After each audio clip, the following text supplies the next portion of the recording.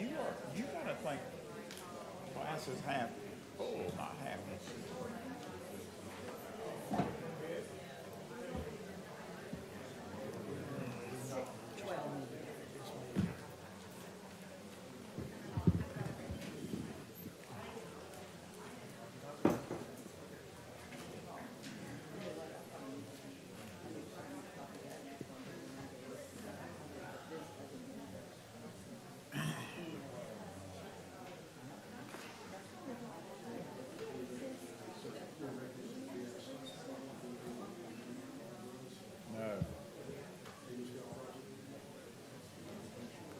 No, it's not an ex parte.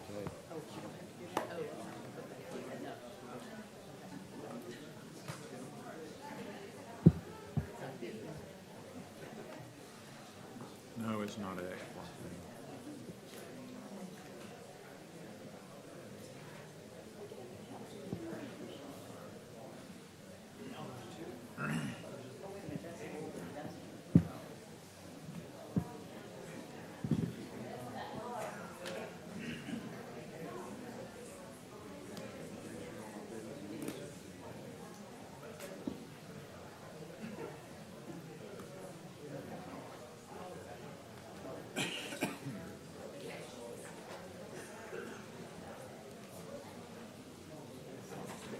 Coming to join us. Call, so he asked me to go.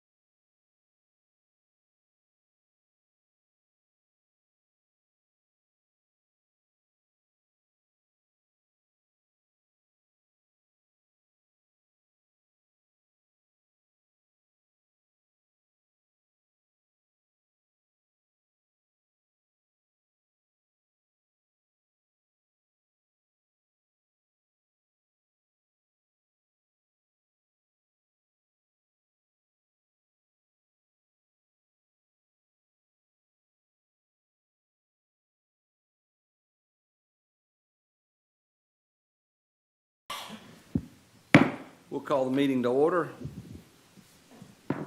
Mr. Ryan Messer, would you offer the invocation this afternoon?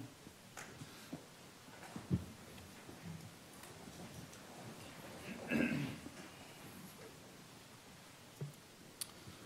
stand, go to the Lord in prayer.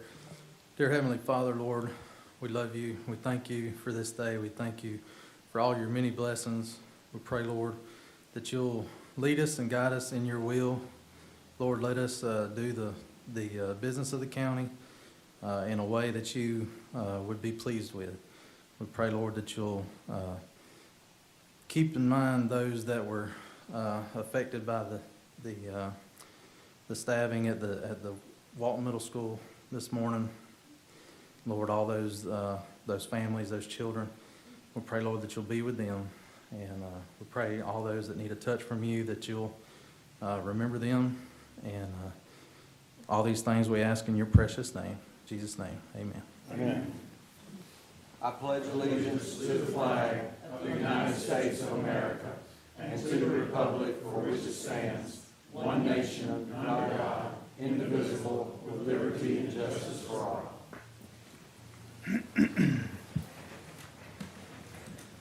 All right, looks like we have a quorum. All 5 commissioners are in attendance.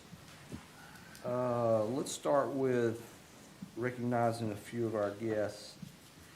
We have Walton County Emergency Management volunteers Rick Royston and Krista Radka for exemplary volunteer service to the county at WCEM. You guys here?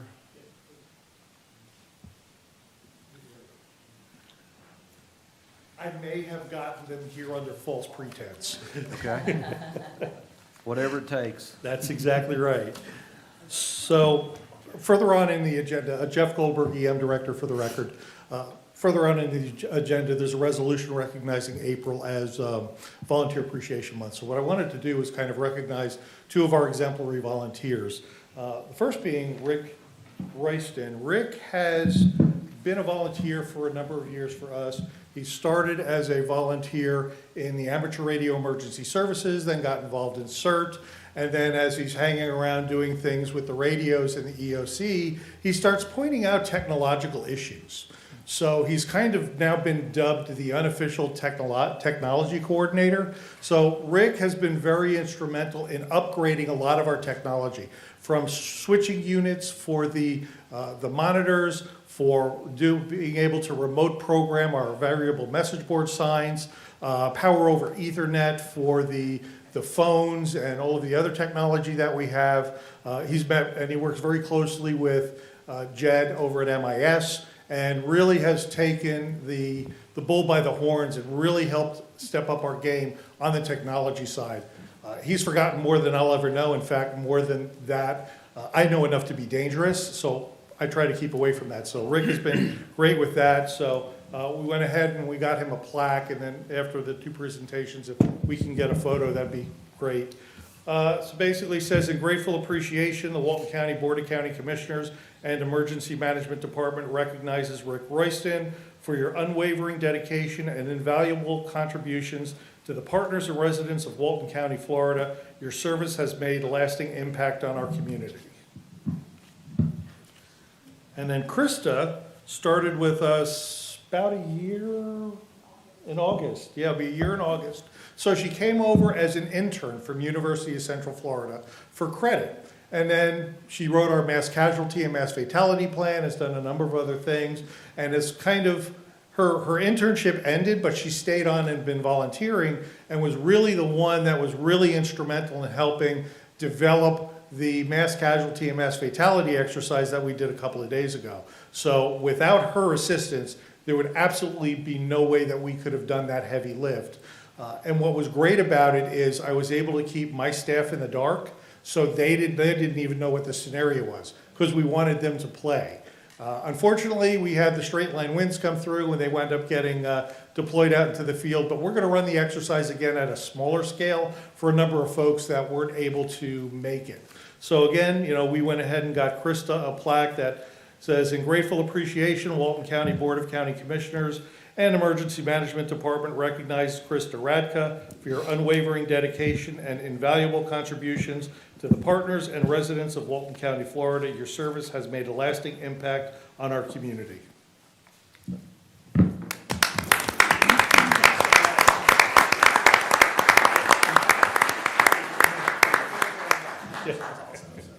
I did. Krista and Rick, we appreciate the service that you give us day in and day out. And I know you're brand new on our emergency volunteer team, but whatever you did last year to keep hurricanes from hitting us, keep it up. So we appreciate that. All right, we'll get a picture, but let's get all of them at once. If you'll just hang out over here real quick, and then we'll do all three of them. Commissioner Gladwell, did you have a recognition? Actually, Do we need to go through the motions of the agenda to approve the additions and deletions and all that? Before the recognitions? Before we- Yeah. Okay, we can do that. All right.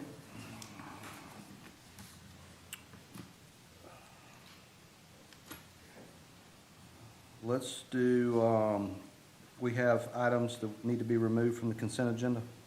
Chair, I'd like to remove item 12.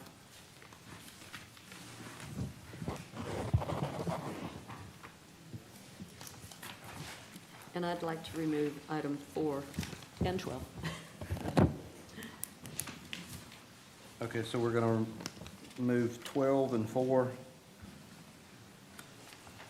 If you'd like, we can put those under the respective departments under Okay. the regular agenda. Let's show that done Okay. without objection. Do we have a motion to approve the agenda? Motion to approve. second. Okay, so we have a motion by Commissioner Gladwell, second by Commissioner Johns. All in favor of the motion say aye. Aye. Show that pass 5-0. Okay, so now I guess we need to approve the full agenda. Is there a motion to approve the full agenda? So moved. Second. Moved by Commissioner Gladwell, second by Commissioner Johns. All in favor of the motion say aye. Aye. All opposed, nay. Show it adopted 5-0. Okay. Okay. We have a few items that would be considered recognition of guests. So the first one would be Commissioner Gladwell's District 2 for Margot Palmer Eagle Scout project. And then Commissioner Curry has an item to recognize the Freeport wrestling team. And then there's one last item with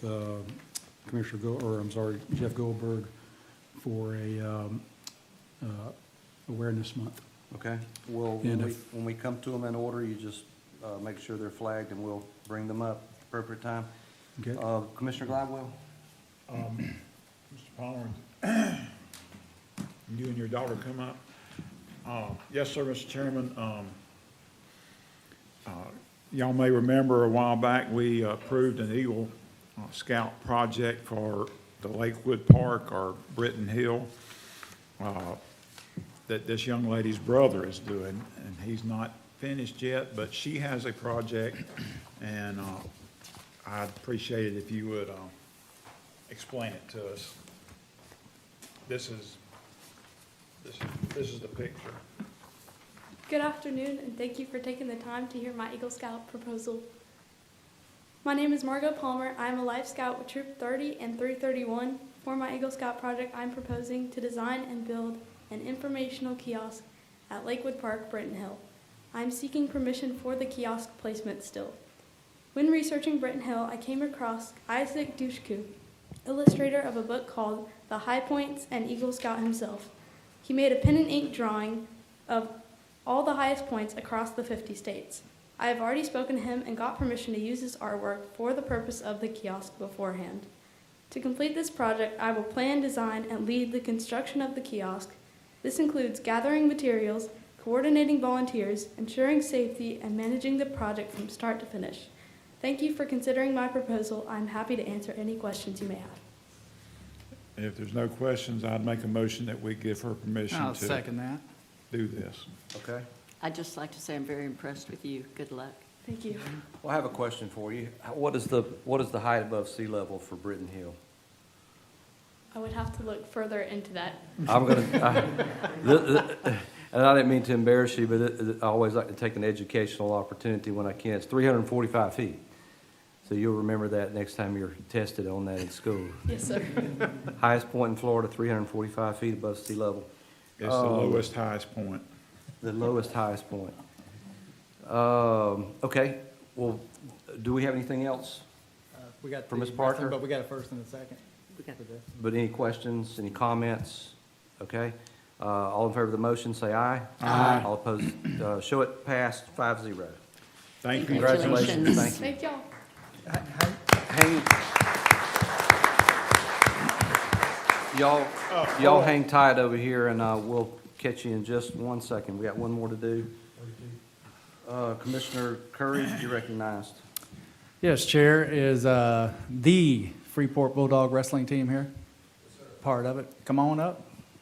I know when I first moved here a while back, I was just intrigued that we didn't have a wrestling team. And then I was so thrilled when I did notice that we added that to the Freeport High School, and you're doing a fine job, Coach. Appreciate it.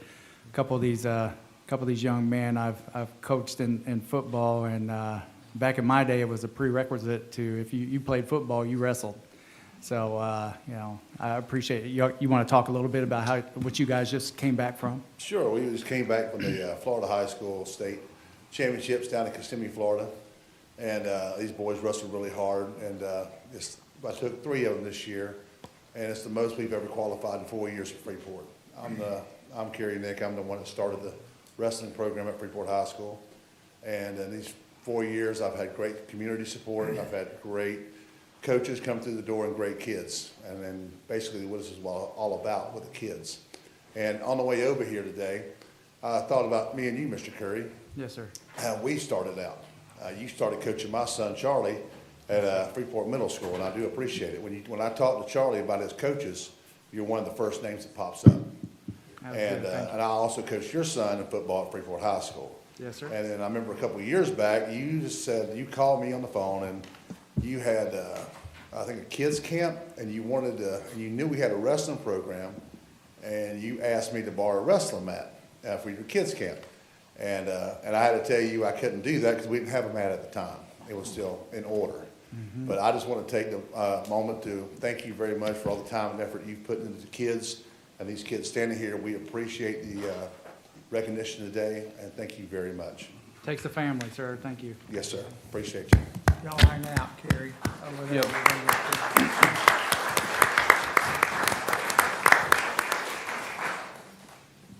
All right, let's do that now. In fact, Mr. Nick, let's bring your guys in here. We'll go ahead, let's, Do we have one more? do we have another one? The next one is actually Awareness Month with Jeff Goldberg for we can emergency management. So Okay. we'll bring him back in. All right. Jeff, come on up.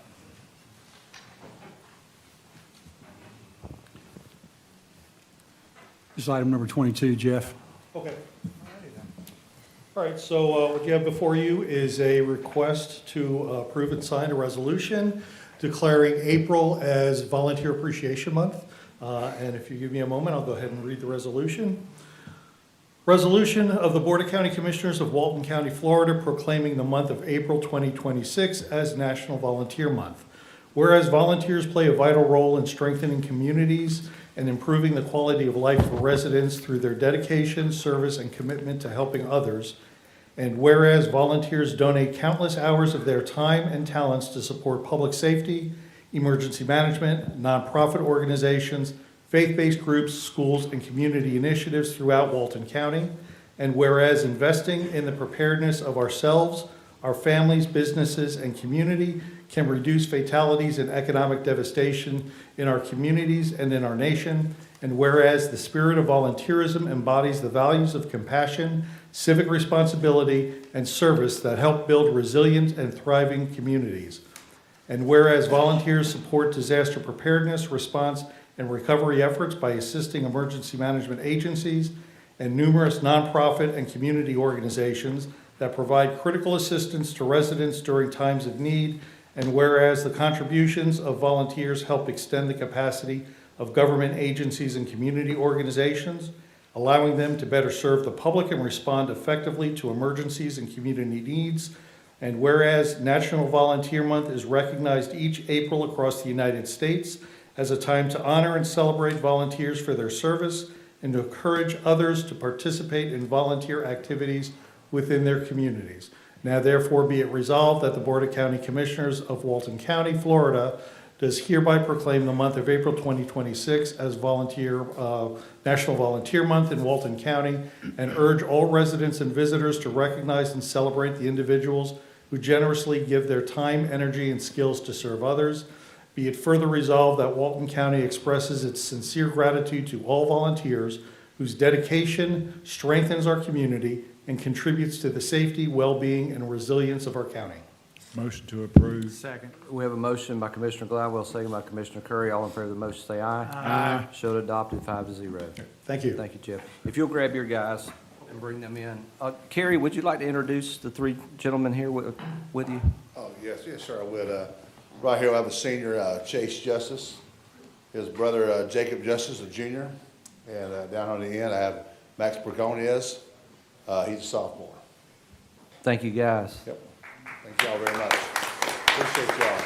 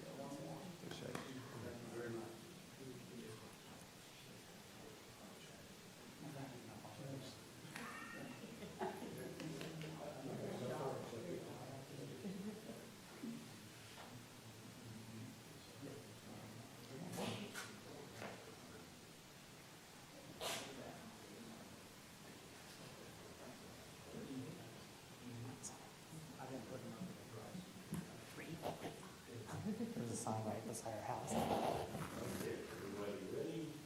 Again, big smiles in 3, 2, 1. Got it. Thanks.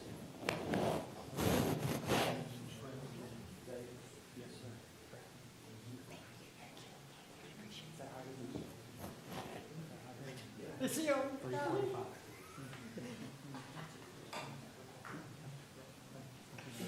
It's like the physical, 3:45. She knows about that. No, we don't.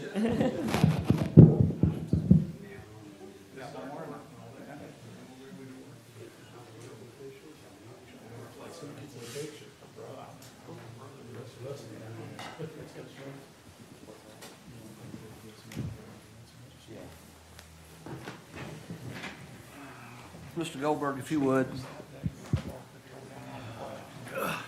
In light of what's happened in our community that's very tragic and sad, unfortunately, our community has had to withstand something that we should never go through.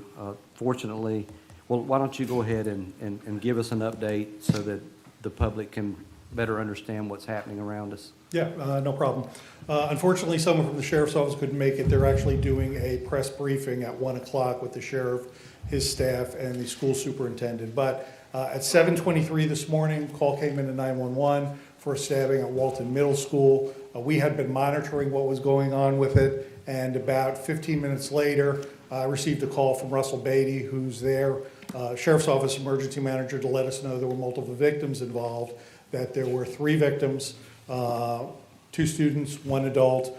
They're in stable condition. They've all been transported to the hospital.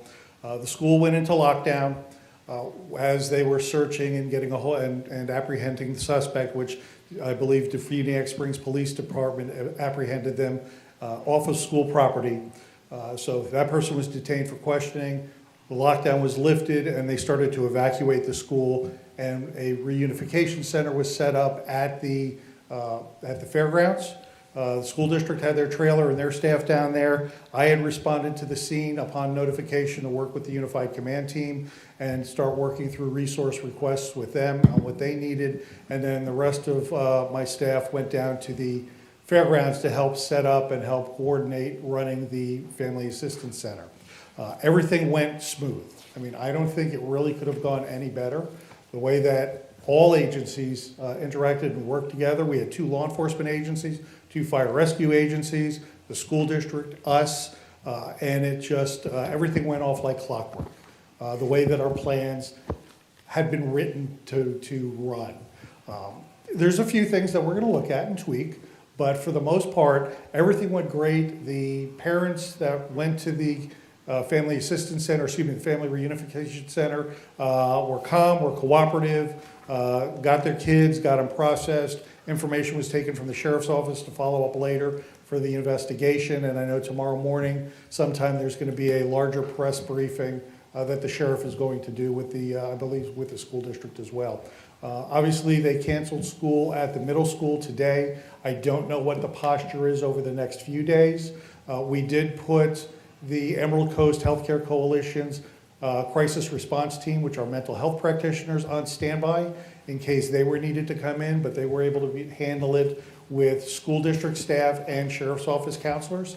And then if we needed to assist with searching the pond behind, we had our partner at Gulf Coast State College that had a submersible drone with side scanning sonar. They're on short suspense if we need to bring them in as well. So we coordinated a lot of those types of activities while the sheriff's office and fire rescue handled the security, the life safety, and the investigation. So that's pretty much what we have right now. Mr. Chairman? Commissioner Gladwell?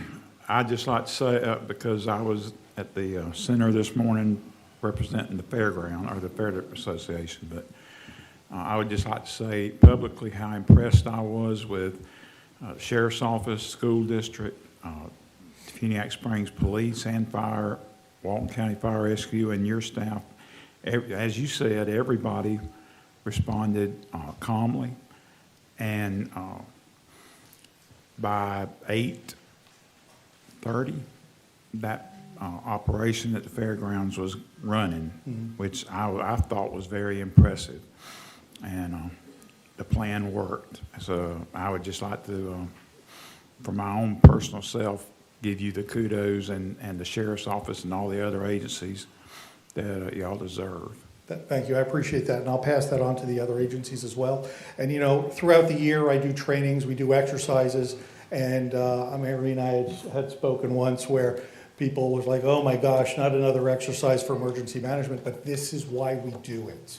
Because if we hadn't done these active assailant exercises over the past couple of years, where we do about 2 or more a year, it would not have gone as smooth as it did. And the school district practices setting up the reunification center aside from those other larger exercises. So that's why we train, that's why we exercise. Yeah, anytime we have an incident, there are things that we can do better, but it's little things. It's not big things. So we're very impressed. I'm very proud of everybody that was involved from all of the different agencies. Everybody worked together seamlessly. And like I said, I don't believe it could have gone any better.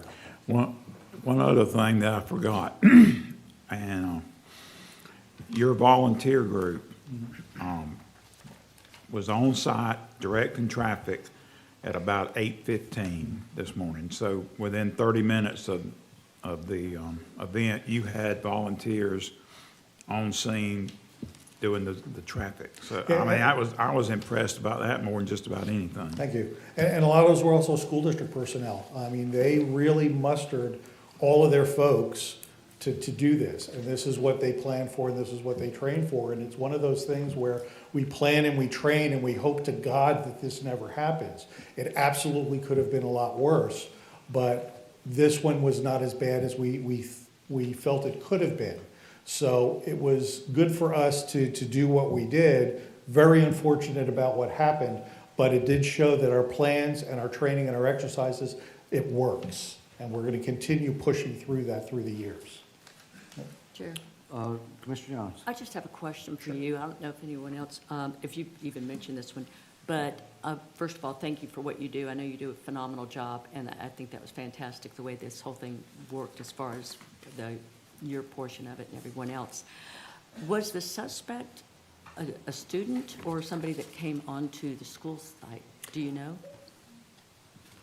I'm not sure. I don't want to speculate because I don't want to cross over into the sheriff's office investigation side of it. So that probably would be a better question for one of the sheriff's office folks to talk about that. Again, thank you for all you do. Thank you. Including your exercise that you just recently had. That was successful and very nice. Thank you. Appreciate it. Chair. Clay, explain why we need to be cautious on that. We have at least 2, if not more than 2 minors involved. And so given that, I think it would be prudent to not go through any greater detail. I'm sure law enforcement's going to work through that. But anytime you have persons under the age of 18, either as victims, potential accused, or otherwise, it's a different process than when everybody's above the age of 18. So that's why probably not in a position where Mr. Goldberg or anybody in this room can have those comments. I believe tomorrow morning, at that point in time, after law enforcement, both from the city of Defuniak and the sheriff's office, has coordinated, more information will be brought out. Thank you. I just wanted to echo what you had said just previously about having these drills or these events. Commissioner Johns and I went to your last one, and just the coordination of all the entities and people interacting and that whole, I mean, I applaud all of you guys. I mean, that's a necessity. So, more the better on any of those type of catastrophes, be it a hurricane, be it this, be it anything. So I applaud you, your staff, everybody. So. Thank you. I appreciate that. And I know my folks do too. It's definitely a team approach and a team effort. It's not just me. It's everybody involved. Emergency management's a team sport. Yes, sir. All right. Can I answer any other questions? Mr. Chair. Commissioner Anderson? Yeah, Jeff, you're talking about team play, and this is statewide. I can't tell you how many times Jeff and some of his people have gone to help other areas, and they've come to Defuniak in Walden County to help us. So this emergency management thing, that is an absolute statewide team effort. And I appreciate you, Jeff, and all the people that work for you. Thank you. And we appreciate the support that we get from the commission and county administration. I talked to some of my counterparts around the state, and it is not the same way. So I feel myself truly blessed of where I work. And I'll be honest, when I started, it'll be 11 years that I'll be here this April. When I first got the job, I thought, okay, I'll stay here for a couple of years, move on to a larger county. I'm not going anywhere, I'm retiring from here. Because I love it, and I love the support, I love the people, I love the community, and, you know, I'm invested in it. So it's easy to do that when it's something that you enjoy doing. Anything else? Jeff, thank you. All right, thank you, sir. All right. All right, let's go back to public comments. Is there anyone here that would like to bring something up before the board, and you may not be able to be here for the entirety of the meeting? Yes, ma'am. Yes, ma'am. Let me ask you this. Is it on the Echelon project? Okay, and yours is on Echelon? No. Okay, yours is on something different? Hold on just a second, if you will. Come on up.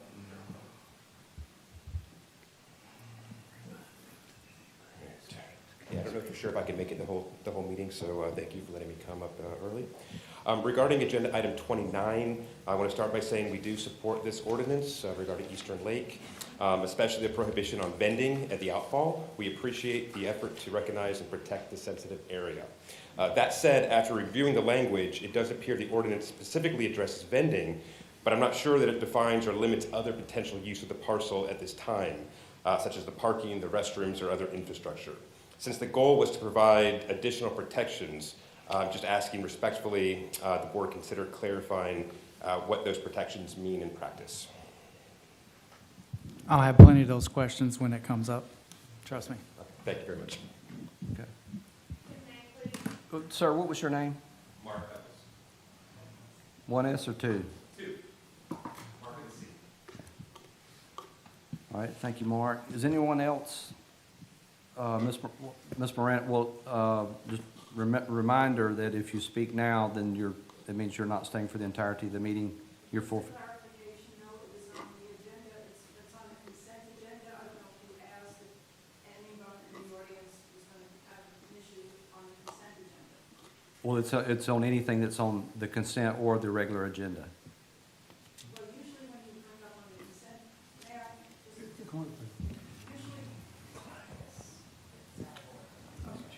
usually when you bring up something on the consent agenda, that's fine. It has nothing to do with the rest of the agenda.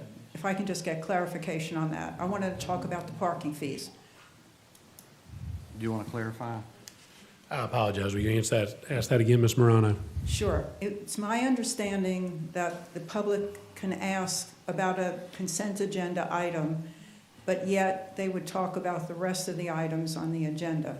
The public's always welcome to ask about consent agenda items.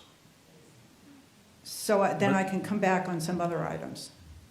If you're choosing to speak only on a consent agenda item, yes, you can ask about the consent agenda items now, but if you talk about a regular agenda item, you either wait or you go to the house afterwards, so to speak. So Okay. Commissioner Drake, it's just I'm going to talk about parking fees and I'm going to sit down and then wait for the rest of the agenda. Is that Okay. okay with you? You're, All right. you're recognized. All right, thank you, I appreciate that. It's consent agenda number 5, which is the parking fees. I want to take this opportunity to thank Mike Thornton, who's the Deputy County Administrator, for looking at those parking fees and making a change. And I also want to thank the community for bringing some of those changes up to the attention. One of those was the $90 for per week for non-residents. But my question is, down on the bottom where it says the convenience fees, let me give you an example. For the locals, it's $5 for a permit for the year. Is that going to be plus $3.50 on top of that for the convenience fee? And also, I think I wanted you to talk about these parking fees for those people who are listening right now, for those who might listen tonight, and for those who just have an understanding. Because when things are in the consent agenda, which is what happened last time, nobody really understands what's happening. So I had a question on the parking fees. Okay. Are you going to answer? Will you talk about that later, Ben? No, it's on the consent agenda. So what is this specific question? Well, I wanted you all to talk about the fees, but the specific question is the convenience fee for daily parking fees, is that on top of the permits? In other words, it's $5 plus $3.50. No, the convenience fee is for when you make a payment. So if you become non-compliant, you got to pay a fee. If you pay it online, you get charged just like a credit card fee. It's an administrative fee. But So it's $5 plus the $3.50. for when you make a payment, for whatever that payment may be. Okay, and when will this be online? There's been some confusion about that. Correct. So the paid-for program is expected to roll out on April 3rd. We expect to have the provider have their online platform up and running a week prior to that. Okay, But for the first month and possibly 2 months, we're going to administrate the program where we're not assessing fines for non-compliant parking. We want people to get used to the new idea that there is a paid-for parking program in Walton County. It's applicable to these 3 parking lots. We're going to have ambassadors in the parking lots to help people understand how the new program works. There'll be, some grace periods associated with people that come in and decide that they don't want to park, or pay to park. There'll be people to help them understand how to get onto the program, the app, as we call it, how to create an account for yourself, how the whole program works. And so all this will be done online, or do you just go to the, can you come into an office and get a permit as well? you can come into an office, so they'll have a local presence. Okay, thank you. Just a point of information, the Grayton parking lot was on overload during this past spring break, which sounds like a good idea. However, everyone's on the right-of-way on 283. I know you talked about doing stacks, doing levels. It's too late now. Well, it's not too late. We designed that parking lot to be able to put a parking deck in there and the existing buildings stay in place. But the parking on the road right-of-way is a problem, and we'll look at some hardscape and landscape to prohibit that. Okay, thank you. Thank you, Ms. Miranda. Thank you, Mr. Kellenberg. Is there anyone else? Yours is on echelon. Anyone else? Okay, let's in the interest of being accommodative, let's move immediately to that item. What number is it, Brian? Number 12. Okay. Stephen, you Mr. want to? Schoen? Is Mr. Schoen on here?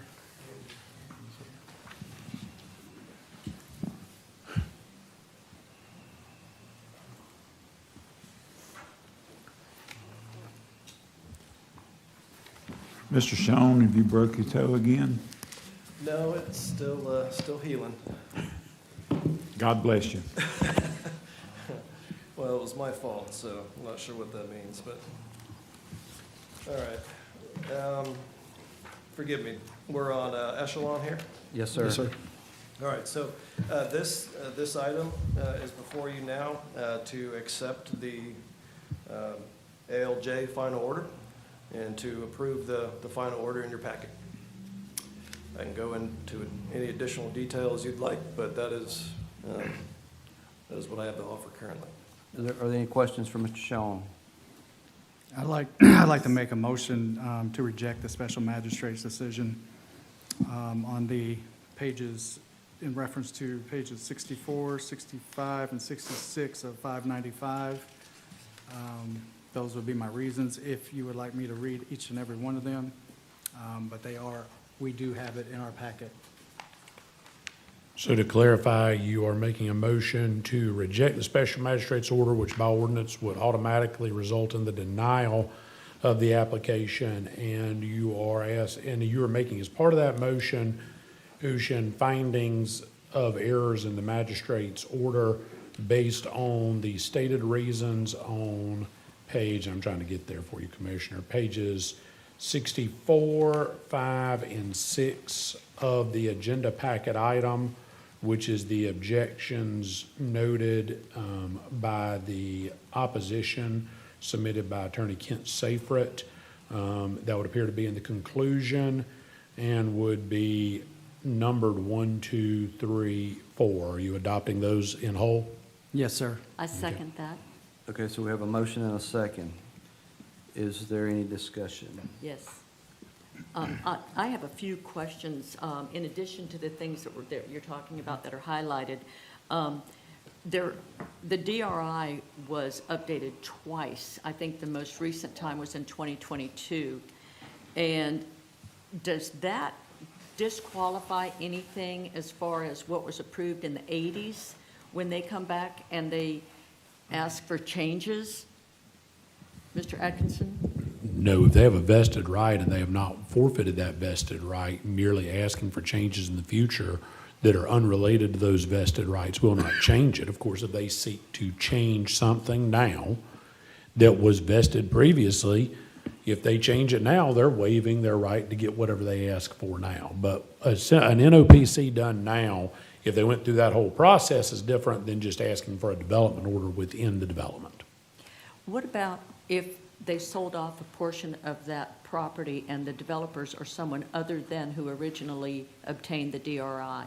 Would they still have the same vested interest? Vested rights to run with the land. Okay. But just for the record, I agree with the same items that you're talking about that are highlighted in blue as to why I don't think this should be approved. Okay. Is there anyone else? Is there anyone in the audience that would like? Actually, no public comment by ordinance on these matters. Oh, there is not? Correct. Per 1.1103 sub C, said action shall not constitute a public hearing, nor shall public comment be taken. I would like to add a few things to my comments, if I may. Sure. First of all, the magistrate did find that the evidence was overwhelming that the height, mass, scale, and density of the project are totally out of character with the surrounding low-density, single and multifamily structures to the east and the south of the subject property. This is a humongous, massive development, and I live close to that area, and I know what the traffic is like, and I know that we can't say things about the traffic, but I can tell you that the way that gate to go in and out of there onto Scenic 98 doesn't give you much room to, the road would be backed up constantly, I would think. It's just way out of place, and it overshadows all these properties that have been there for a long time. You're talking about a 5-foot massive structured garage that's just a big piece of concrete that would be in front of people's homes that have been there for so long. And the biggest part to me, and we can use this as a reason, I believe, from our land development code, is it is not in the best interest or the safety and well-being of the residents of the community.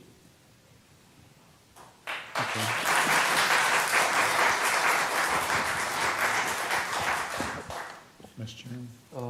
Yes, just for a point of clarification, so the lady here that wanted to speak during public comments, would she have been allowed to speak? No, during sir. public? Okay.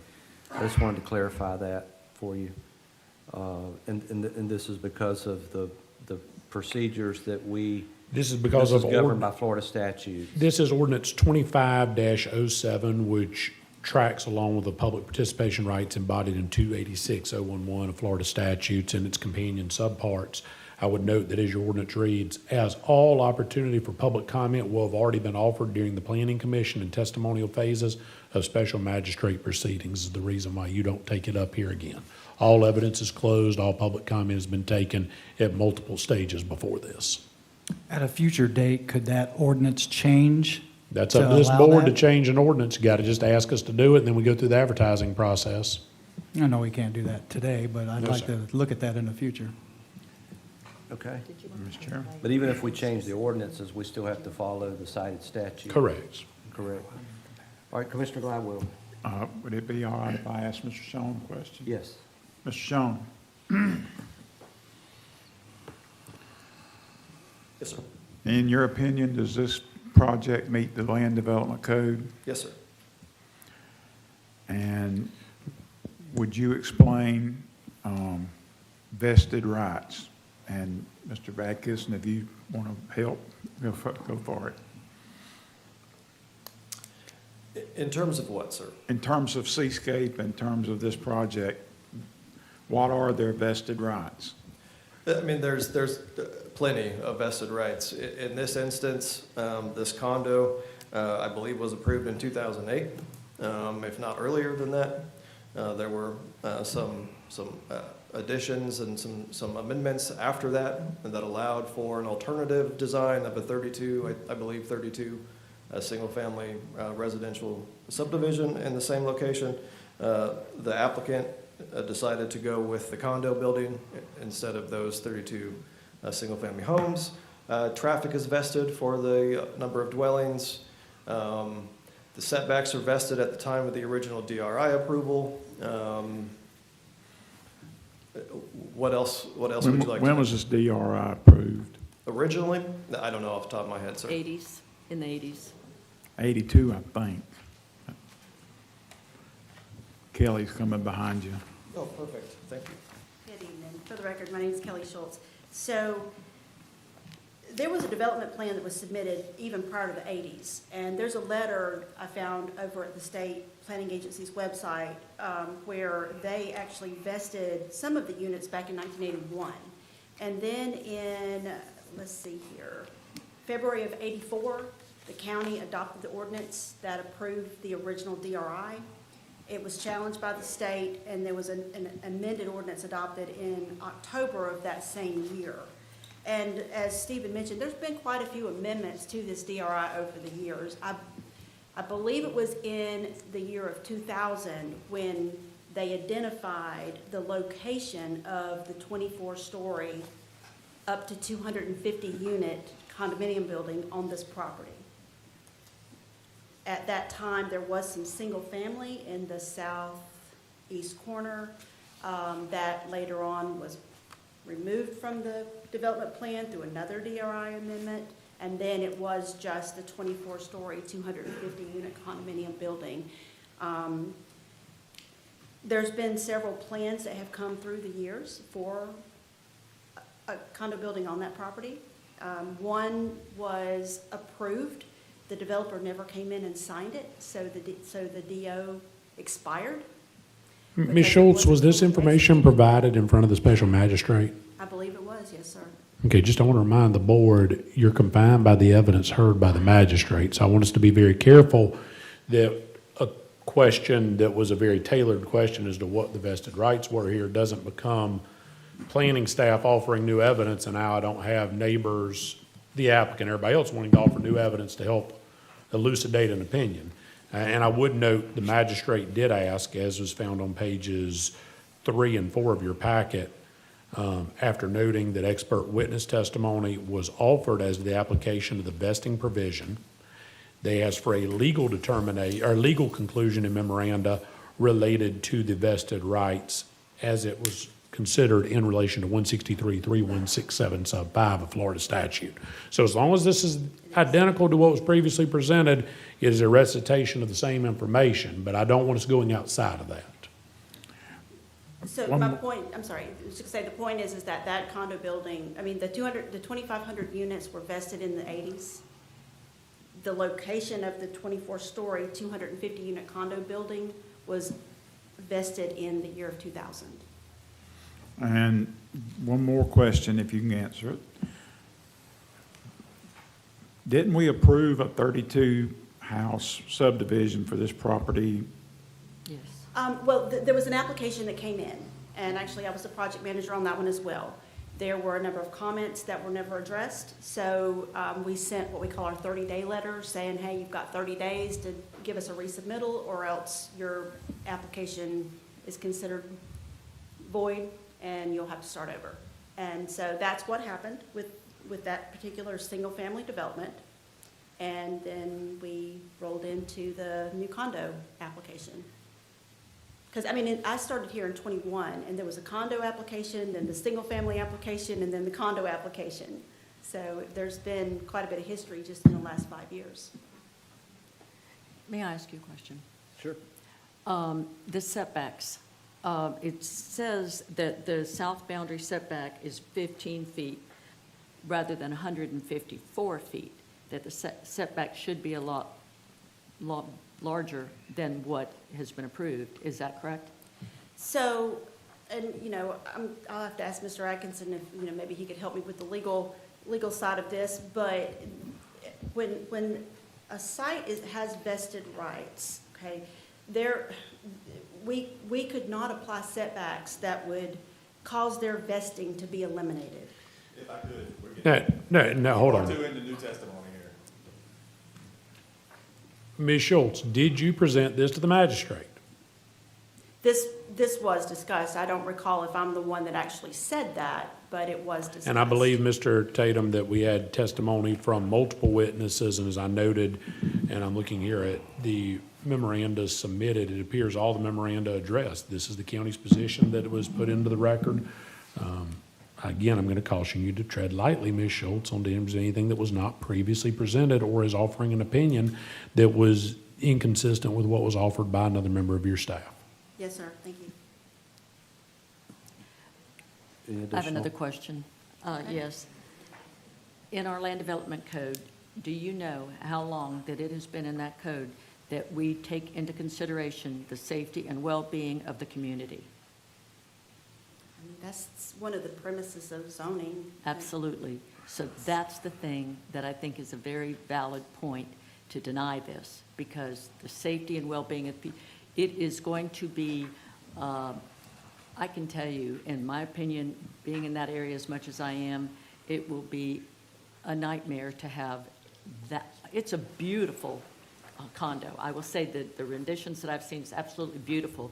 I would love to see it somewhere. But where it is just massive, and it will destroy the quality of life of our citizens, and that's just not right. Any additional questions or comments?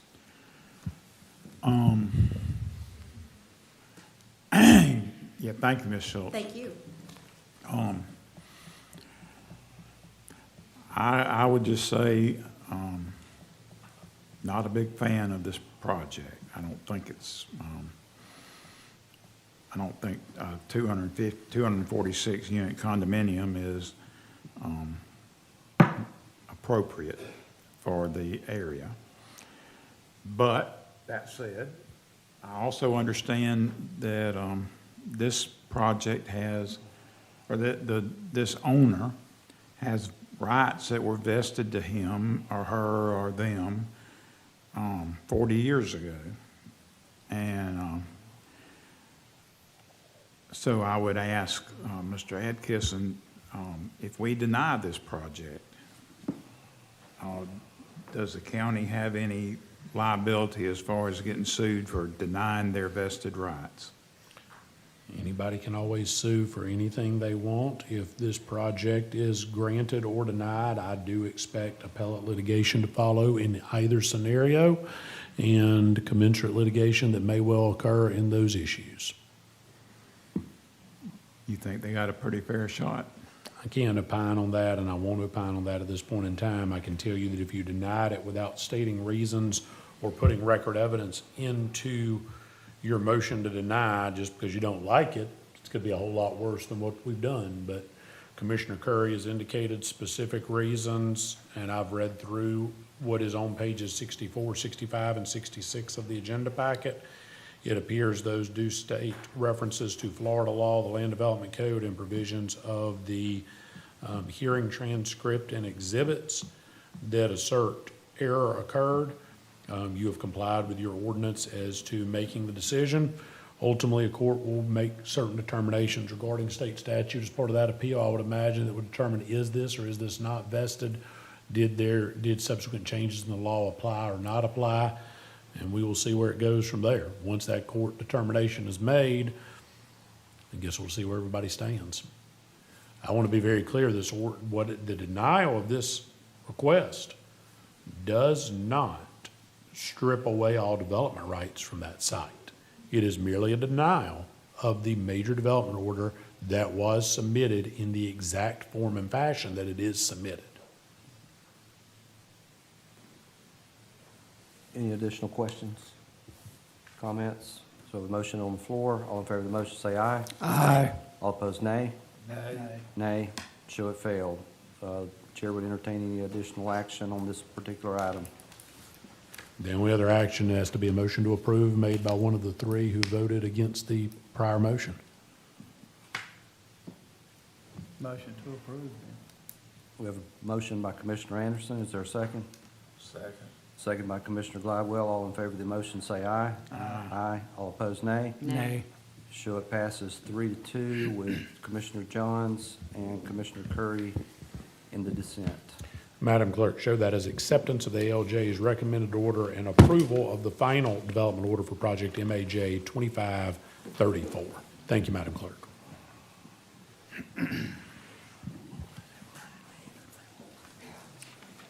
All right, let's pick back up Chair. at citizen. Would you like to offer them an opportunity to leave if they want to? Yeah, if there's anyone here that, if anyone's in the audience that was here just for that item and you would like to leave at this time, you're certainly welcome to do that.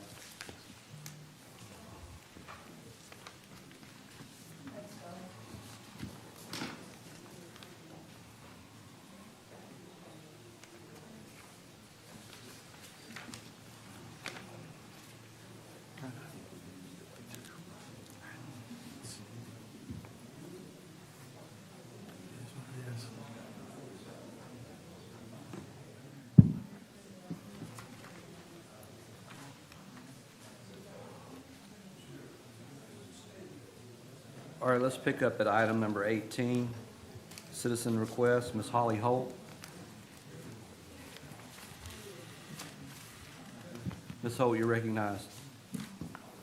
Good afternoon, Holly Holt, Health Officer for the Department of Health in Walton County.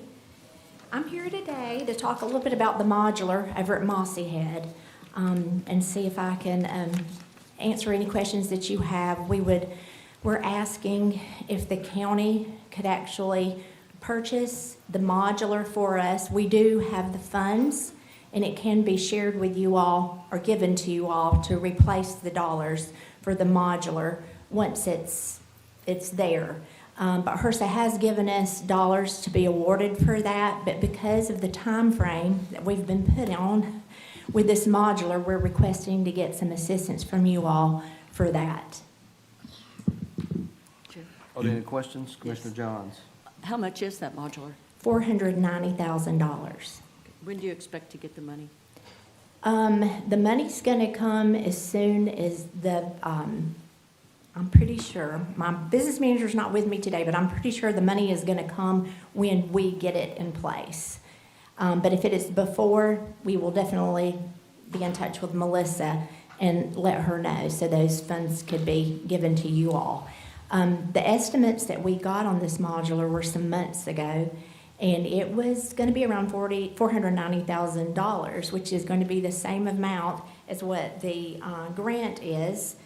We're trying to mimic it or actually model it, I guess is the right word for it, like the Paxton Clinic, the 3,100 square foot clinic in Paxton. We're trying to do the same with this. It just happens to be a modular because that was what the award was specific for. So we are looking at that, trying to make sure that we get something very much in comparison so we can use the space very similar to the one in Paxton. So you're not sure that currently that it's still going to be 490, correct? Right. Now, if it's more than 490, we will have to scale back because we know we do not have that money. The only other thing I would like to ask for your consideration, if we find out it is close to 490, there may be some connection fees or some site work. I would like to ask for that from the county, but that's the only thing that I am aware of if we come at 490, and those two things need to be, because we will have to have connection fees and we will have to have some site work that's done. But that is all I'm aware of at this point in time. Melissa, do we have that money that we could loan her? It really would not be as much of a loan as just we would be doing a prepayment on the grant, and we would record it as a receivable on the books. But I do want to remind everyone that once the building is set up, it's an asset of the county, so the county would own the building. So here's my question. I'm very elated at the direction of where this project is going. Maybe even more excited than you, Ms. Holt. I think that we should be, and I'm sure you are, kind of be looking at what the long-term existence is. And I kind of like the idea of maybe investing in something that's a little more fixed, brick and mortar, a good structurally sound office space that would allow for healthcare delivery in that area. Mm-hmm. And I think as the growth continues, the need is obviously going to continue to grow in tandem with that. If we spent $500,000 on a modular, and then we see, like in the near distant future, that obviously maybe there's a need for expanded growth, I feel like we may have wasted a little bit of that money on the Chevette when we could have maybe purchased the Chevy. Are there any options that we could invest a little more money into getting a fixed structure as opposed to the modular structure? So I will say this money will be gone, and it's specific to a modular, a movable building. That was how the grant was written. If we were to have written it maybe it's something else, we couldn't have gotten more than the dollars that we're gonna get. And it does, it's HRSA, it's through our community health center. And the award came because it was one of the grants that was given after the hurricanes, and we applied back in the day for that, and we were able to be awarded for it. But we changed the address. I remember all the discussion we had about the address, and that got changed. And once you start submitting all that to HRSA, it just takes a little bit of time. And once it came back around to us, we found out this actual award is supposed to have been completed by August, but we will request for another 6 months of an extension so we can get that in place. So don't know, we don't have the extra dollars for it. We couldn't even use this for a brick and mortar building. It has to be what we've written the grant, for. The grant cannot be modified? Not at this point. Is that a hard and fast? I mean, do we know with certainty it can't? We did check into this a while back. I mean, we can always check into it again, but it takes a while for somebody to talk to us. Who administers the HRSA grants? I'm not familiar with the acronym. It's the federal government that with the HRSA grant, and this grant was specific to community health centers, federally qualified health centers, and that's how we were able to get it. And we knew that Mossy Head was the only area that we felt like we didn't have a place, because when I first came some years ago, we had the Mossy Head and the Paxton set up. 2 days in Mossy Head, 2 days in Paxton, and then that was the building that at the time, it used to be one of the commissioner's buildings, and it fell through. The floor did, so we had to move it to Paxton. So it's been a little history with this, but we were excited about trying to put something in place.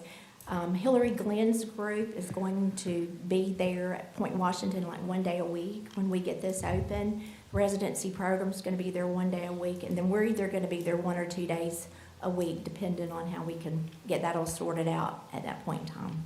Okay. That's the plan. Clay, my question would be is if we did I'll use the terminology conditional approval or temporary approval, but I recognize that it would be an approval.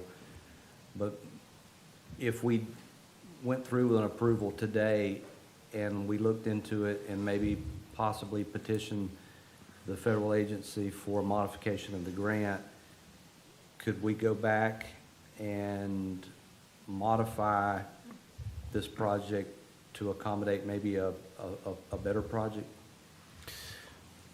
Typically, with grant money, and I'm not familiar with this specific grant, so we'd have to have whoever our grant coordinator was speak to this one.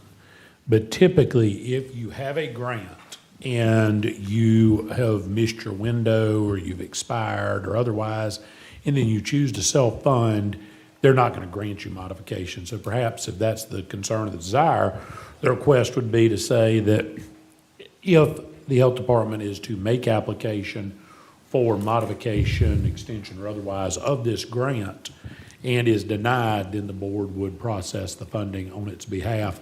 That might be a way to get around that prohibition. But I'd have to defer to whoever the grant manager was on this. Chair. You're recognized. Didn't we go through this exercise with Paxton not too long ago? I mean, how long did we have that modular there in Paxton? Oh, I came in 2011, so somewhere around that. So we had that modular for And that 24 one was- years? Well, and that one was not 20 through a years? grant. That was Paxton had that. I'm talking about the Yes. longevity of Yeah, a oh, yeah. modular. Yeah. Mhm. So, I mean, and then look what, everything that we had to do to get your current facility up there. I don't have a problem with, this. We're guaranteed at least 490. Is that what you're saying from the grant? 490. I mean, I'd like to make a motion to approve. I'll second that. Mr. Chair. We have a motion by Commissioner Curry to approve and a second by Commissioner Johns. Commissioner Anderson? Yes, I think we kind of got caught between the rock and the hard place on this one. We're not prepared to build a building, and you don't have the money to build a building. We're trying to tighten our belts because of the property tax thing that we don't know if it's going to go through or not, but we do know that it's going to be a bunch of belt tightening if it does. So I think we need to go ahead and get the modular. I mean, they've been very successful where you've had them before. And I would like to have a permanent building out there, but it could be, we could do it next year, or it might be 20 years before we can do it. And I don't think we need to let the people of Mossy Head wait that long, because y'all do good work.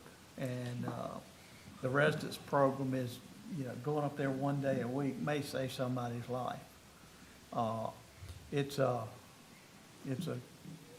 think we need to take the 490, get the building up so Holly can get the 490 and pay us back. Now, when you find out what the cost is, then since it's not on the agenda, and I don't know if we can vote on that or not now, on the helping you with connections and groundwork and all that, that will have to be a separate issue. That would need to come back later, yes, sir. Yeah, and so let's decide what we want to do on the modular. We're going to lose the grant, or Holly's going to lose the grant, and we certainly don't want that, and then find out we are not in the financial place to build a permanent building out there, and you're not either. So I agree with Commissioner Drake that I would love to see a permanent building out there, but I think we kind of missed the deadline on that for quite a while. Well, I just want to make certain that that maybe we didn't. We don't know. So let me clarify. At a minimum baseline, I want to approve the modular at a minimum. What I'm trying to do is figure out how we can enhance the project and not leave any stone unturned. If there's a possibility that we approve it today, I don't want to just accept that as finality. I would hope that you and our staff, we could research whether or not there are any, if there's a realm of possibility that we could maybe make some modifications with minimum to zero risk in pursuing this expanded venture. That's what I wanted to be certain that I was clarifying. So will you check on that, Holly, too? I think we've already checked on it. The grant writer, my business manager, I love Jamie. She has got a lot of hats. She wears a lot of hats. She's on vacation this week. So as soon as she gets back, we'll get on it and look at it again. And we can talk to Melissa about it. and Brian and let you know where we stand. I wish I could be positive about it, Commissioner Drake, but I'm a little worried. Instead of going straight to the agency, because I understand how government bureaucracy works, Yeah. trust me. Why don't you reach out to our United States Congressman Jimmy Petronis's office, and let him know that we have an interest, what we have currently on the table, but what may seem to be an interest at the board level and within the community of maybe expanding that, and with maybe the potential of moving forward with an understanding that we're not going to risk losing the baseline minimum, The dollars. that we may be able to do something a little more enhanced for long-term needs. Okay, I can Yes. do that. Mr. Chairman? When is your grants writer expected back? Monday. Monday? Let's get together on Monday, Okay, and we'll figure this out. okay. Yep. Sure will. Commissioner Gladwell? All I'd like to say is, I remember about 7 years ago, somewhere in there, when the Mossy Head building fell apart, literally, Literally. that we promised those folks in Mossy Head we would get this thing back rather quickly, and I don't actually consider 7 years very quick, but we do need to get on with it, and we promised them we need to do it. Yeah, we're not delaying any action on that. We just, I'm trying to figure out how to make a good project better.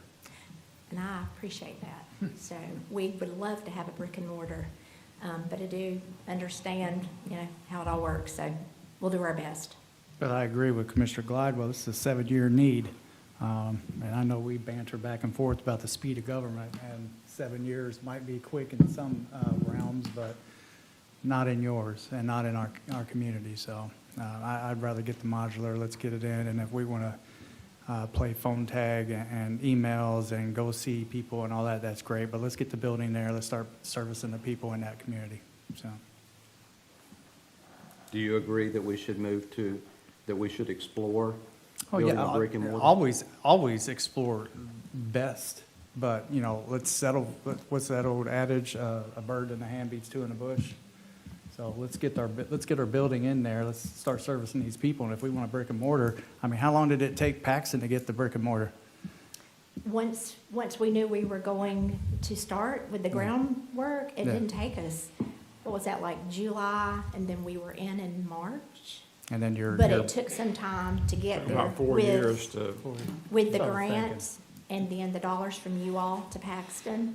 But this is something we have that, Yeah. the bam, money- let's go. The money will be there for this. It's just, it was gonna, the processes we would have to go through Department of Health are just gonna take a lot longer than coming to you to assist us with this in a shorter period of time. Yeah, I'm never against for hoping for the best, but I'm for what we need right now, and if we have the money, we got the grant, let's get it going. And that's what the motion is for. Yep. So, Anyone else? All in favor of the motion, say aye. Aye. All opposed, no. Show it adopted 5-0. thank you, Holly. Thank you.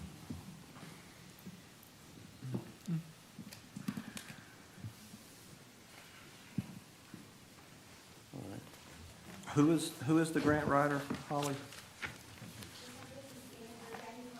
Okay. All right, number 19, Mr. Messer. Madam Clerk, Ryan Messer, Supervisor of Elections. Good afternoon, Commissioners. Welcome. Thank you. Appreciate the opportunity to come before you today. I know your agenda packet, I think he's pulling it up. There's some maps to go along. Hopefully, all of you have had a chance to look at that.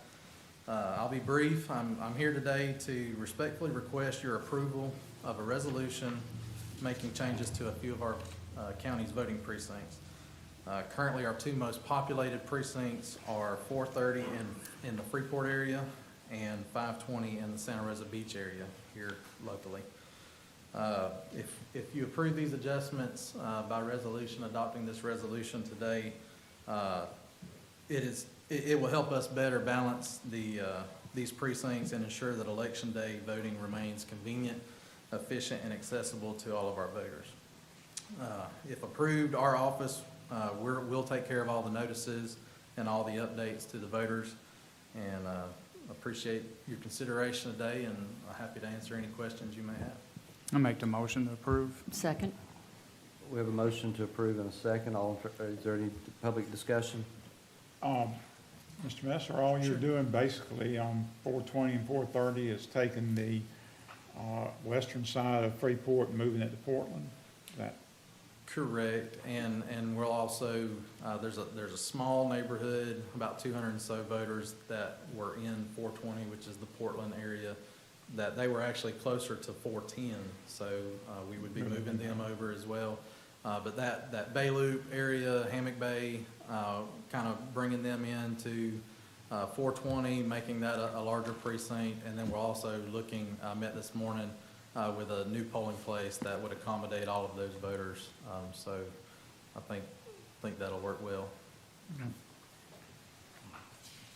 Thank you, Mr. Chairman. We have a motion and a second. Is there anyone from the public that would like to opine? Seeing none, all in favor of the motion say aye. Aye. All opposed, nay. Showed adopted 5-0. Thank you, Mr. Mason. Thank Very you. much. Have a good Thanks, Ryan. Mr. Kellenberg? Okay, we're going to step back and do item number 4 to be pulled off of consent. And so item number 4 is a request to approve the Walton County Advisory Boards and Committees appointment policies and procedures. So what we did is we refined or made those into a permanent policy. And I believe Commissioner Johns may have a couple of questions about some of them. Commissioner Johns, you recognize. Thank you. Yes, there are a couple of things that are on here. It says that the BCC shall appoint qualified individuals to advisory boards. Now, I know that the design review For board. organizational purposes, which cite the section number? For, or are you talking about, oh, What you're looking 3.0. Okay, 3.0. And it says that it shall appoint qualified individuals to advisory boards. Now, the design review board has to have particular people in particular positions. They have to have a lighting person, landscape person, interior design person, or exterior design person, things like that. They have to fill those specific seats. But in our other boards, I don't know that we have much of that, possibly in the ZBOA, but I don't know that we have anything in writing that tells us what it would be for them to be qualified to be, like on the planning board. For instance, I know that we've got one of my representative on the planning commission is 30 years of experience with stormwater and environmental issues, and I don't know that all of them are qualified in that respect. So I was kind of just wanted to go a little bit deeper into that and see what you're meaning by that. Also wanted to ask about what if there's a conflict of interest?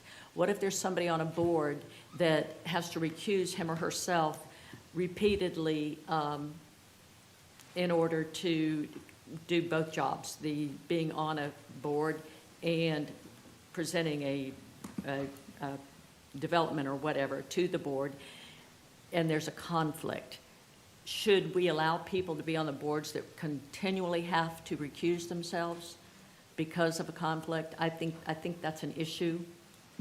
And I have had several people approach me over the years about that issue, that it's uncomfortable for other board members, it's uncomfortable for some of the people in the audience, and I think. It's uncomfortable because somebody follows the law? and Well, no, refuses- what I'm saying. Hold on just a second, Commissioner. Let her finish, and then you have an opportunity to rebut. What I'm saying is, I have been told in the past that there are people that sit on the board that when somebody has to recuse themselves to go present to that board, they feel somewhat obligated to go along with it because they don't feel that they don't want to upset their fellow board member, those sort of things. And I've had people from the other side say the same thing, people in the audience, and I see some shaking their heads now, that say the same thing, that it's just kind of an odd situation. And I think we need to look at that and make sure that we don't have people that have to continually recuse themselves. And also, one of the items under 4.2, commissioner-specific appointments, it says that upon approval of a majority vote of the BCC, which I believe that is in the Land Development Code. Is that right, Mary? Did you say that? Okay. Because I was under the impression at one time that Each Four point district, two, which paragraph? 2. Okay. I was under the impression that if you're a commissioner in a particular district, then you can appoint who you want without having the rest of the board approve. But this basically states that you can appoint, but it's got to have approval by the board. That is how it is. We've talked about changing it to exactly what you've said now for the better part of 3 years, almost 4 years now. At this point in time, the board has not directed staff to make that change where each commissioner would have a guaranteed appointee, not just a nomination. Similarly, we have previously discussed standardizing the boards outside of, for instance, the TDC that is a 9-member with specified seats, or the DRB that has certain design professionals that are required to fill those seats, to either move to simply a 5-member board with each commissioner having their own guaranteed appointee, or a 7-member board where there would be 5 appointees, each by one of the commissioners, and then 2 at-larges that would be nominated and approved by the slate of the board. Certainly, if that's something the board desires to do as part of this policy that is being presented to you, you can give us that instruction as part of that, and we would then advertise for public hearing and amend those sections of the LDC and elsewhere to make that a consistent practice if that's what this board wants. But we're welcome to do it. Board just has to tell us that's what it wants to move to. Okay. I don't know how anyone else feels. I'm actually okay with, I think it's appropriate for a commissioner in their district to pick someone to represent that district without having the other board approval, but then the at-large should be approved by the entire board. That's how I feel about it. I don't know how anyone else feels about it. So that's one issue, if anybody wants to share their thoughts on that. I think Commissioner Glidewell is about ready to tell us what he thinks. Let me give Commissioner Okay. Anderson an opportunity Okay. on the conflict. Yeah, I think we're asking them to do something different than what we do. I mean, I've had conflicts on several things, and I've recused myself because by law, that's what I should do. But you don't turn around and go in front of us and Hold present. on, Wait a minute. Commissioner Jones, let him finish. I speak on it though, because it's my legal right to speak on it. And I just can't vote on it. And as you saw in the last meeting, I had a conflict of interest, but I did, and I spoke with Mr. Adkisson before the meeting, and I said in the meeting, Mr. Adkisson, I can speak, can I? And he said yes. So anybody can have a conflict of interest. And I think if you're wanting, as I remember correctly, one of Mr. Glidewell's appointees to the Planning Commission did not get the vote from the board. So if you're asking if you want every board member's appointee to be automatically approved, I'm glad y'all are changing. I'm okay with that. But if you're asking if somebody has a conflict of interest and has to speak on that issue at the meeting, then I'm not for that. I'm not for changing that. Anybody's appointee has a right to speak, even if he has to present. They don't get paid.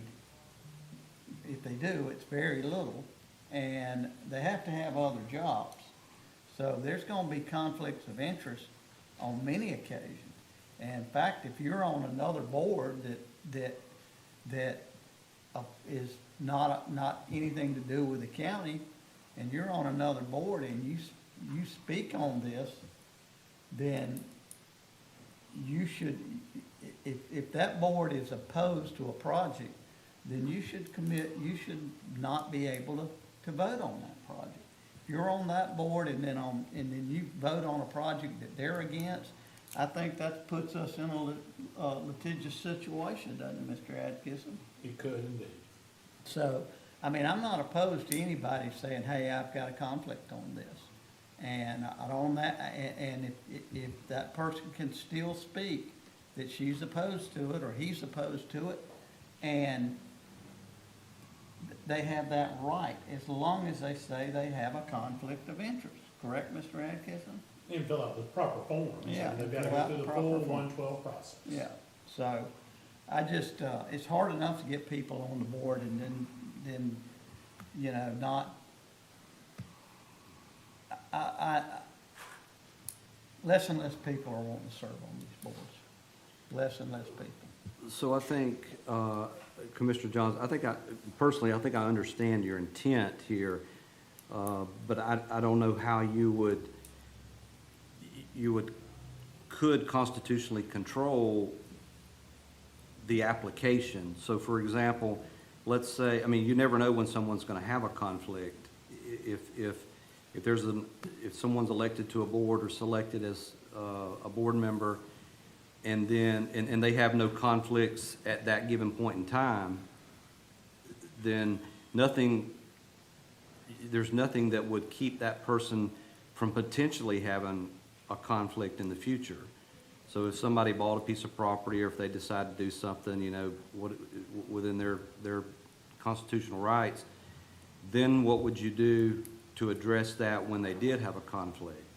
Well, I think that if it was a once every blue moon type of thing, that's a different story. If it's a situation that's personal in nature, that's a different story. Okay, so let me go back to, I think that's why I recognize the intent, but I don't know how, I think that the appropriate space for contemplating that decision should be at the elections process. So once those applicants are being reviewed, then each of the 5 commissioners has to contemplate what it is that they're looking for in a board member who aspires to donate their time in a public service responsibility.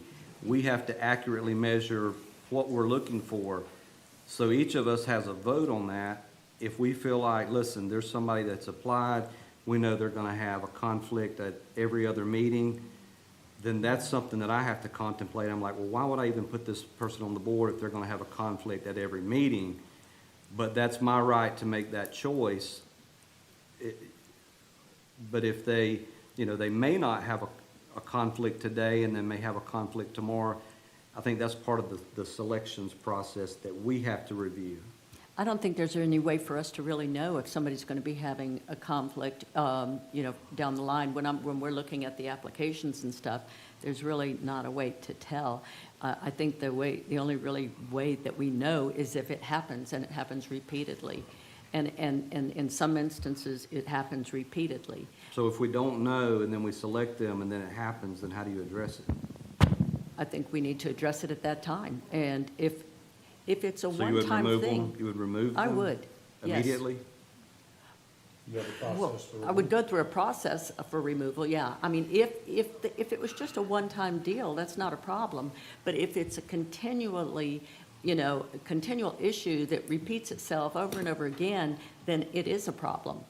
Because, like I stated, board members have said to me that they are uncomfortable. They feel obligated to go along with whatever the individual wants because Sure. they're on the board with them. And that's recognizable. I get that. I'm trying to live in this area with you. I just don't know how you put it into application. Is without there a being possible limit? Like, is it 5 times they recuse themselves, 10 times they recuse themselves? So each of these boards has a code of conduct, and they also have a liaison. I would recommend that we allow the code of conduct and the liaison to administratively help a person understand if they have a conflict of interest. Mr. Chair. As a member of a board, you have a duty and a responsibility, to if you have a conflict, to remove yourself either temporarily or permanently. And I think that we can probably accomplish this with the liaisons and the understanding by the board member of this code of conduct. Okay. Mr. Chair. First of all, I don't want to get into a process where we're trying to remove board members. The last time we did that, it took almost 3 hours and was very unpleasant. And then we got nowhere. So I don't want to do that. I did have a board member that was rejected that I tried to appoint, that was my appointee. And that was done, in my opinion, about politics. And what we should be doing about these boards is removing politics and trying to get boards that are fair and make good decisions for the people, not politics. And so I don't see anything wrong with the policy as presented. You know, sometimes you win these things, sometimes you lose. But I think, I don't want to get into a position where I'm trying to remove a board member, because that's very unpleasant and counterproductive, and it drags politics into these boards, and we need to get politics out of these boards, not into them. And that, so I don't see any problem with with the thing as written. Chair. Hold on just a second. Okay, Commissioner Curry? Well, when I guess we brought this up the last time, there was two things that kind of caught me off guard a little bit. One was we are, and I understand what Chair Drake was saying, and everybody on the board, to be honest with you. But if you're going to vote on somebody, and I know I brought this up before when we were, confirming directors, but if I don't have, how am I supposed to vote on somebody who doesn't have an application in or a resume for a certain position? So I just want to make sure that that was captured in this document. And the only other thing that I maybe I need to be quicker on the button, maybe I need to go to some more auctions or something, but it was like, we were just bam, bam, bam, bam, bam, and next thing you know, it's like, oh, okay, I guess we got everybody. I just wanted a little bit more quality instead of quantity, I guess, was my two things. One was, let's see who we're voting on, first of all. Just because it's an appointee don't mean that that's carte blanche. We need to know what they're about or who they are. And number two, if we could just kind of kick it into second gear instead of overdrive when we're going through these boards, because they are important. Each one of these positions are important. So that's all I have. And if the board adopts Commissioner John's recommendation to have all of our boards, except for those that are otherwise obligated to be formatted a certain way, to be 7-member boards with 5 of the members directly appointed, not nominated, directly appointed by each of the 5 commissioners, and then the other 2 being at-large appointees appointed by a majority of the board.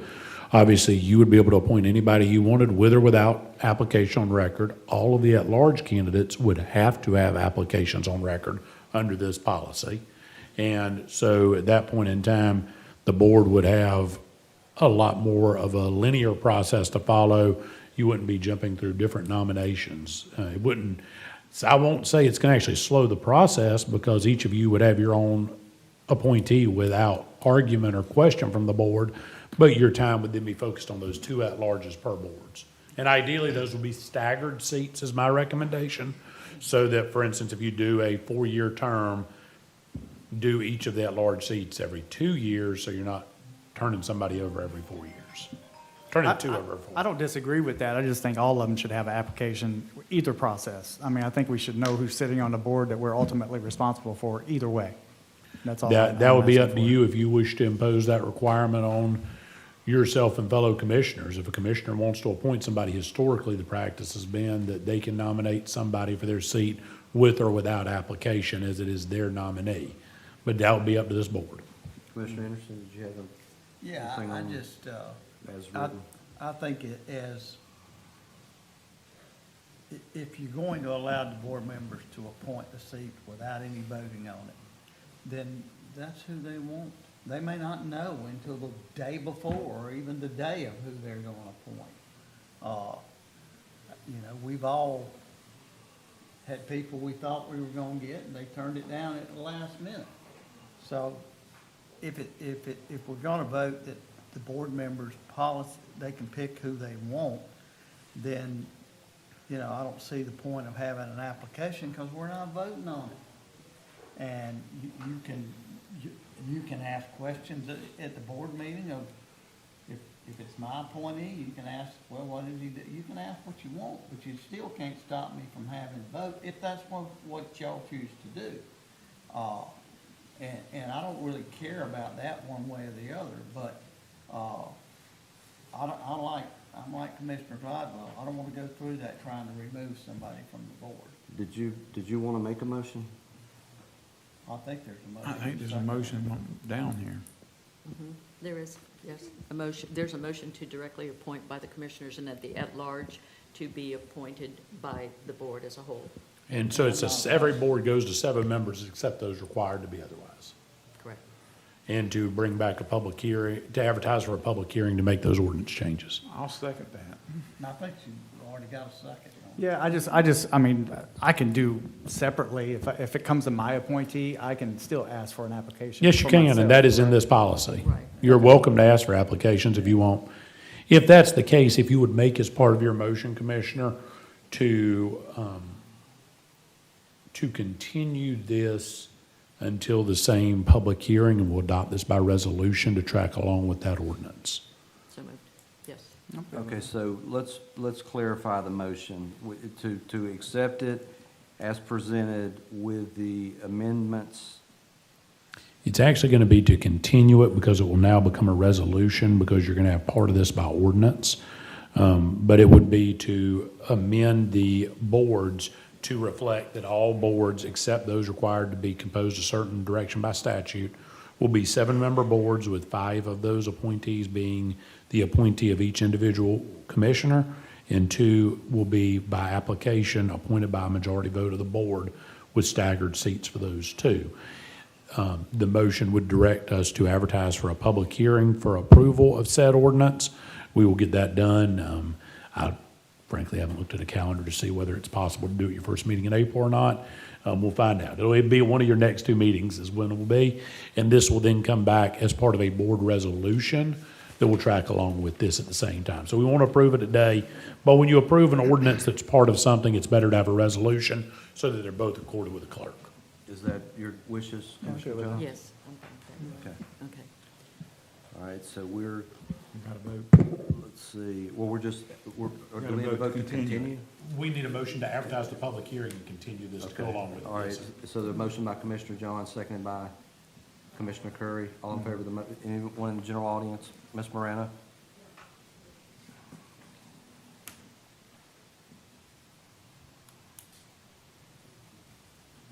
Thank you. This is very important going forward, and I just need some clarification. I know the Design Review Board has very specific qualifications. It would be nice if that was put in this ordinance so we all remember it. But what about the Zoning Board of Adjustments? To my knowledge, it is not specific per seat. Is that correct, if I may ask our county attorney? Board of Adjustments is set by 1.10.02, and membership is 7 members appointed by the Board of County Commissioners for overlapping terms of 3 years. That would now change to 7 members, each appointed by one of the 5 with 2 at-larges. Okay, then I want you to let you understand.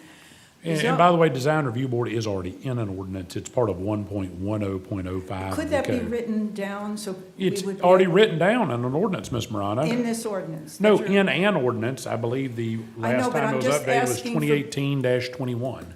Thank you. But not everybody remembers those seats. And when you were going about appointing people, I don't think you had that in your mind, that this seat had to be an architect or this seat had to be an engineer. I can tell you those lists are always provided to the Board of County Commissioners to designate specifically what criteria is required for a seat. Well, And that's part of their agenda packet every time this comes up.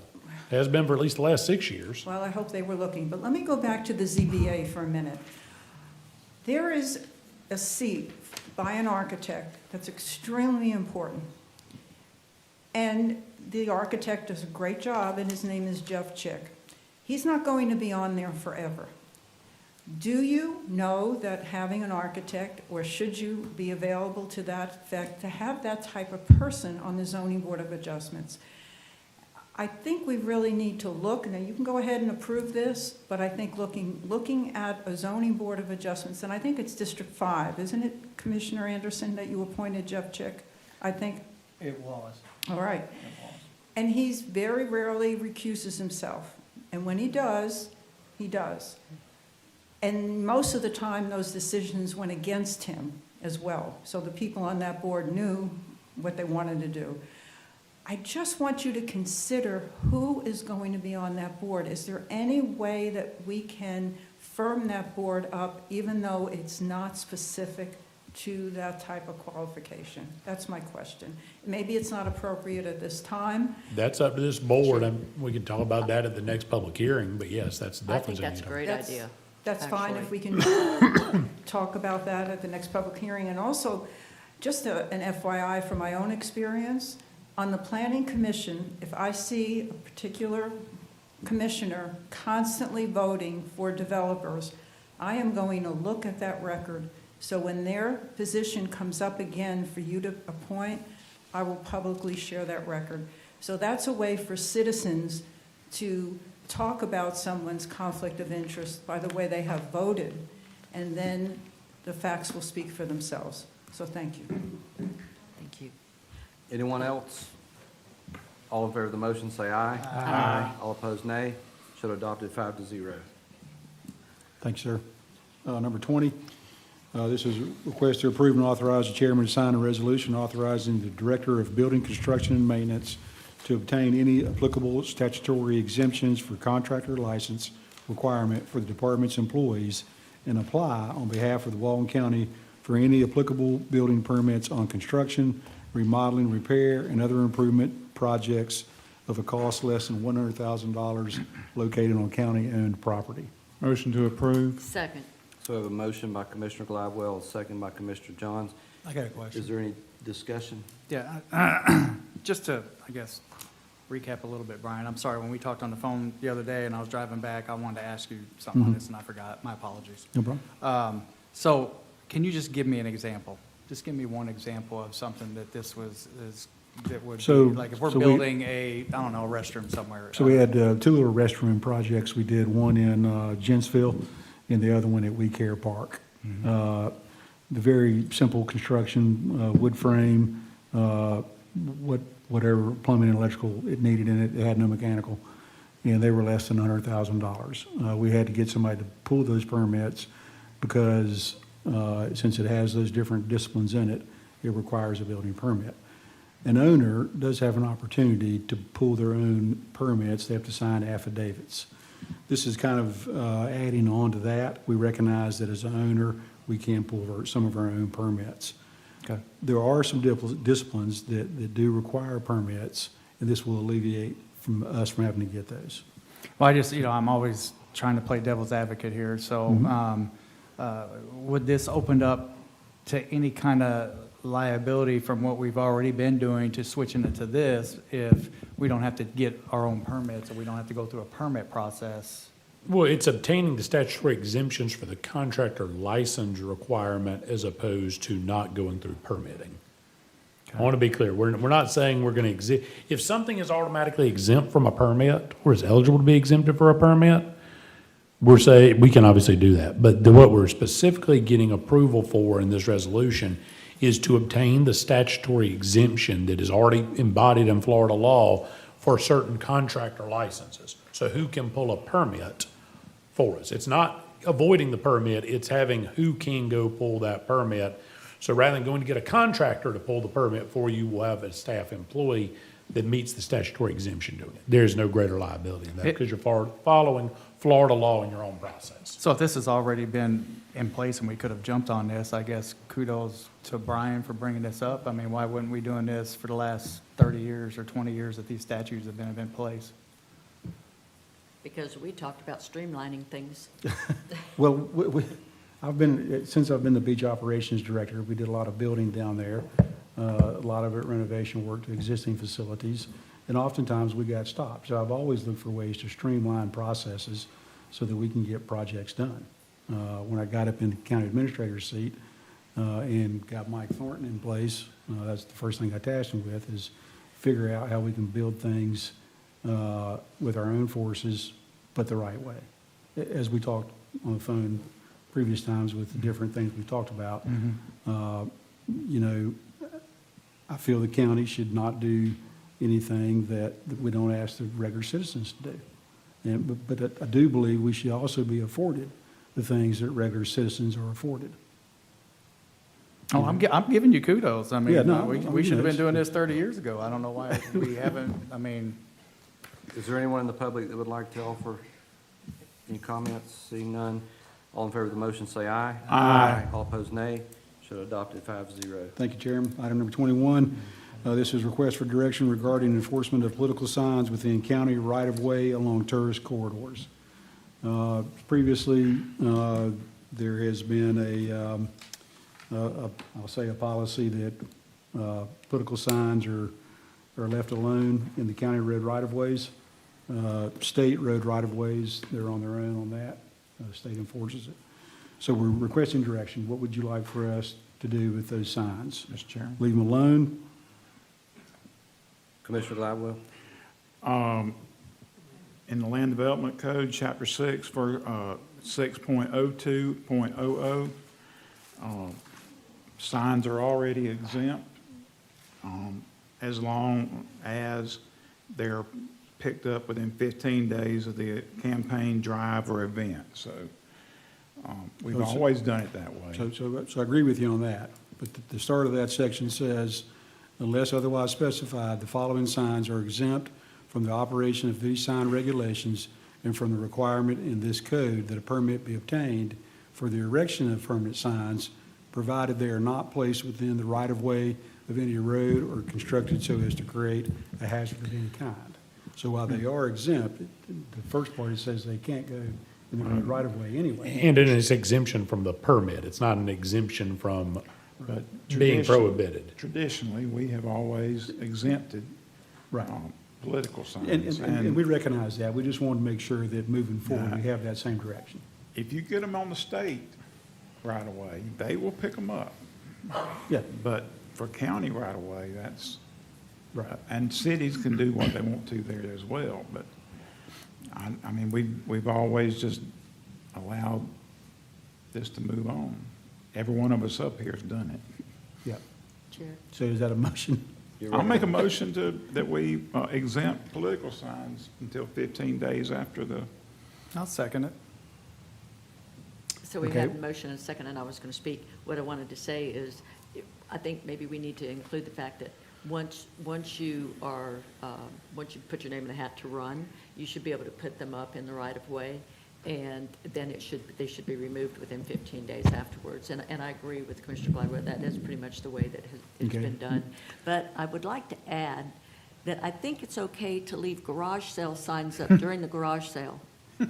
I'm just saying, I don't think we I'll should second that be- motion too. I We're just mean, concerned about political signs right now. well, I'm just saying, we're on the sign issue, and Yes, that's ma'am. come up, and that's kind of silly. I think that, Stephen and I will address that in the land development code as we go through these changes. And is this specifically along the scenic corridors, designated tourist corridor areas? Where is this occurring? Can we make that countywide. countywide? Countywide. Would you entertain me asking a few questions of Mr. Powell for liability reasons, please, if we're going to do that? You might want to take a short break before, because I've got a fairly lengthy colloquy with Mr. Powell. Okay. Let me make sure I understand. So the current policy that's in place, you want to amend it, Commissioner Gladwell? No, It's sir. the unwritten policy. He's wanting to do he's wanting to adopt as a board policy Right. that political signs may be left in the county right of way until 15 days after the election. So we're taking the original, the original policy and positively amending it with his motion. Both To ex- memorializing it and expanding it. Okay. Yeah, because I think what Brian said, it was, because you read one thing, Commissioner Glidewell, and then he said something else, so I'm siding with Commissioner Glidewell, that let's focus on the motion So instead what of we'll the do is first we'll part of change the the paragraph. code to say that you can put political signs in the road right of way up until 15 days after the election. yes. Yeah, I think we're clearing up the gray is what we're doing, because it's going to become selective. Now let's, Hold on. I just want to make it clear. Highway 98 is a state road. Correct. That doesn't, we can't allow you to put a sign in the right of way on a state road. Correct. That applies to 20, 90, 331. But 3280 is a county road. Correct. So if you want to put a sign in the right of way on a county road, that's fine. You can do it. Now, city streets, cities can have their own Rules. Correct. rules, and I have no idea what the rules are, I don't know. but, But and as far- I'm trying to understand where we start here. Are we accepting the current policy with a 15-day? We're accepting the current policy and saying that we're going to acknowledge what we've always done. It's basically the creation of a new policy, because I do agree with Brian that the first part of that ordinance that policy has been read in a way that is not the way it is written for many, many years. And basically abstention has been the solution, but. And I would even go so far, I mean, I agree, pulling people's yard sign sales up, that's not a good idea. And for those of us who like yard signs or yard sales, that is really aggravating when you pull the signs up that are trying to take me to where I want to go. But on the political signs. But, I mean, political signs as well, but I don't think we want to be pulling up yard sale signs. I don't think we want to be pulling up revival signs for the church. Yeah. But we have to address that. So let's address the political signs, and I'll get with Clay and with code and to see what we can do internally on garage sale signs. So you want to state your motion? That we adopt the traditional policy of the county that political signs are allowed in the county right away Up to 15 days after the election.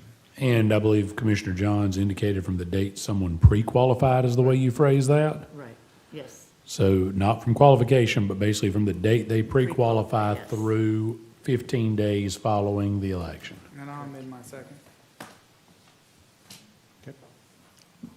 All right, so we have a motion by Commissioner Glidewell, a second by Commissioner Curry.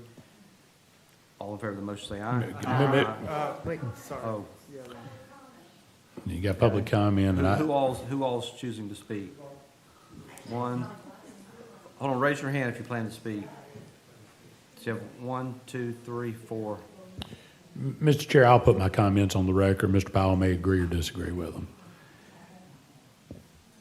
I'll just tell the county I'd be remiss if I didn't note that the reason you have right-of-way and right-of-way clear spaces is for safety reasons for the motoring public. And I think everybody up here, based on what I'm hearing us talk about, are talking about little small yard signs. Yes. And what happens when somebody puts up a sign made out of 8 2x4s and sets it in cement in the county right-of-way, somebody runs off the road and kills themselves, I promise you, you will have liability. Now, while we'll have sovereign immunity, while we'll have other issues, that's clear. If you put up a bunch of yard signs, and as we've seen people do, they put up 100 yard signs in a row and it blocks view or otherwise, you will see that. And so my only questions for Mr. Powell are going to be, do we have any roads or right-of-way requirements based on any SCOP, scrap, DOT, or other federal money or state monies that have gone to any road improvements that require us to maintain right-of-way open zones and comply with state regulations, similar to why the state does this, that we may be about to violate by doing this? I just want us to be aware of the unintended consequence. Right now, we've never had a policy. Just because we've never enforced it is different than saying we're going to let people do something of this nature. And so I know I'm the bad guy on this one. Everybody likes this idea to put it up. I'm telling you, my concern is liability, and I have to put it on the record to protect this county. Well, I agree with the part of what you said, but you can't be selective. There's pressure washing signs. We buy ugly houses signs. We buy And we don't allow any of those. We don't. Just Wait. one second. I have the Mr. floor. Curry, hold on one second. We've got to stay within the confines of the political signs. The other is a separate issue. If you want to bring it up next meeting, you're certainly welcome to do that. But we have to stay on this subject. Commissioner Johns. Yes, I agree with Mr. Atkinson that we do need to limit that to the regular size signs, not the great big ones, because that could create a hazard. I'll amend the motion that we're talking about 18-inch by 24-inch yard signs, period. Non-permanently set. Non-permanently set. Makes me feel better, I'm in my second, slightly. if I may. You don't have to. Okay. You're recognized. Take public comments, sir. You're recognized. Thank you very much. Warren Whitaker for the record. I think what we should also do is add on to this amendment, if your signs, and I saw one that somebody's way up on 185 and 83 yesterday from this last election, still sitting there, maybe you should fine that individual for not having all the signs picked up, because that's also an eyesore after the election's over with. Now, Mr. Glidewell said 15 days. This has been sitting there since the last major election. And I assume you're talking about one of mine. Yes, sir, I am. I'll be honest with you, it was yours. And, you know, you have people putting up signs that you don't know. We picked up every one that my people put out. And if you will tell me exactly where it is, I'll pick it up in the morning. You can't miss it. If you headed westbound off of 185 and 83 at the yellow caution light, you're gonna run right over it. It's right there at that intersection. Okay, thank you. Mr. Anderson, I'll get you signed for you. Okay, thank you. I'll put one of mine. And anybody else, if I've got a sign left, let me know and I'll pick it up. Okay. All right, thank you. I got one for you. It's no big deal. If I see him, I pick him up, but I let you know about it. Who else? Lee? Hopefully, everybody would do that to me as well. Madam Clerk, for the record, Lee Moore. I'm not too sure where to start on this one. It's Lee Moore.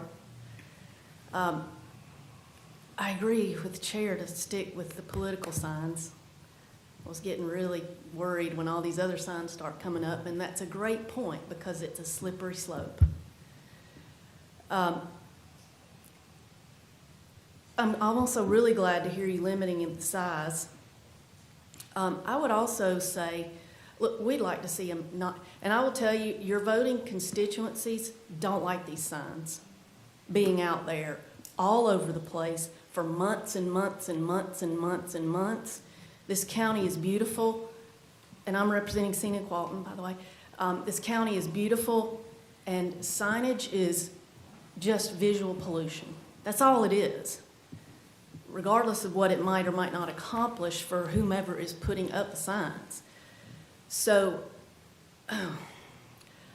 I would encourage you to consider enforcing the ordinance as is written versus amending it to allow this. Just because it's always been done doesn't always mean it's the best idea. And I would also say that if you're going to amend it to allow it, does it have to be forever on the front end? Because you'll have signs, there are already signs popping up everywhere. They'll be out there for months and months and months. A lot of them do not get taken down within 15 days of the election. I'm not just picking on that sign, Commissioner Anderson. I'm talking about in general. A lot of them stay out there for months and months. But, you know, do we really need political signs out there in the right-of-way for 8 or 10 months leading up to the election? It might be a great thing to consider at least limiting the time ahead of the election that they can go up. What it's doing is it's putting these signs everywhere right through the whole tourist season, somewhat during spring break and then especially during the summer peak season. So I just encourage you to be cautious and thoughtful and consider at least that. There are a lot of other places that they can go besides county right-of-way, and even if you had to, limit it to scenic corridors, although I don't think the scenic corridors are the only important county right-of-way in the county that people care about. But I just really encourage caution here, and then especially a lot of caution if you start thinking about other signs and types of signs to allow that aren't today. Okay. Thank you. Thank you, Ms. Moore. Mr. Chair. Mr. Gladwell. I understand what you're saying, Ms. Moore. And also, when I was a kid, everybody took their political signs and nailed them to Chelco's post or poles. And finally, Chelco got serious about going around and ripping them things down, and that's when the little T-post got developed. But I do know the county lost a lawsuit on 30A about political speech and On private property. on private property. But we allow, I mean, if you allow the governor's signs or the president's sign, you can hardly travel in this county and not see a Trump sign, which I Some don't. have been up there since 2015. Some of them have been there since 2014 or 15. And So, I mean, if you're going to allow that, why can't you allow Commissioner Drake, Commissioner Anderson, Commissioner Johns, Commissioner Curry, and whomever else? I just think, and the reason I think we need to do it properly is that this has been a tradition, a wink and nod thing for years, that we have winked and nodded and said, well, we want to enforce that during the political season. And then poor old code guys get in trouble. Somebody goes out there and pulls one up that they shouldn't have pulled up, or they pull one up that's actually on the private property when it looks like it's on the right of way. And it's just it would be better for our employees, and it would be better for everybody if we had a clear policy and stuck to it. And I think this is a fair policy, and it's not getting into anybody's political rights. And, you know, you can already, there's a couple of candidates in North End right now that, I mean, you can't hardly drive down a road that you don't find their signs. You know, I think that's their political, I mean, that's their First Amendment right. Go for it. And I think we just need to have a realistic policy that tells the truth instead of, you know, winking and nodding. I think winking and nodding, those days should be over with. Let's have a policy that we can enforce and that is the truth. And that's why I made the motion. Okay, who's next? Mr. Bagby? Anyone else after Mr. Bagby? Ms. Morano? You're on deck, Ms. Morano. Thank you, Mr. Chairman, Commissioners, and there's about 3 or 4 different issues here, and I may have some supporters that put them in the right of way, and I will correct them, because I don't believe they should be in the right of way right now.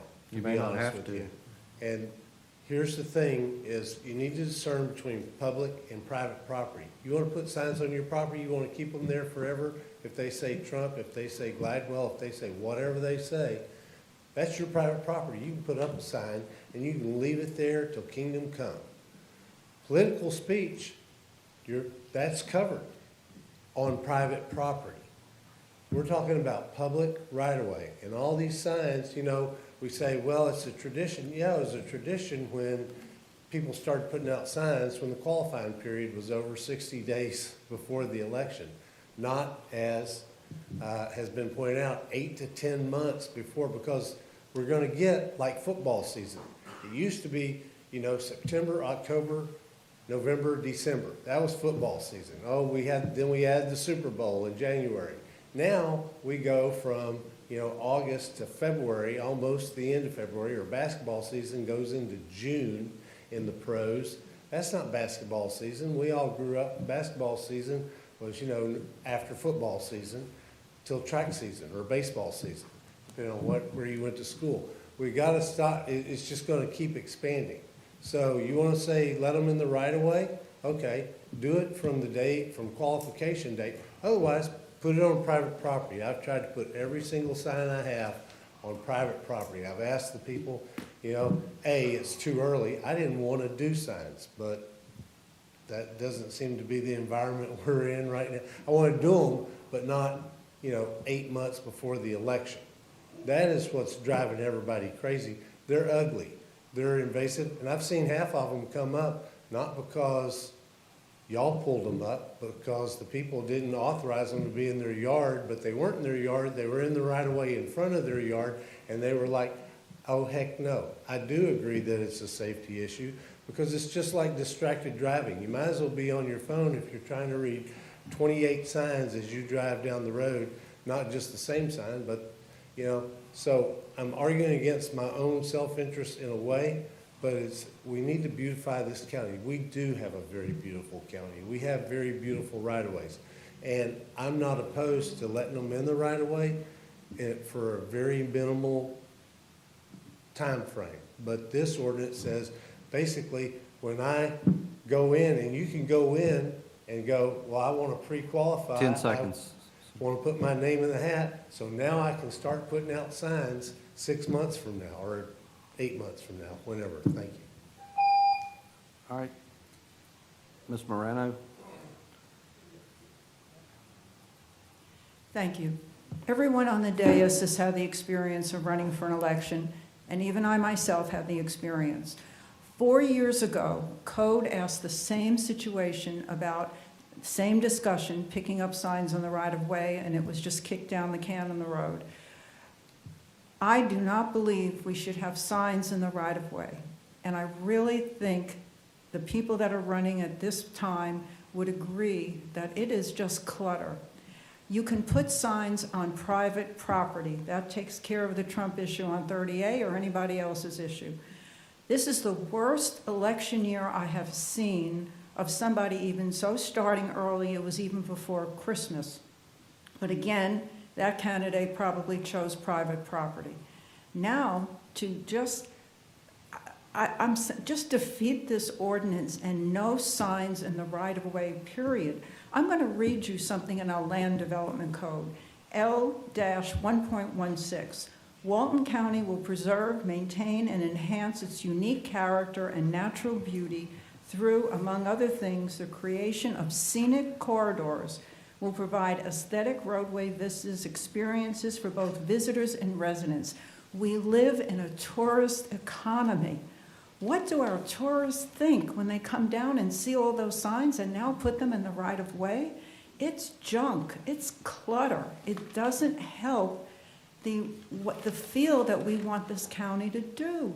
If you're running for office, putting signs on private property is enough. It is enough.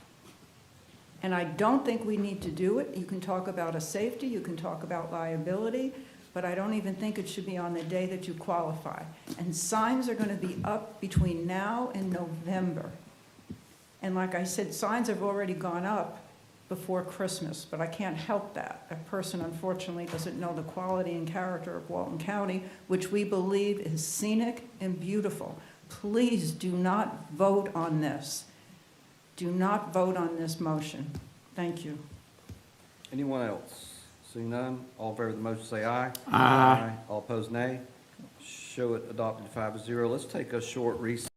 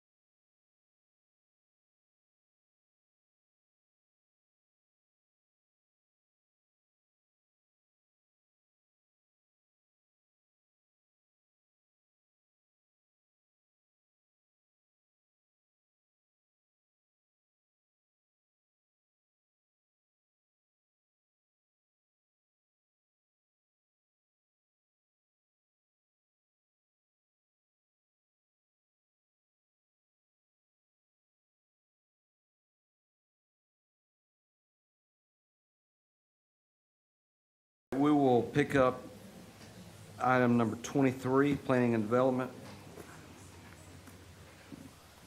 Mr. Shawn, you're recognized. Thank you, sir.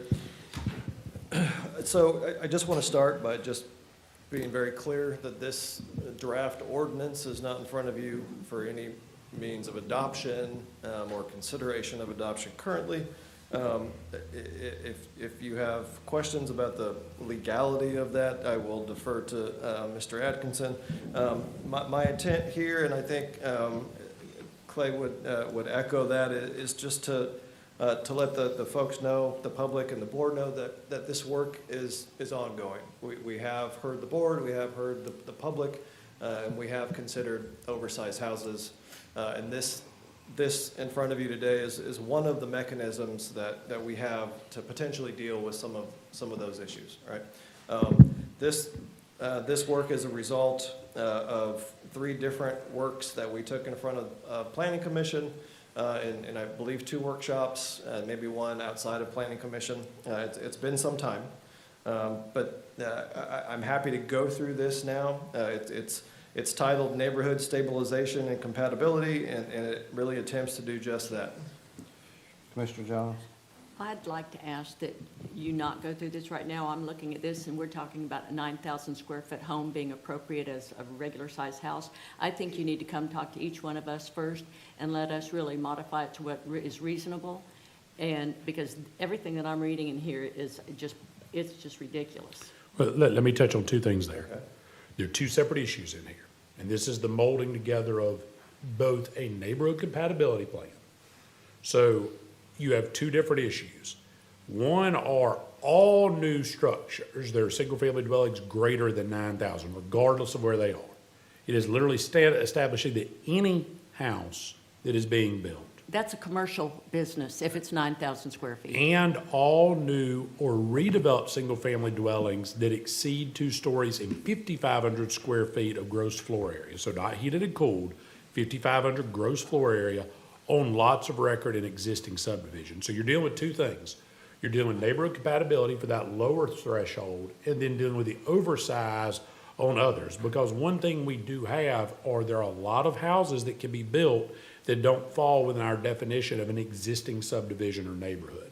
And so that's why we started structuring that. But that is absolutely, to your point, we want to know what the board wants to look at. These numbers were basically set at a low level for existing subdivisions and a slightly higher level to capture everything else, because we wanted something that would be approachable moving forward, not just for the neighborhood compatibility. So trying to deal with 2 things, existing neighborhoods and then non-existing neighborhoods.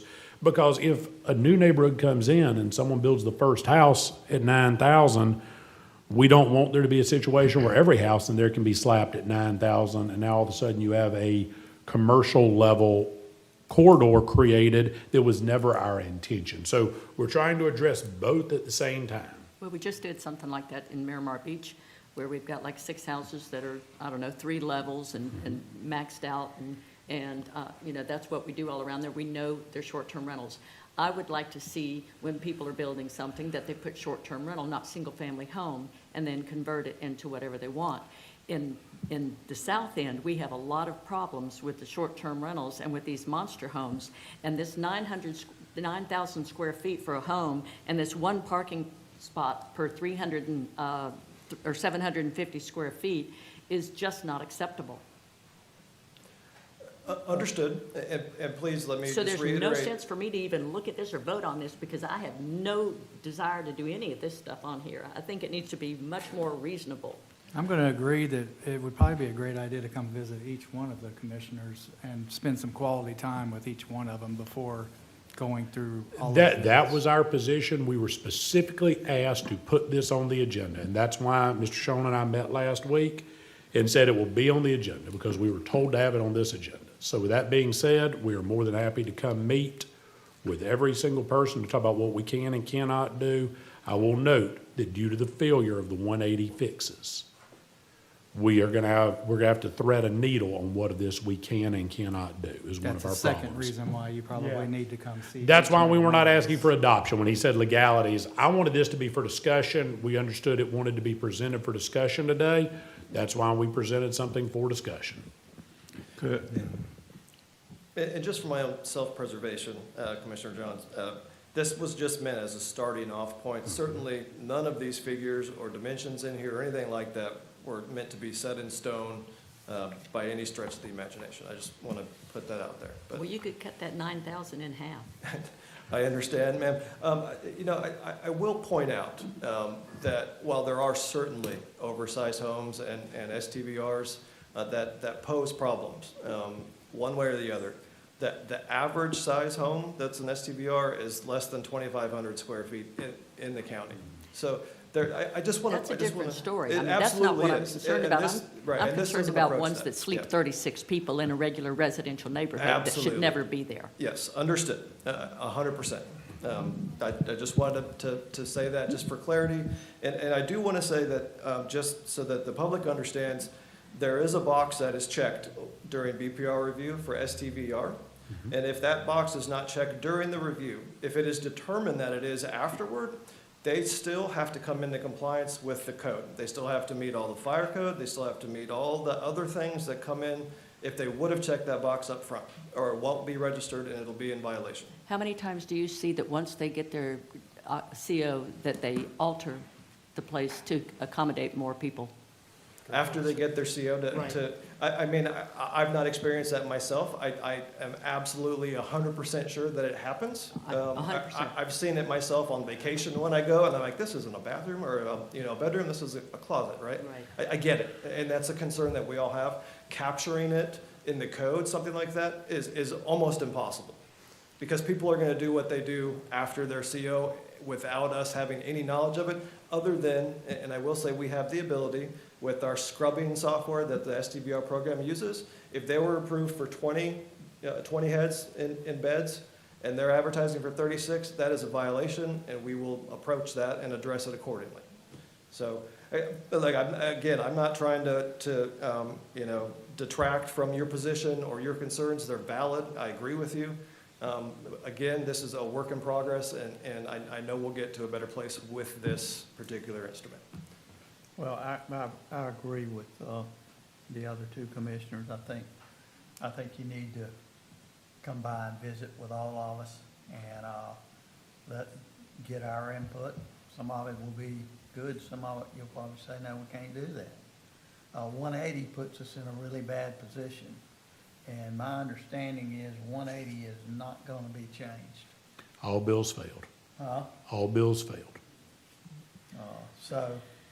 I think we just need to move this to another meeting, and you come visit with all of us and get our input and go to work from there. And, give us some options, and, but it's, and I appreciate you bringing it to us, because this is the start of it. But we're all very anxious to sit down and talk to you about it. Great. I'll make Be sure. glad to coordinate it. Huh? We'll be glad to coordinate that, of course. I would like you to do this so that we could have something in front of us to make some real meaningful modifications at the next meeting here in April. I'd like for you to look at the active ordinance in Bay County and what they've adopted to address high-impact areas during high-impact periods, and also how they address this issue year-round. I think that oftentimes some try to hide behind Senate Bill 180 with some measure or means for protection. The Senate Bill 180 was more about vested development rights midstream, and there's still an element of life safety and welfare that can be considered. So I don't want us to just blame it all and say, oh, we can't do it because of 180. There are ways that we can, and Bay County has done it, and I think that if we put eyes on what they've used to model their regulatory activity over there, we could do it over here. So I would like for you to pull that ordinance, and let's try to get something in front of us that we can vote on at the April meeting. Totally agree with the chair on that, every word. I'm happy to look at Bay County, how they treat that. And I'm happy to bring it back and meet with you whenever you're available. I will say, though, that, I mean, if we're talking about ordinance adoption, I would have to take it to planning commission first, just as part of the process, but we can certainly. If the board wishes to deviate and adopt it on an emergency basis, if it feels it's necessary with the incoming season, we can certainly forego that if that's what this board desires. We have no problem looking at bringing that back. Certainly, the high-impact zone creation in Bay County was something that we have looked at. We actually had conversations with the sheriff's office about the areas in and around Seagrove and certain areas about that previously. Last year ended up not having some of the substantial issues we'd had the years prior, and we were not requested to bring that same issue back, including, I know this board has asked several times, representing the sheriff's office, do we need to look at curfews and things of that nature? Last year was, I guess, subdued enough that they didn't feel the necessity was there in all of those areas. But in '23, obviously, that's when we first started looking at it, and we did work, Mr. Chair, with Bay County about some of those issues. So we're familiar with it, and we'll gladly look at it. Hey, Chair. But I would like to have I'd like to have something, a draft ordinance in front of us that we could adopt that would tackle this issue, because we've been talking about it for years. And I think Commissioner Johns has tried to get it. I'm the one that asked for this to be on here because I wanted something that was actionable. I wanted something that was done. I mean, we're right in the middle of spring break, so I thought it was very timely. And I came to the meeting today thinking that we were gonna have something that we could put into motion. So I don't want any more, at the next meeting, I don't want it to be more direction, conceivable, conceptual. I want a work product that we can have in front of us that would address the regulatory aspects of the commercial lodging establishments. But, Mr. Chair, with all due respect, that's exactly what is in front of you, but I would note that the Attorney General has made abundantly clear the size of a residential structure does not change it from residential to commercial. No, I don't think, I don't think anybody, if somebody wants to build a house that's 9,000 square feet and live in it, I mean, more power to them. But it's the usage of, if you build a 9,000 square foot house and then you only have 2 parking spots and then you rent it out to 40 people, I mean, that becomes a public safety hazard. And I know that regardless of what legislation was passed or what statutes are in place, that it can be regulated, and we can regulate it at the local level. And that's certainly what we're bringing forward to you to make those considerations of. Yes, sir. It's just, I'm just wanting to make clear that we cannot distinguish a short-term rental from a residential property. We can't reclassify short-term rentals as commercial, but we will absolutely, and we'll love to hear the feedback on this. That's why we had it on here, so as you requested, it could be discussed. But we definitely are aware, and the county is very well aware, that it's not just a safety issue, it is a quality of life issue for these existing neighborhoods that have been taken over by these redeveloped properties. And that's what has already gone through planning once, and why this was our starting point, because this has been in the works for quite a while. So we can get an ordinance, a draft ordinance in front of us in April? Well, I would tell you right now, if you told us this is what you wanted to adopt, all we have to do is call it a public hearing. We could adopt it at your next meeting in April, but we have to understand what the board wants to adopt. And then I understand Commissioner John's point is this would not be what she wants to adopt. Right, but like when we've changed the beach code before, Mr. Corman has come by each of our offices with a draft, a proposed ordinance. We all got to look at it, and then when we came to the meeting, we could modify it. That's what I want. I want a working document that we can modify. You have to modify within the ambit of Florida statute of what constitutes a substantive change. Typically what we change up here with those are very minor, but we'll do our best to accommodate that. Okay. But do look at the Bay County ordinance. I have 2561 is one we've looked at before. That's the one that was adopted back in October, or went into effect October 20th or so of last year. That's their most recent version of the high impact regulation period.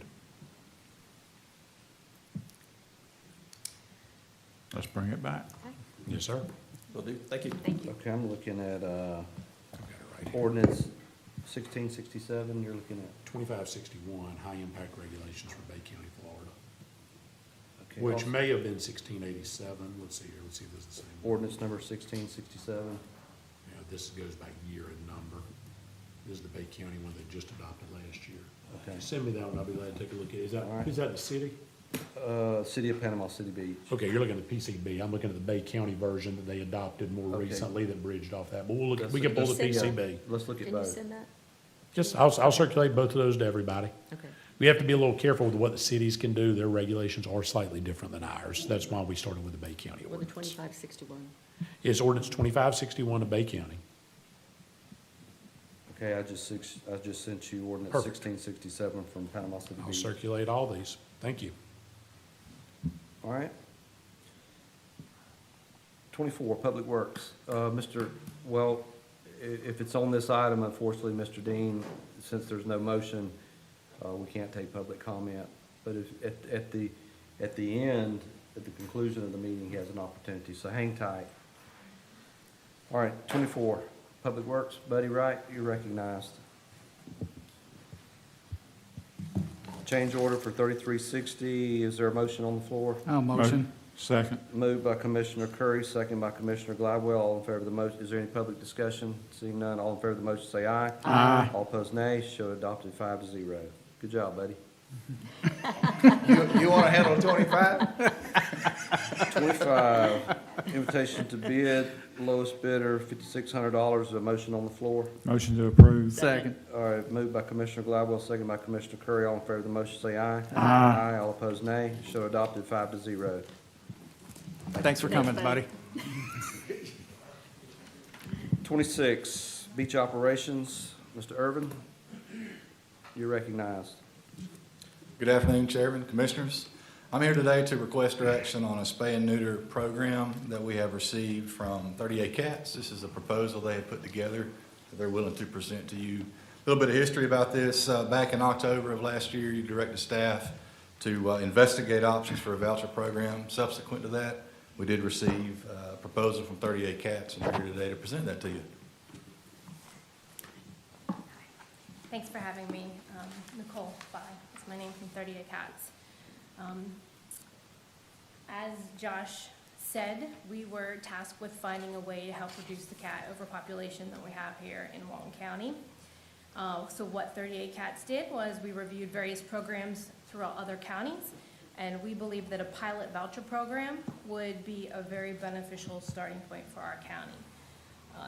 It would be a pilot that's open to any resident that resides within Walton, and we would collaborate with vets both in the north and the south part of the county, and we already have some that are on board for that. The system is all online, so it makes it super easy to use, and we have volunteers at 38 Cats that we created the program and that we can run it fully so that it's not more work for you.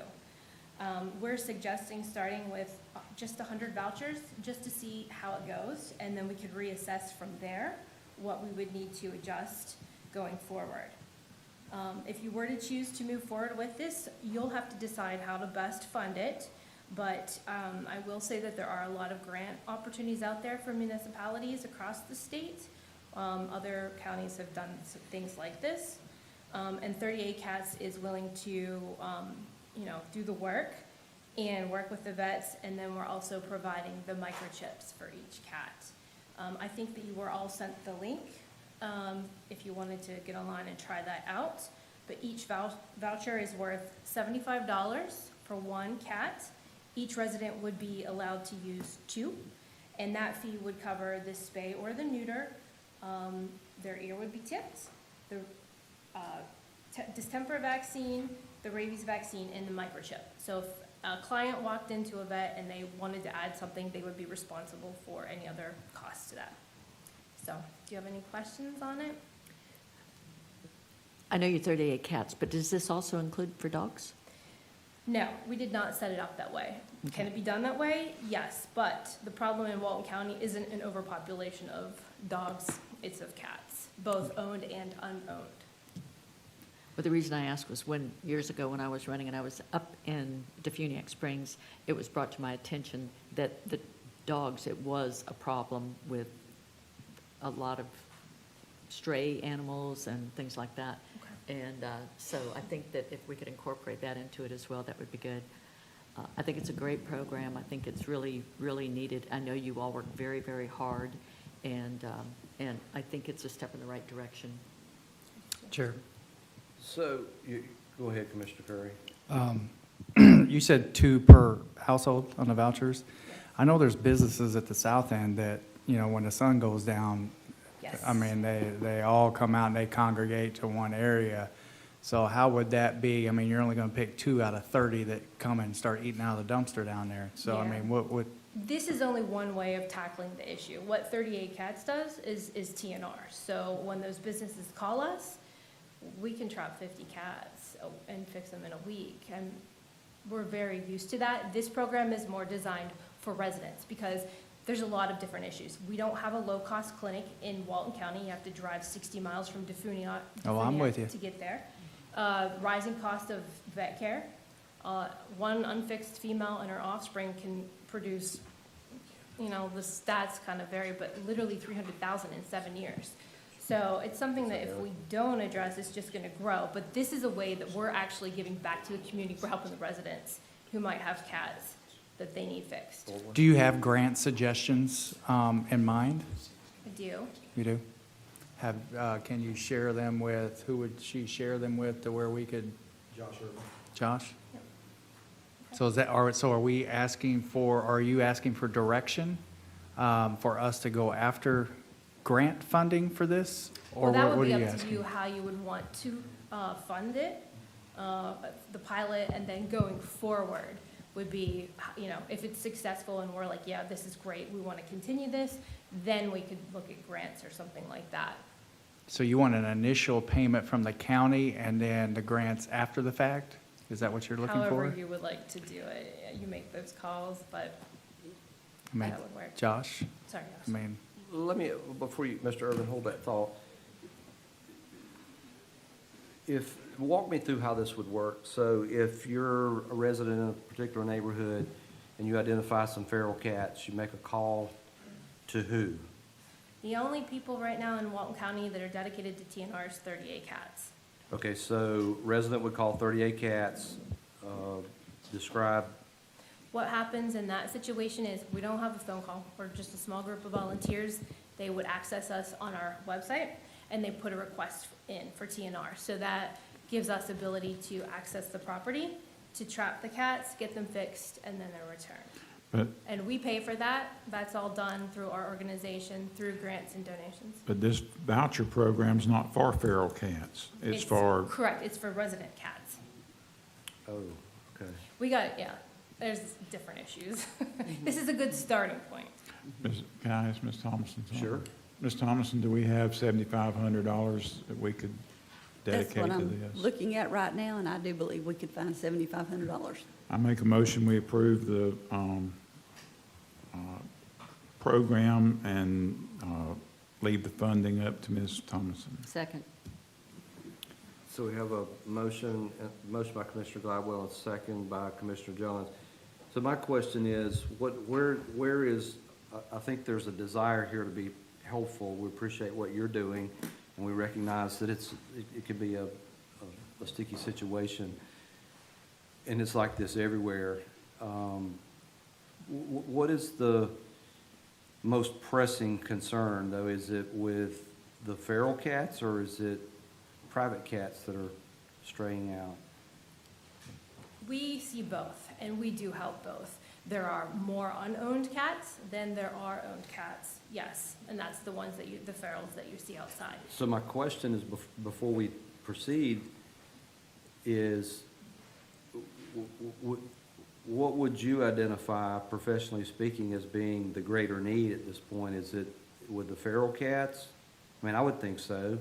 I agree. Well, what we had said was, you gotta tackle it from both ends, and this is adding value to the people that actually live here. But we do have programs that we have suggested that we could team up with mobile spay neuter that would come in. We would do the work for that and get cats fixed. We've talked to animal control as well about it. They just don't have the capacity and the staff to do these kinds of things. But that would definitely help but we don't have the funding for it. We would need the county we would need to look at that, I think, a little bit further. Well, if we that's wanted what, to like, that if we're end. here today asking for funding, it's where do we prioritize the funding? Is it in the federal nuances, or is it in the private nuances? Well, the reason that we went with this is because Bay County recently did a voucher program over there, and I worked with them, spoke with several people over there, and it was very, very successful. And we're asking for $7,500. That will fix about 100 cats at $75. They are doing $40,000 a year. So a big difference, but they're doing it a little bit differently than we are, but just because we want to keep it in Walton County, and we don't have a low-cost clinic that's set up like a factory that can run a whole bunch of cats through at one time. So this, to me, is a good starting point. Chair?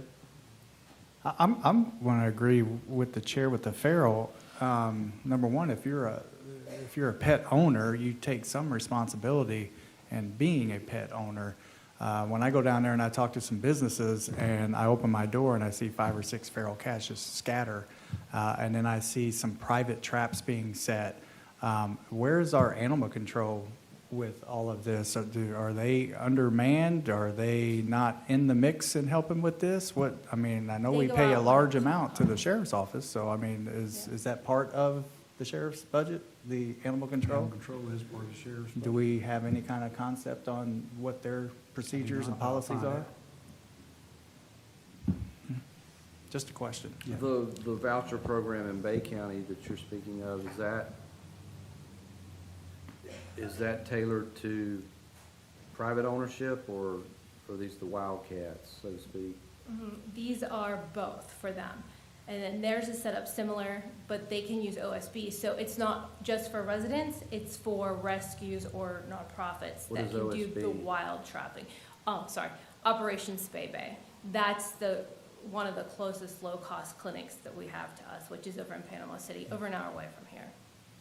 So their voucher program is open to both residents and to rescues. So the rescues will, have 10 spots or whatever, and they can trap 10 cats, the wild ones, and take them and have them fixed all at once. Mr. Chairman? Yep. I'm kind of like Mr. Curry, I know there's a lot of people that have pets that don't make a lot of money, and I understand that, and I'm sure that's where you're aiming. I just think that the homeowners need some responsibility in this, whether it's paying for half of it or paying for all of it or whatever. I understand what you're saying, that there's a lot of people that's not gonna do it unless y'all do it.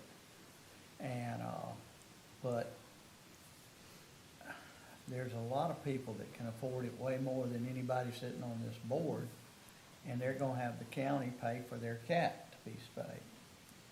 And I don't know how you fix that, No pun intended. No, not pun intended, I'm sorry. But you Part get of- where we're coming from. I do. And so part of how we designed the program was, if you're gonna use the voucher, you have to have the cat's ear tipped. That's a universal sign of an outdoor cat saying that it's fixed. So people that have a pet that can afford to have their cats fixed, and they might not like the look of that, they're way less likely to use this program than others. So in that case, if that's something they're like, no, we don't want to have our cat's ear tipped, we can say, okay, that's fine. Here's another option for you. You can take it. You don't want to pay $250 at a vet here. You have other options. You just have to drive to it. I think we're all trying to find the public value Right. in this, and you're coming at it from the right direction, from a humanitarian standpoint, and also a public nuisance standpoint. Can we utilize this program? Can we modify that to address the feral cat issue? Yes, please. Hey, we can, I know a lot of people that can trap cats and get them all fixed. We could use 100 of these in weeks, honestly. Sure. So like so let's build on, hold that thought. let's build on that. If money was no object, which it's always finite, we recognize that, but if it were not, let's pretend, what kind of cat population do we have out there that we need to address to kind of get this issue managed and maintained to where the numbers are going in reverse and not progressing? That's why I think that it needs to be addressed from both ends. So the TNR of. But are you talking about like how many? feral. You want in numbers? Yeah, just if you're spitballing it, I mean, is it like, We- it's not 100,000 cats, but is it 1,000 cats? Is it 500 cats? We have fixed over 3,000 cats in just a few years. And we were able to adopt out about 500 of those. Were they feral? Yes. Okay. But every neighborhood that you look in, there's constantly calls from businesses, they're being dumped. But it's a problem you have to attack, I think, on both ends. Well, you're addressing you're Right. providing a community service, and we're looking to try to complement what you're doing. We just want to make sure that we retain the public value in that. And Commissioner Anderson is right, is that there is responsibility associated with pet ownership. And I think that, you know, when that person accepts that responsibility, there are things that come with that. And I understand in certain circumstances where we could be complimentary and address it from the proverbial both ends argument. But I think that maybe what you're doing now, we want to supercharge that, because I think we can get more accomplished if we address the stray cats. That's up to you however you want to do it. We've done both. We have had, Do you see that as beneficial? I yes, think they're already doing that. we are doing that. But you're limited in resources. Is that where? No. Money, no, money's not the issue. Education is the issue, especially with pet ownership, for sure. So we would have people call us, we would offer transports for owned pets, not feral pets. Within 24 hours, 40 spots are filled. So we know that there is a huge need in Walton County. We're not doing those actively. It just takes too many people. We don't have the manpower to do it. There are a few people out there that do it, and we refer people to them now. But it's not just a wild cat problem. There are people here who are choosing, they have to choose between paying for a medication or their pet's food, or fixing them, or whatever. It's definitely a problem. Okay, hold that thought. Hold on, Josh. Mr. Kellenberger, did you have something? Yes. So I think the intent of this program is recognizing that a owned cat that has a litter of kittens, that those have high probability of becoming feral cats. And Which that's so if fair.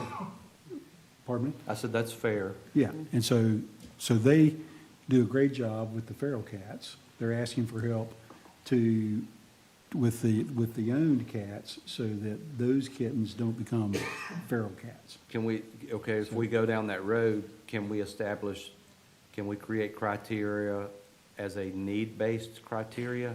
So it starts off as a pilot program. We give them money. They give us a report once a month. They administer the whole program.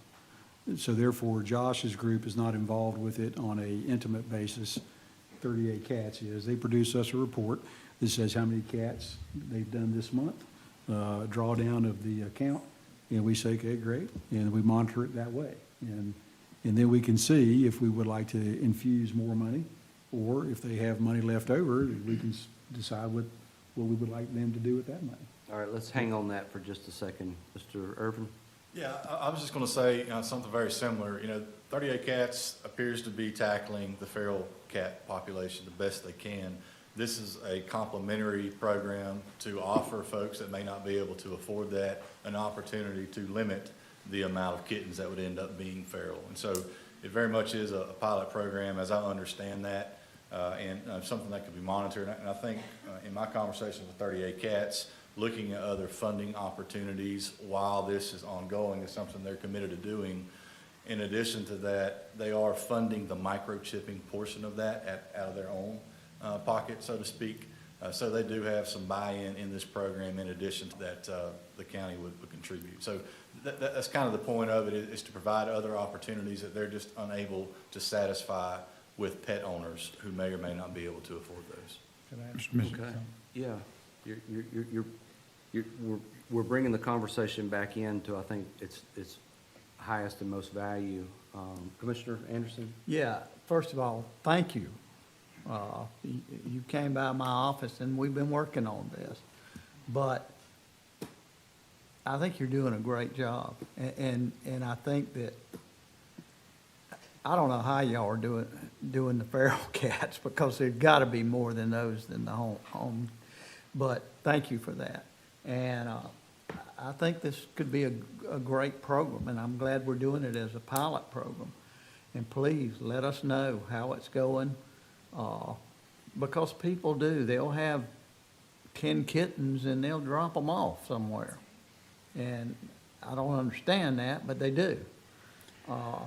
And so, you know, I'm for this. I think pet ownership should have some responsibility, but this is a pilot program. Let's see how it works and go from there. And just, you know, once a month, come to the board and give us an update and let us know what's going on, or you can give it to Brian or Josh and they can present it, because, you know, it's cruelty to animals when they're out on the streets, and I don't care what anybody says, and I've had friends that I know have done it, and I've chastised them about it.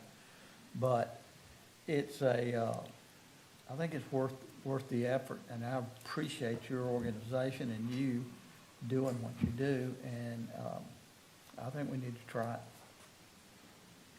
Ditto. That's why I made the motion.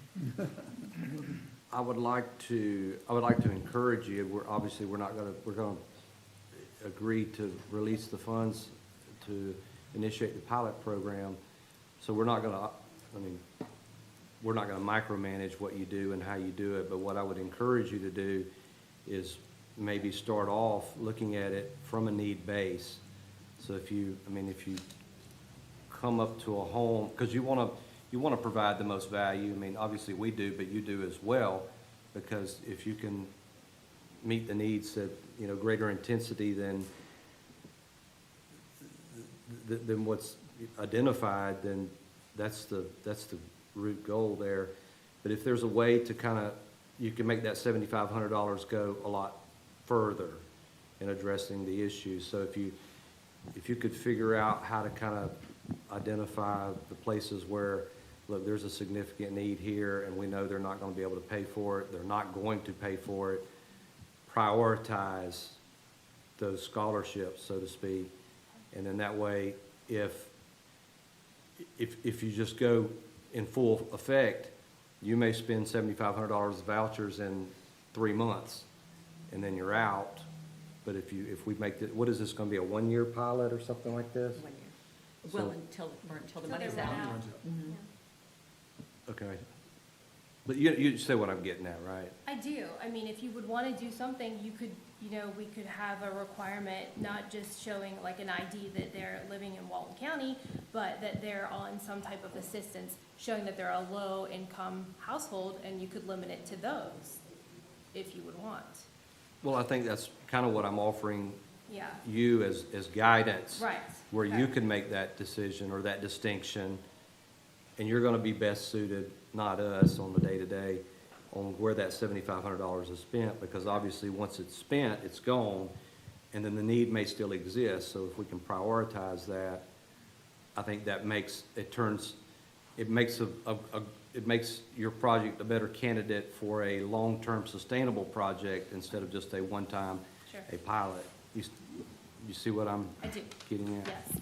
And the Sure. software that Tammy at 38 Cats built, it's pretty phenomenal. We can do this stuff pretty easily, and we'll verify it with the vet. Okay, there's a young lady here that, Tammy. come on up. As she's coming up, Chair, can I say my Sure. statement? He already took the one. I mean, it's crazy that if you pull up in a driveway and you got to walk in between 2 BMWs to go help somebody pay for their cat, then that's a red flag to me. No, that's not gonna happen. And then the other thing is, I mean, you don't have to do this, but I'm kind of a data guy. I'd be curious to see how many feral cats you do or wild cats in a month compared to a private. Okay. I mean, I'm not telling you to do that, but I mean, it'd be nice data to see, you know, monthly, quarterly, yearly. Yeah, we thought that y'all had that in the last booklet that we shared with y'all. It does show our stats of how many we do a year. So if there is a call of a colony of cats, that comes into us. We have a few volunteers, and we have slots at Spay Bay. We take care of transportation. We take care of getting those colonies cleaned up. The problem is that first litter of kittens. Someone opens the door and there's a cat there. They feed it, and that they don't have a vet. They don't have the means to go get it fixed. They hadn't even thought about it. That first litter of kittens is what we're trying to prevent with this. For instance, we just cleaned up a colony of a woman that had 18. And so we were able to identify that about 6 of those could be rehomed and taken off of the street and be adopted out. And this is all 38 Cats paying for, to get them out of our community and safe. And then the rest were trapped, neutered, spayed, and returned. So we probably prevented about, of the 18, there was probably about 12 females. We probably prevented 60 kittens being born this year. So we do as much work as we can, as quickly as we can, to get as many females fixed as fast as possible. We've already fixed over 100 this year, and we've already seen a reduction on 30A. We only have 2 litters of kittens that we're aware of right now, and we're almost into we're in the late spring season. So we already know that where we have worked, we're actually spreading out where we started, and we're going past 30A to work colonies into the Miramar area.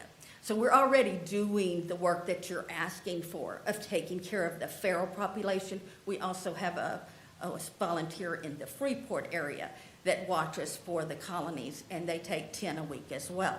So we are working in these areas. So everybody knows who to call, and they call these crazy cat ladies like us, and we get them fixed. What happens is there's only a few of us. It takes an hour to drive from one end of 30A to the other end of 30A to trap a cat. Hold that thought. All in favor of the motion, say aye. Aye. All opposed, nay. Show it adopted 5-0. Good. Thank you. Oh, sure. You sold the car, now drive it off the lot. Hey, my dad's a preacher. I'll give you an altar call. Tamara, Tamara, Wolf, WLFE. Thank you, Commissioner. Thank you.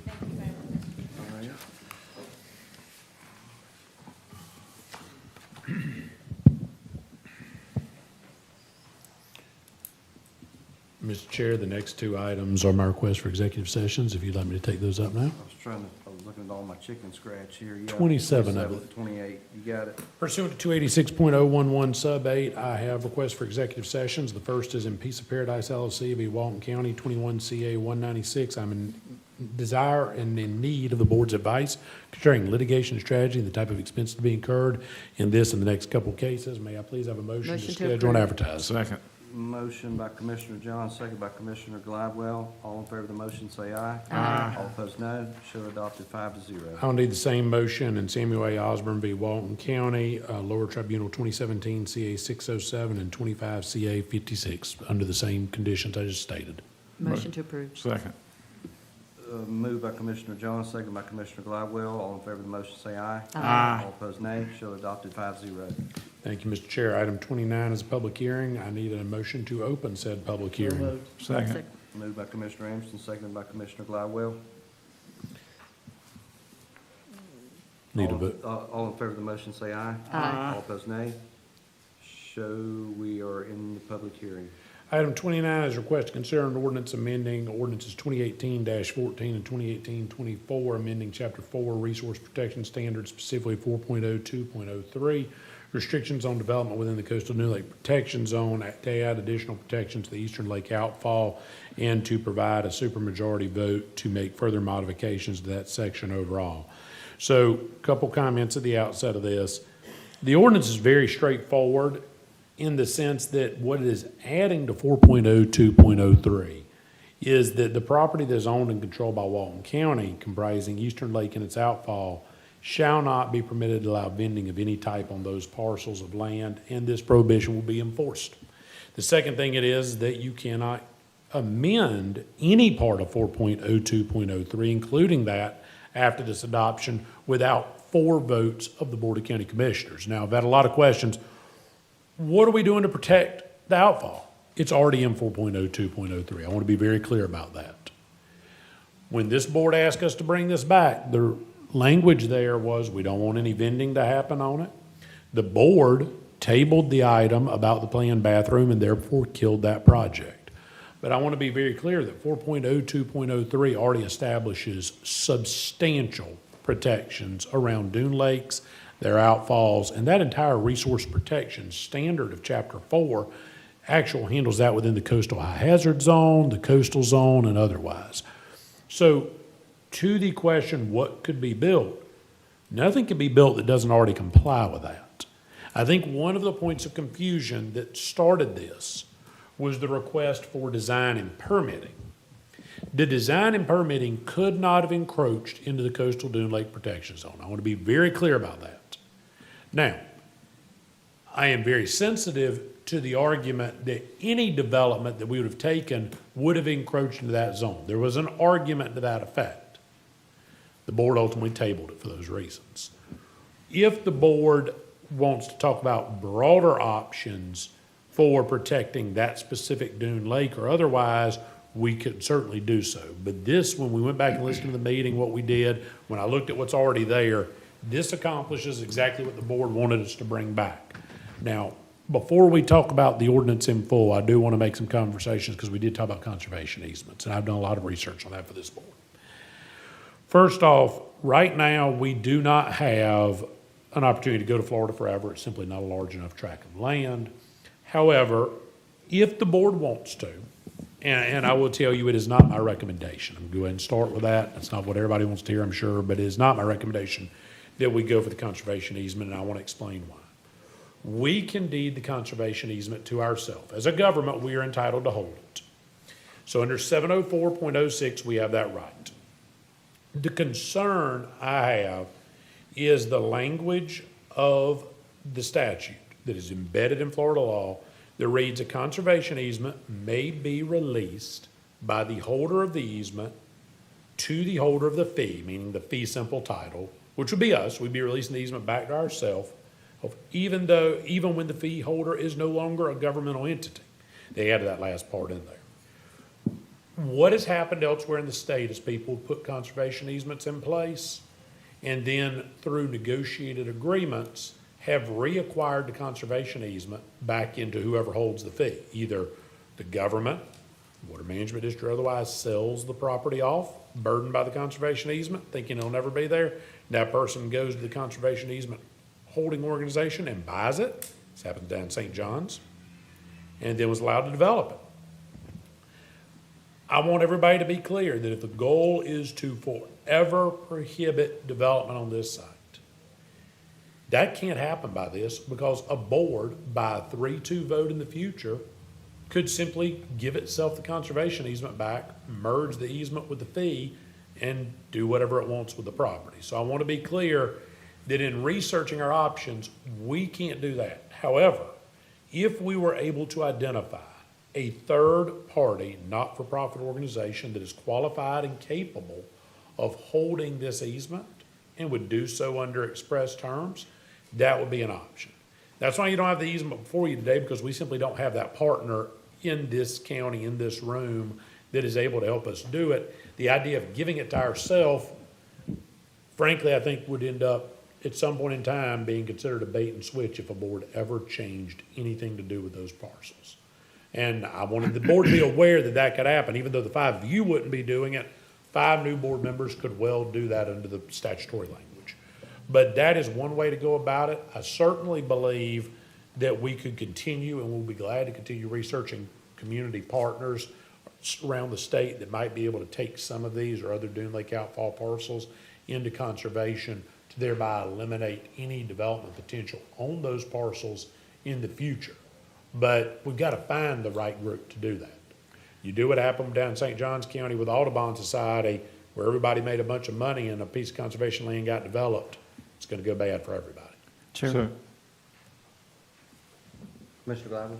so if I understand you correctly, the placing this in, or putting these protections in that we're contemplating here in this ordinance, that would require a 4-1 vote to change. Correct. So this is actually a stronger protection than a conservation easement that could be changed by a 3-2 vote. In my opinion, yes. May I? You're recognized. So I guess my confusion is, and I went back to the meeting that we talked about, and when I asked about placing a preservation easement, the statement was made, if the board wants, I can bring that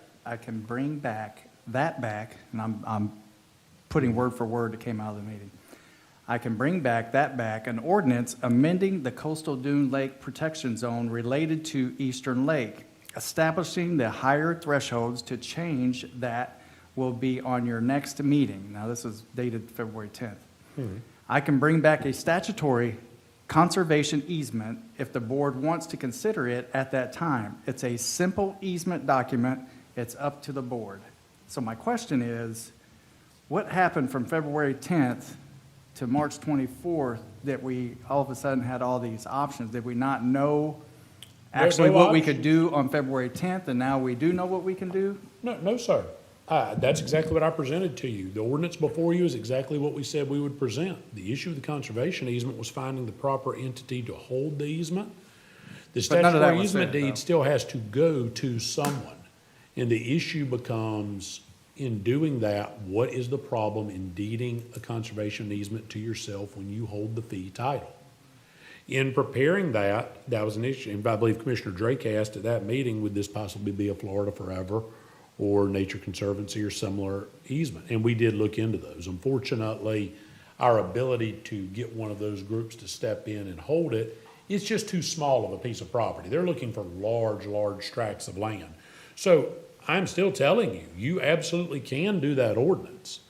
But as your legal counsel, I am telling you, I'm advising you that if what the goal of that conservation easement is to completely bar development rights on the Eastern Lake outfall forevermore, please know it is only forevermore until 3 votes of the Board of County Commissioners decides to deed the easement back to itself, in which case then that board can do anything it wants with it. So why couldn't you do the 4-1 on the easement?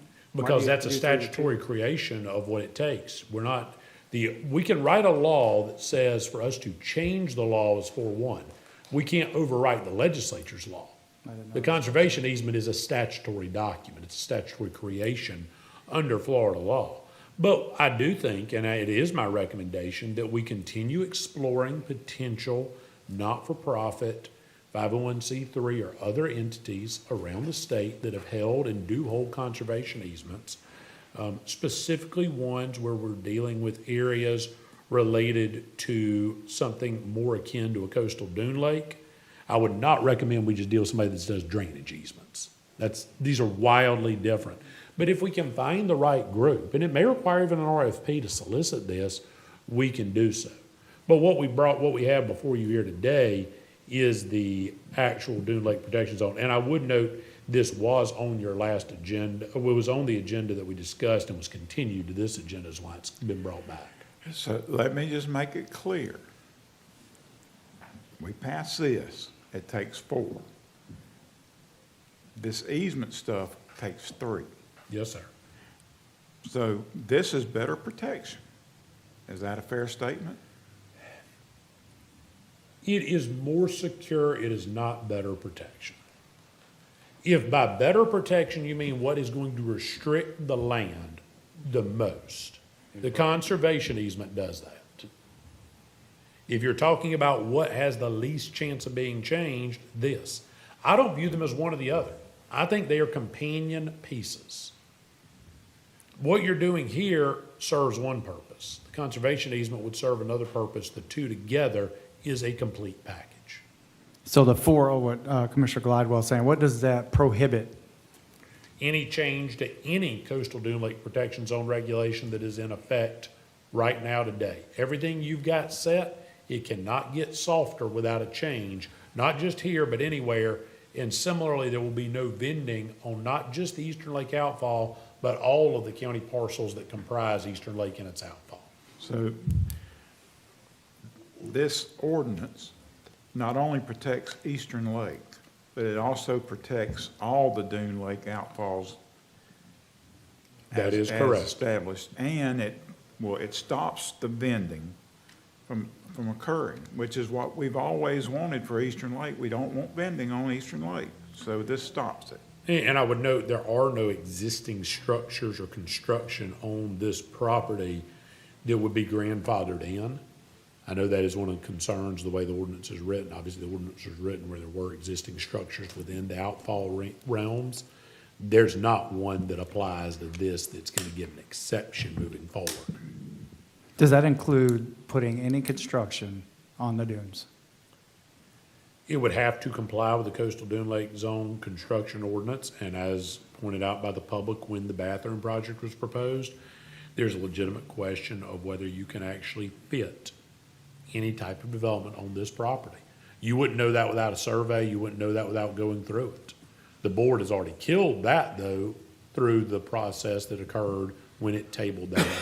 So we're technically back to, no matter what this day forward, a 3-2 will change something one way or the other in the future. Not if you adopt this would be a 4-1. Okay, that's one, I'm trying to make sure that's on the record, that's all. I think I've answered you twice. I'll answer that, so I will state as clearly as possible.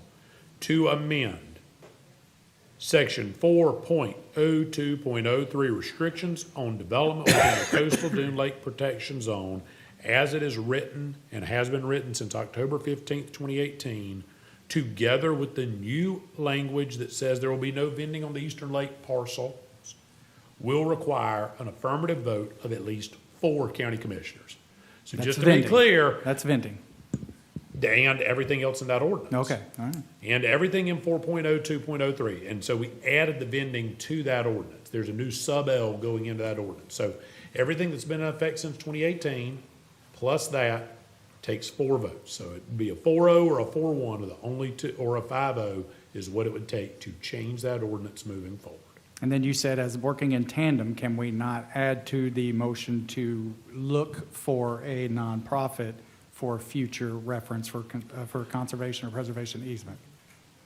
No, but you can do what you said, just not as part of the motion. And the only reason why is because an ordinance to adopt a motion has to include a single Okay. subject. So we would adopt it. If we do adopt this ordinance, we would take it as direction from the board to continue to try to identify a 501c3 partner to hold this. However, as a second motion, if the board says we want to put a conservation easement in place that restricts all development activity on these parcels, you are welcome to do that as part of that. We've talked about it, we've discussed it, it is part of this overall discussion. You can do that as a secondary motion right here in this public hearing. I will gladly hand that ordinance to the chair to sign. It'll be signed this week and it'll be recorded this week. I'm not telling you that you can't do that. I'm saying I don't want you to do that and think that that never changes, or members of the public out there think that'll never change, because that can change with a 3-2.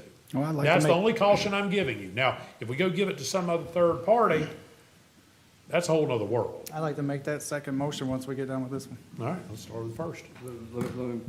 Let me ask this, but if we took the action with a 3-2 vote to put in place the 4-1, can the ordinance be reversed with a 3-2 to take away the 4-1? No, sir.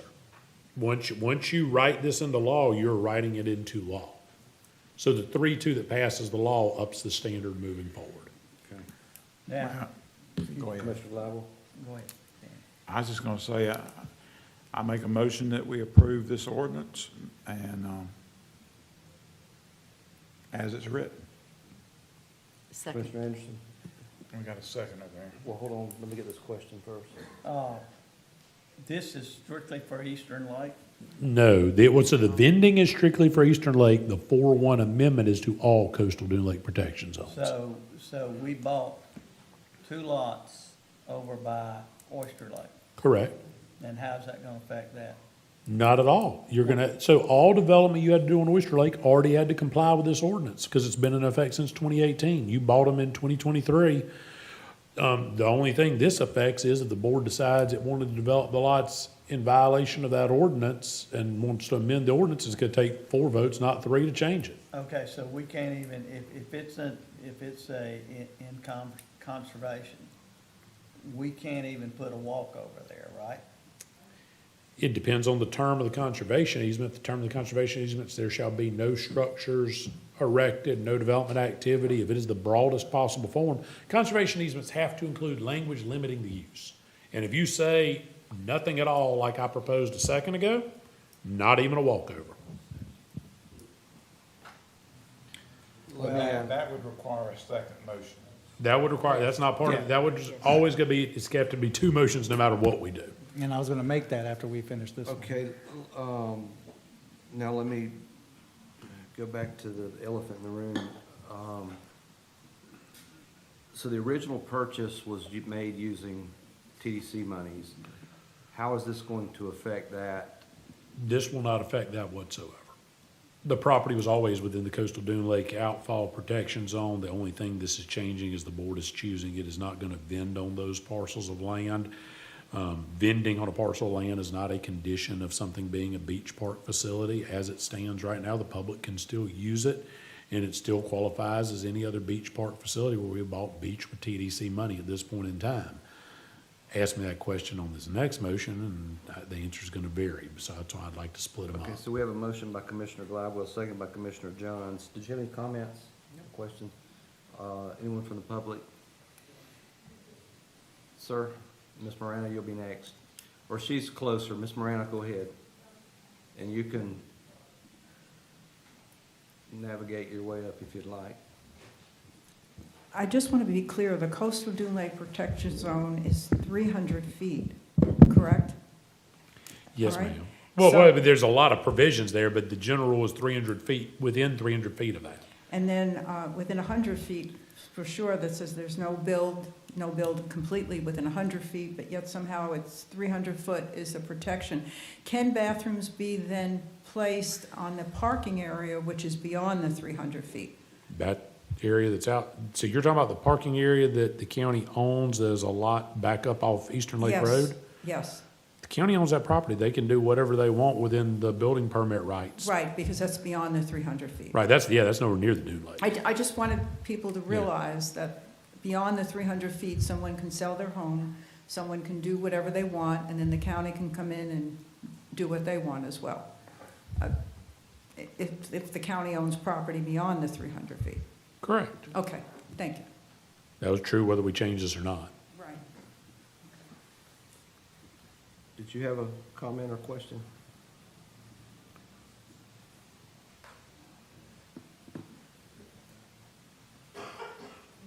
My name's Dave Hewins. I live up in Freeport. I'd like to speak very briefly, if I can, in favor of anything you can do to preserve these coastal dune lakes. I'm sitting there thinking, I'm not a lawyer, I don't want to be a lawyer. Last time I looked up the IRS rules about 501c3s, they have to have boards of directors, which are as changeable as you guys are. So please think about that. The next thing is, I'm a huge fan of parks, both county parks and state parks. Anything you can do to move as much property in this area towards some park system would be a great idea. Thank you. You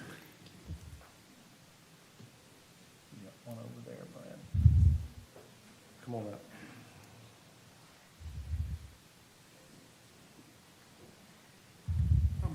My name's Garrett Horn, H-O-R-N. I think everybody is in favor of this amendment. You know, it's a slam dunk. it's what we need to do. But I think it's a first step. I think we can move ahead. I know this sounds kind of crazy maybe, but why not come back again in a week or two and do the exact same thing, do an amendment that says no more construction in that place. Doesn't have to go through a conservation easement, doesn't have to have anything to do with the state, doesn't have to do with anything, another entity at all. It's just the exact same wording you have here, but just say no construction. So certainly, I can answer that question, because within this and other coastal dune lake protection zones, there are private property owners that fall within that area. And the moment you say no construction beyond what we already have on the books, you are doing an imposed development restriction that would run afoul of a variety of state law, first and foremost. Secondly, it's not necessary in this case. It's not necessary because the Board of County Commissioners is the one who owns this property, and before they develop it, this board would have to have a public hearing to go through all the processes of developing it. If the concern was to give the people more confidence that a future board will not make a change to their own property, then that's why we look at a conservation easement or other options. That's why we talked about that initially. But in researching who would hold it, us holding it does not seem like the most prudent decision to provide that transparency and that trust. But simply put, if we were to basically say we're going to eliminate all development activity within the coastal dune lake protection zones beyond what is already existing or grandfathered, we'd be stripping rights away and violating multiple provisions of Florida law. I'm not talking about an amendment to the coastal dune lake protection ordinance. I'm talking about a separate ordinance completely banning construction in that parcel area. The board, well, you don't need an ordinance to do that because the board's going to have to vote to do it, and 3 votes to change it, 4 votes, whatever the vote takes to change. Why can't you add the 4-1 onto that? Because the board could still change it if the board wants to do it. If 4 members of the board want to build on that property, sir, they'll change the ordinance and build on it. That's what I'm trying to help make sure we get something that accomplishes what everybody's asking for, which is some assurance that the Eastern Lake outfall will not be developed. The solution is not the board putting a self-regulation on itself that it can then just change later. On a 4-1, it would really add a lot of protection. That's what the board wants. I'm glad to bring it back. But again, the board right now has to actively come back with a new project before they can even consider developing it. And that's got to be public hearings anyway. So I want to make sure that we're addressing what we're trying to address. The original intent was to protect Eastern Lake. Mhm. Now we've expanded it to all coastal dune lake. The request was to do all coastal dune lakes at the meeting in February. Okay, it wasn't just, It started with Eastern Lake, and somebody said, well, if we should do that, we should make it harder to amend this for any dune lake, so we just took it to everybody. so I And then just we- want to make sure that if by taking this approach, are we tying ourselves, if we want to do something positive, if we want to provide a complimentary service or amenity or something that beautifies or augments the mission of the park or the lake or the area, are we handicapping ourselves by addressing it across the board? No more so than already exists, because we didn't change any of the regulations that already existed on ourselves since 2018. Okay. The only new regulation is we're not going to vend on Eastern Lake. Now, if you adopt the conservation easement next, that could be a different animal, yes. All right, let's address this. Is there anyone else in the, hold on. I just want to finish that I'm completely for the banning of vendors there. This amendment, we just want you to pass it. I think we're getting there. And then we can move on from there. Mr. Bagby, Ms. Howard, are you both in agreement of the ordinance?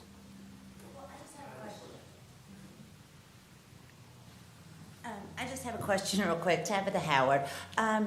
With this new magistrate thing that's going on, there's never a possibility that this could be heard, before a magistrate and not really the public. Just like what happened with Echelon, down the road, a year from now, could that ever happen, that you have the? Well, what are you referring to being heard? I don't see the county going through a small-scale amendment on its own property. Well, I'm That would just saying, seem like with unlikely. Echelon, in order for them to, well, nothing was heard really publicly with Yeah, them. actually, through the magistrate. Echelon was heard through multiple public Well, hearings. through multiple, not the standard, this the new thing Magistrate. that you're going by. But that's land use, this is not land use. Okay, no. well, I was just curious, I just didn't know if there was ever a possibility that later on that, I guess if this board sold this property Well- to somebody, no, not so, but, well, Ms. Howard, the board owns this property is what we're yes, talking sir, about. I understand that. So the likelihood that the board is going to go through a small-scale amendment on this property is slim and none. If they sold it to somebody, then I guess one day they could. Okay, I'm just confused, because there's. Two different just with the issues. Echelon thing, okay. Two different issues.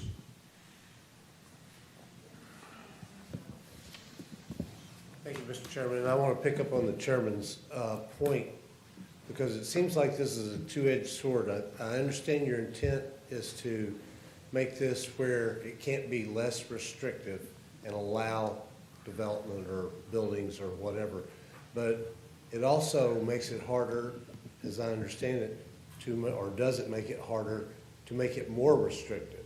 Would it require a 4-1 vote for them to add additional restrictions in the future on these parcels? If that's the question, I thought it was talking about us building something. If that's the question, yes, it's 4-1 to amend the ordinance either direction.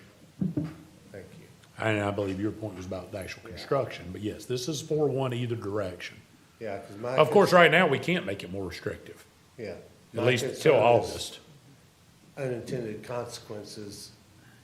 I've just seen it happen too many times, so if it's harder to actually make it more restrictive, I'm not sure what we're accomplishing with that. My only comment to the board is that if the board wants to add more Reed's restrictions coming. to the Dune Lake Protection Zone, I would be shocked if the additional protections were not something that were almost a unanimous consent scenario. I've yet to see one of these not have that level of support from a board. Commissioners, Brenda Reese, R-E-E-S. This is really tough and confusing, and I want to make sure that Eastern Lake, that started this, is protected, and that there's no construction there. That's not true. That was never true. At no point in time has there been a no construction allowed on Eastern Lake. Eastern Lake, like every other dune lake, falls under the Coastal Dune Lake Protection Zone. Well, I mean, this parcel that we're talking about. That parcel is within 300 feet from the dune lakes and their tributaries, it falls under this Coastal Dune Lake Protection Zone. And there is property that falls within this, yes. Which property? The Eastern Lake parcels, every parcel that is within 300 But feet of not, Coastal but Dune not Lake. government lot 13 or 12, which are the beach accesses that started this, that are most important to protect. Government lot 13, which was I'm what- not looking at a map in Okay, front well, of me, ma'am. that's the, government lot 12 is the Port Authority lot that's. That's actually the belonging- lake itself. It is Well, it- absolutely right. included.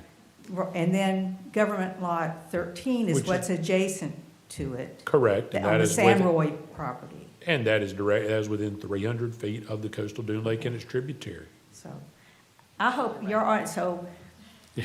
y'all know, it sounds good, but I'm just concerned that it sounds confusing to me that we don't, that we've included the other coastal dune lakes that, particularly that government lot 13 and 12 there are protected. They are subject to the Coastal Dune Lake Protection Zone just as they were before this ordinance, Ms. Reese.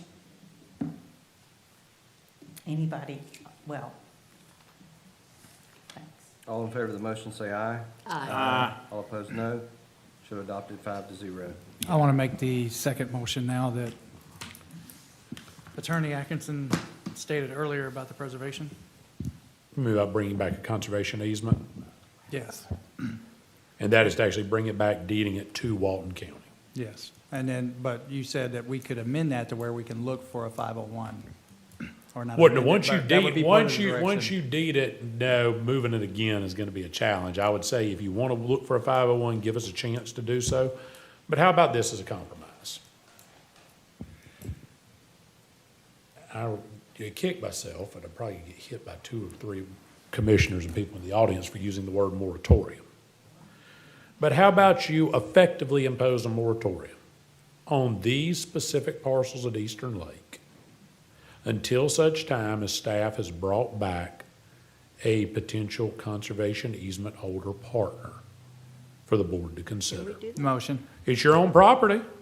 You can agree not to develop your own property. You can't agree not to develop somebody else's property, but if that's what you would like to do, I just like that word moratorium. I know, I could get hit by a few of y'all because y'all say, I always say I won't let you do one, and so I know I'm gonna pay the price for using it, but if what you want is to make sure we're not doing anything here, until we find a suitable partner for you to consider, then you've got a pretty well indefinite clock, and we will continue looking, and we'll bring it back, so. That's my motion. Correction. I'd like it in the form of a motion, so it's in the minutes somewhere if we could, please. I'd feel much better about we're not gonna develop our own property until being a voted on action. Okay, I'll second it. Okay, so we have a motion by Commissioner Curry and a second by Commissioner Johns. I want you to explain the applicable effect of what you just said. The applicable effect is the Board of County Commissioners agrees it's not gonna take any development activity of any nature on the Eastern Lake parcels, which would be Ms. Reese's parlance, government lots 12 and 13, but it's basically the county-owned property surrounding and directly on Eastern Lake itself, the San Roy parcel and the Port Authority parcel, until the board has had an opportunity to review and consider any potential charitable or trust partners that could hold a conservation easement on that. Perfect.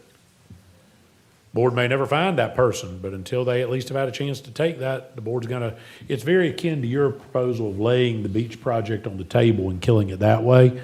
You're basically saying, look, until you've actually reviewed this board, we're not gonna do anything.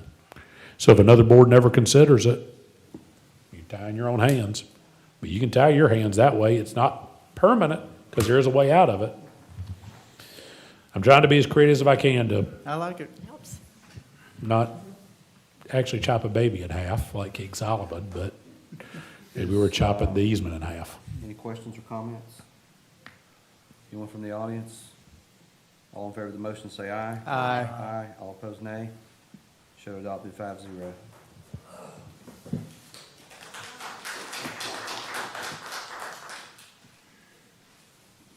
Was that like a 29B, or was that? That is part of the board's direction to be heard as part of 29, so I need a motion to close that public hearing. Motion to close. Second. Moved by Commissioner Glidewell, second by Commissioner Curry. All in favor of the motion, say aye. Aye. Show the public, all opposed, no. Show the public hearing closed. Need a motion to open another public hearing, and we'll do 30 and 31 together if you will entertain. Motion. Second. Moved by Commissioner Curry, second by Commissioner Glidewell. All in favor of the motion, say aye. Aye. Show we're in the public hearing. For items 30 and 31, which are the Inlet Beach Neighborhood Plan ordinances and changes to the LDC at the request of both the developer and the neighborhood due to the necessary notice requirements that the neighborhood is undertaking to amend the neighborhood plan. They are requesting additional time for them to get their 30 days. Motion to continue. We need to go to Second. May 26. Moved by Commissioner Curry, second by Commissioner Glidewell. All in favor of the motion to continue 30 and 31, say aye. Aye. All opposed, nay. Show the continuance granted 5-0. And show it to May 26, please. Not just 30 days is the point we'll make. But, and now I need a motion to close the public Motion to hearing. close. Second. Moved by Commissioner Glidewell. Second by Commissioner Johns. All in favor of the motion, say aye. Aye. Show the hearing closed. Can we take about 5 or 10? Yes. Let's recess until 5.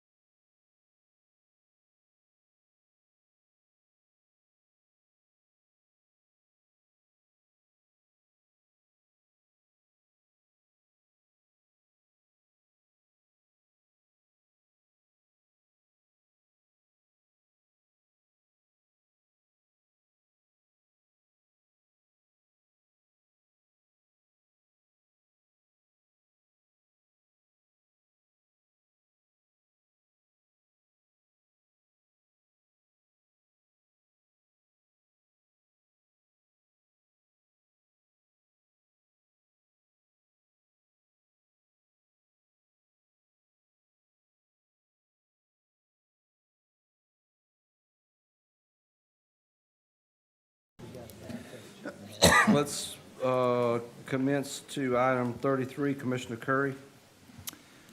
Thank you, Planning Chair. Department. I'm sorry? Planning Department. Yes, sir. I just wanted to talk a little bit about, and I talked to Brian also on the phone. I wanted to see if we could set up any kind of milestones, because I know we keep bringing up land development code items, how we need to go through it, we need to do this, we need to do that. And I know they're busy, but is there any kind of milestones, like, I don't care, take 2 or 3 chapters, take the director of determinations, take something that we can come back on, maybe quarterly or something, saying, hey, we went through here, this is what we discovered, this is what we want to fix. Yeah, so why don't we start with the report that had the action plan attached to it that was delivered to y'all in December. The action plan lays out what I would call, goals or milestones, and it's laid out in short-term, mid-term, and long-term. So 6 month, 12-month, 18-month. So let's start with that. And if you'd like, Stephen and I can come meet with you, or Stephen can meet with you. They can talk about it right now in a general sense, but to lay out a schedule, we'll just take that plan of action and put it into a Just wanted to see what, where we're at. I know we have, I know everybody's busy in there. I know that, and I know there's Gov's coming in there, Swift Gov. So I know that's on the horizon and all that, but there's a few. I know I brought this analogy up before, where you're trying to pay off your credit cards. You take some small, make you feel good, pay off a couple of the smaller ones, because you'll never feel good about trying to go after that $50,000 credit card that you'll never pay off. Yeah. So, I mean, there's some gimmies in here that we probably should have taken advantage of, and I just don't understand why at some point. I know in April, and I'm going to bring up the dead horse of driveway connections, but in April of '24, this board, I wasn't on here at the time, but approved a public works policy, which I don't necessarily disagree with that policy. I think it needs to be tweaked a little bit, but that opportunity right there, we should have taken that policy and implemented it into the land development code. Am I wrong? I mean, we shouldn't have a land development code that contradicts the public works policy. No, I correct? agree. We should not have a disagreement. So that was an easy win. We could have already done that. I have asked for, and I'm still going through them, there's, and I'm sure there's more now, but there's up to about 1,200 permits that I'm just kind of like browsing through and going through, and I've only went through 216 of them at this point. And out of that 216, 50 are non-county maintained roadways, so they don't count. 93 of them doesn't have a driveway width connection shown that I can see. And they were all approved. 40 of them were compliant with the land development code, being 20-foot at connection.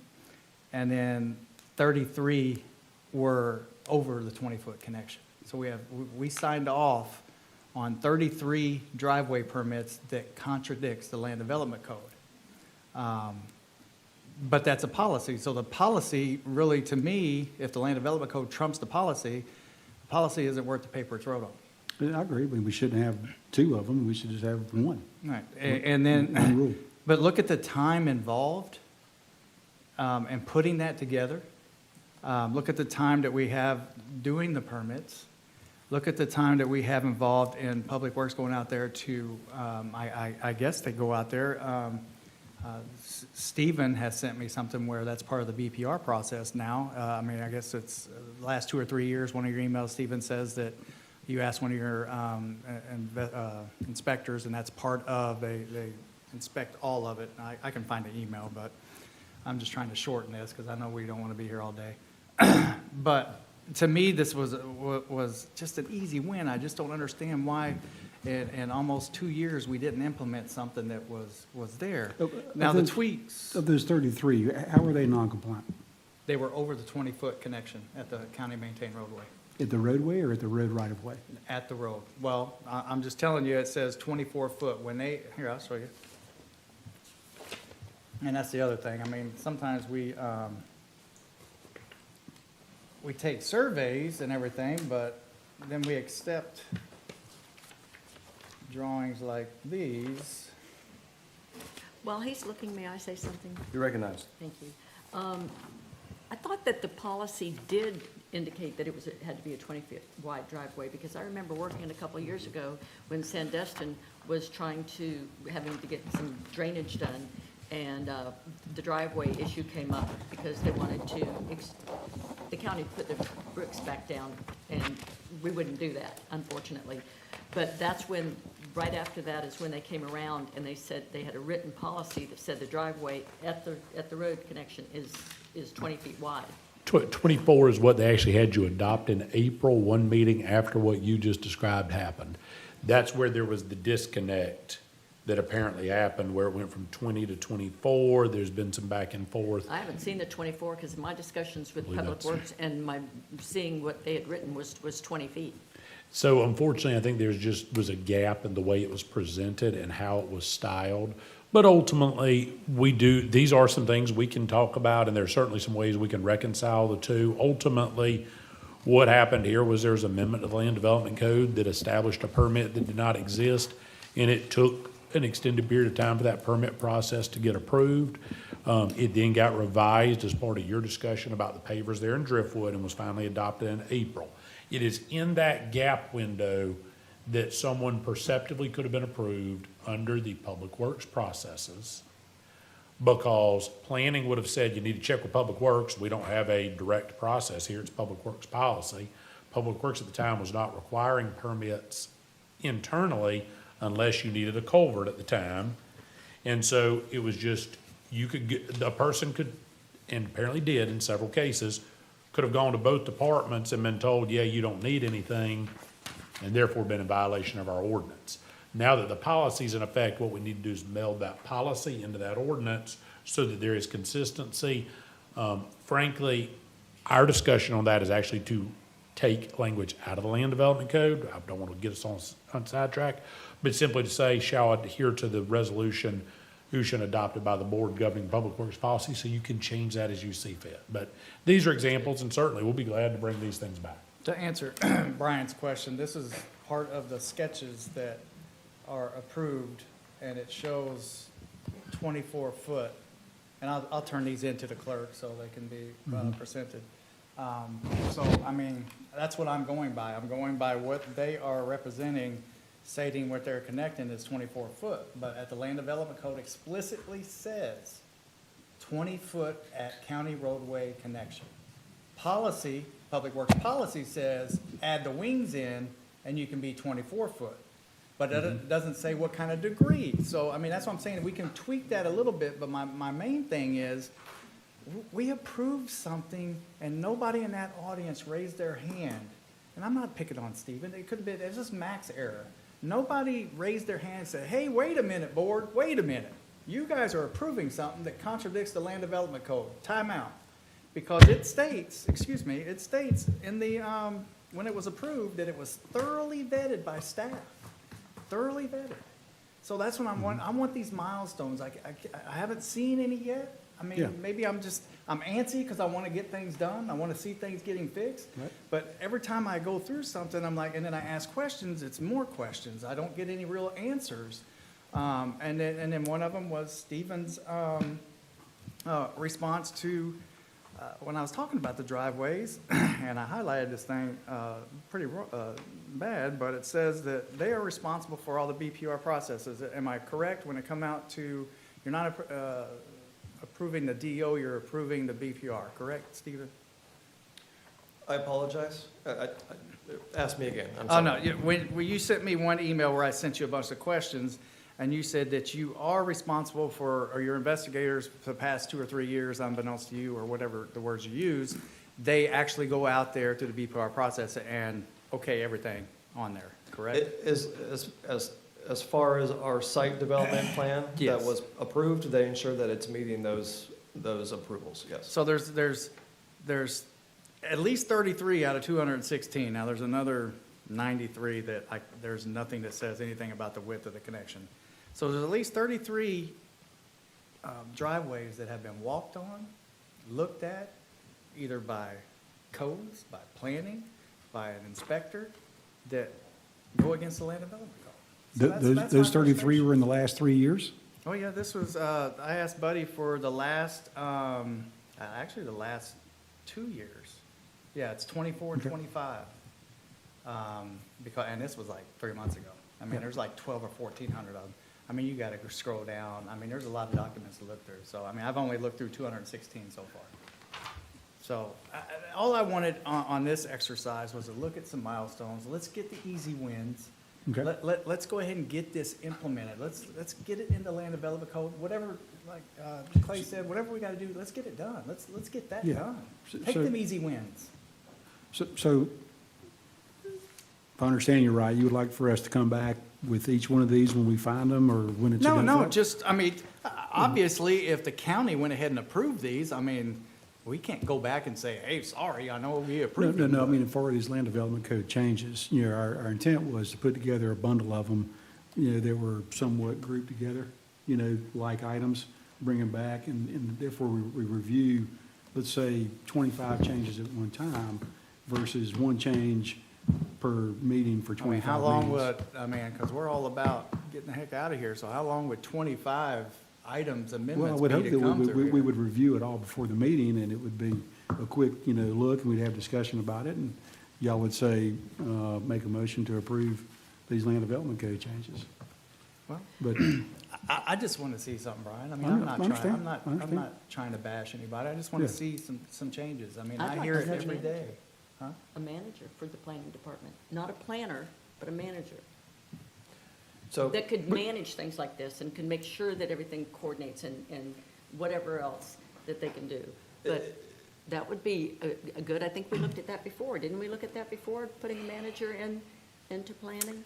so at our assessment and report time, I asked Stephen, I said, do we need any additional help in there right now? And our understanding is that if we can relieve Stephen and Kelly from some of the daily review work that they have to do, that they will operate more as a growth management in Stephen's case, and in Kelly's case, more as a oversight of the rest of the senior planners and junior planners. Is that something a manager could do? It is, but at the time, when we talked about it, we wanted to get through at least what we call the short-term changes that we're going to implement, and see if that relieves them of some of their work that they're doing now, because they're really just doing the senior planner work.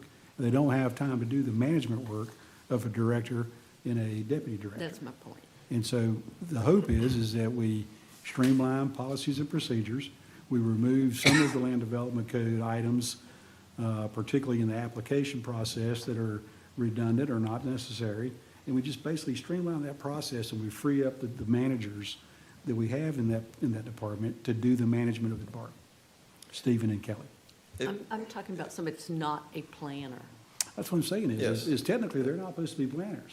They're director and deputy director, and Ayana and Rosanna and Bob and Tim are all senior planners, and then there's a handful of junior planners, but right now, Stephen and Kelly do a lot of the senior planner work. That's my point. if I could just jump in here for a second, if you don't mind, I apologize. And I can say a few things that I think will approach some of what's been said thus far. So, Brian, you're absolutely right. Kelly is still managing projects as a deputy director. I am luckily not, but I clearly have my hands in many of them. We have just recently decided on a current planning manager. We held the interviews. We're waiting on the finalization of that process. It was an internal hire. We interviewed both external and internal.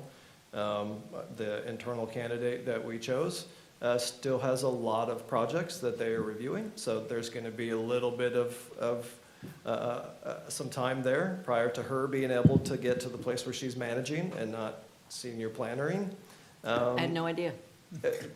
So, no idea. So, and just in line with that idea right there, if I could offer to bring back maybe a monthly or quarterly sort of planning update, I know some of the other departments do that. I'm happy to. I'm happy to bring back the plan that we presented in December and kind of go down that box and say, hey, this is what we've done, this is what we've been able to do, this is where we're at with these other items. You know, that's certainly something I'd be more than happy to do if the board would like that. Monthly or quarterly? Absolutely. Yeah, quarterly probably. I don't want to put too much on you because I know you're busy. Stephen, let's get one prepared for the first meeting in April. Absolutely. That'll be Yep. roughly a quarter. Yep. We asked for I can do that. resources in late January, so that'll be the first quarterly report. Okay. If I could just say a couple other things. I'm moving forward next week, or next month, excuse me, to the Planning Commission, a number of changes, way more than 25. So if, I may need to split it in half or, prior to it coming to the board, just to ensure there's time for consumption. But there are many things that you've already brought up. Building permit issues, process, the driveway connection. All these things are tied into that amendment package. And I certainly look forward to the opportunity to bring that back to you all. There are some SB 180 concerns in there that I'm going to have to get with Clay about, certainly. But I think the end product will address many of the little items that can serve to be an issue. I will say that this is just a sort of cleanup effort and a little bit of triage, because we did just enter into an amended contract with SwiftGov to go through the full LDC rewrite. They're already looking at scheduling the workshops in each commissioner district to kind of work through some of those comments with all the citizens. So that is obviously ongoing. We're onboarding. We've been meeting with SwiftGov almost every other day for the last week and a half or so, and prior to that every week. But we're moving well into that process. I believe we have a full onboarding meeting with Intergov to fix our, to attempt to fix our system, our project management system, I believe next week, or it could be this Friday, actually. I think it is this Friday. So there are things happening, and I'll be sure to cover that in this report.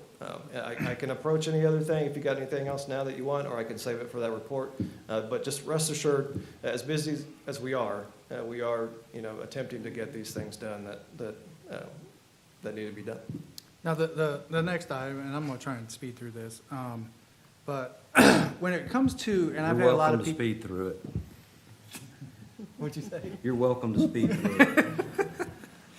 If you could just give the Reader's Digest version of a director's determination, because I'm hearing that from folks when they come and see me. They're like, how come the old planner and director said this, and now the new planning director says that, and sometimes they change their mind in midstream. So can you just give me the Reader's Digest of how a director's determination for the public exists and how it works? Okay, so there's two ways that it can work.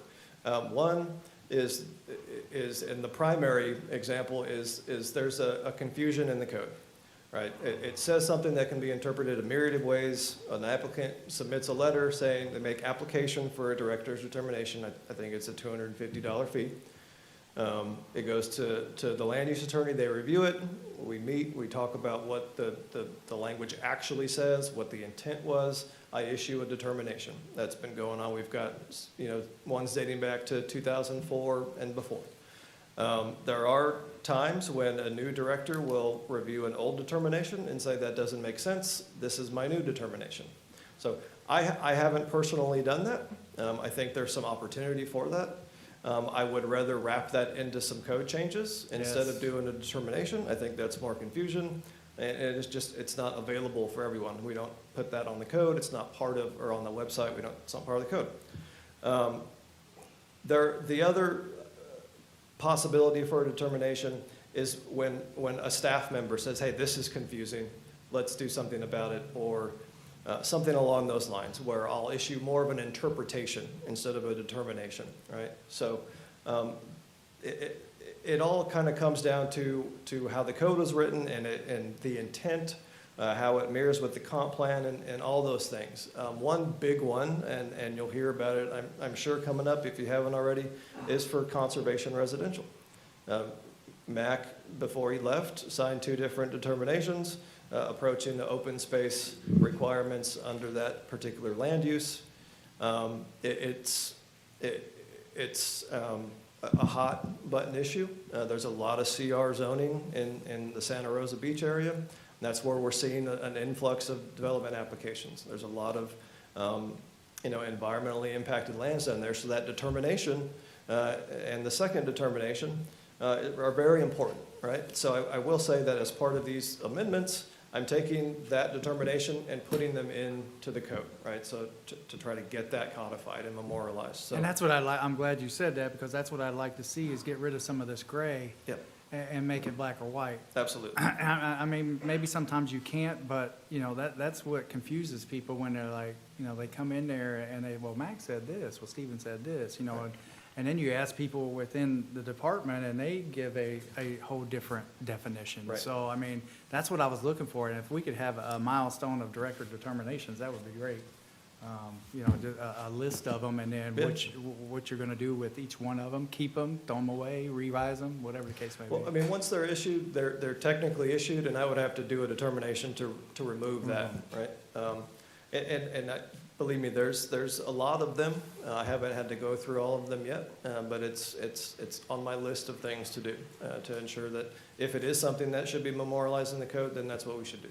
And I'm all for moving in a simplified, user-friendly code. That is the best thing for everybody involved.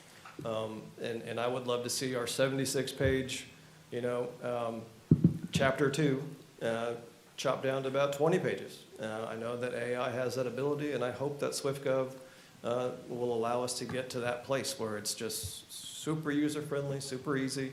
There's no confusion, no need for determinations. It's just black and white, as you said. So, The last item on this, I know impact fees and mobility fees, that's, some of that, Melissa, I guess, is gonna go through that report, with us this week, that MGT run out, so I sped through that one, Chair. But I just wanna, and I know some people up here don't like the word selective, but sometimes it's kind of irritating when I get emails back and I'll say something about, it appears to be selective when we see this and we see that, and we compare this and compare that.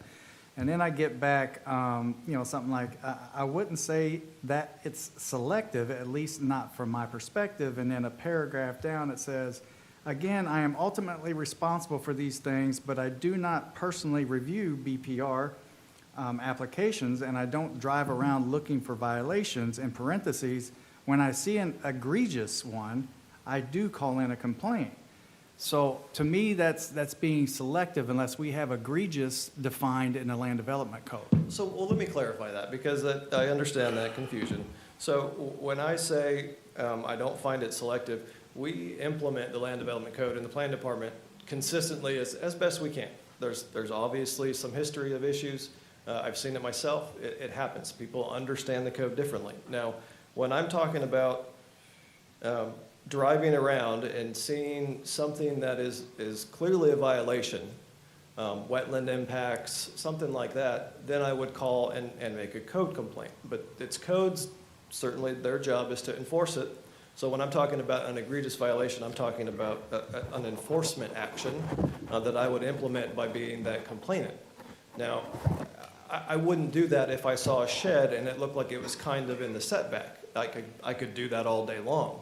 So when I see something that I have questions about, I will call code, or I'll talk to my planners and say, hey, does anybody have a development on this site? And if not, then my next step would be to call code. So I'm not saying that we're implementing the code in a way where I can determine what's egregious or not. We attempt to implement the code, as it's written, as best we can. But in terms of a violation, if I notice a violation, I'm going to call if I'm sure or I have questions about that.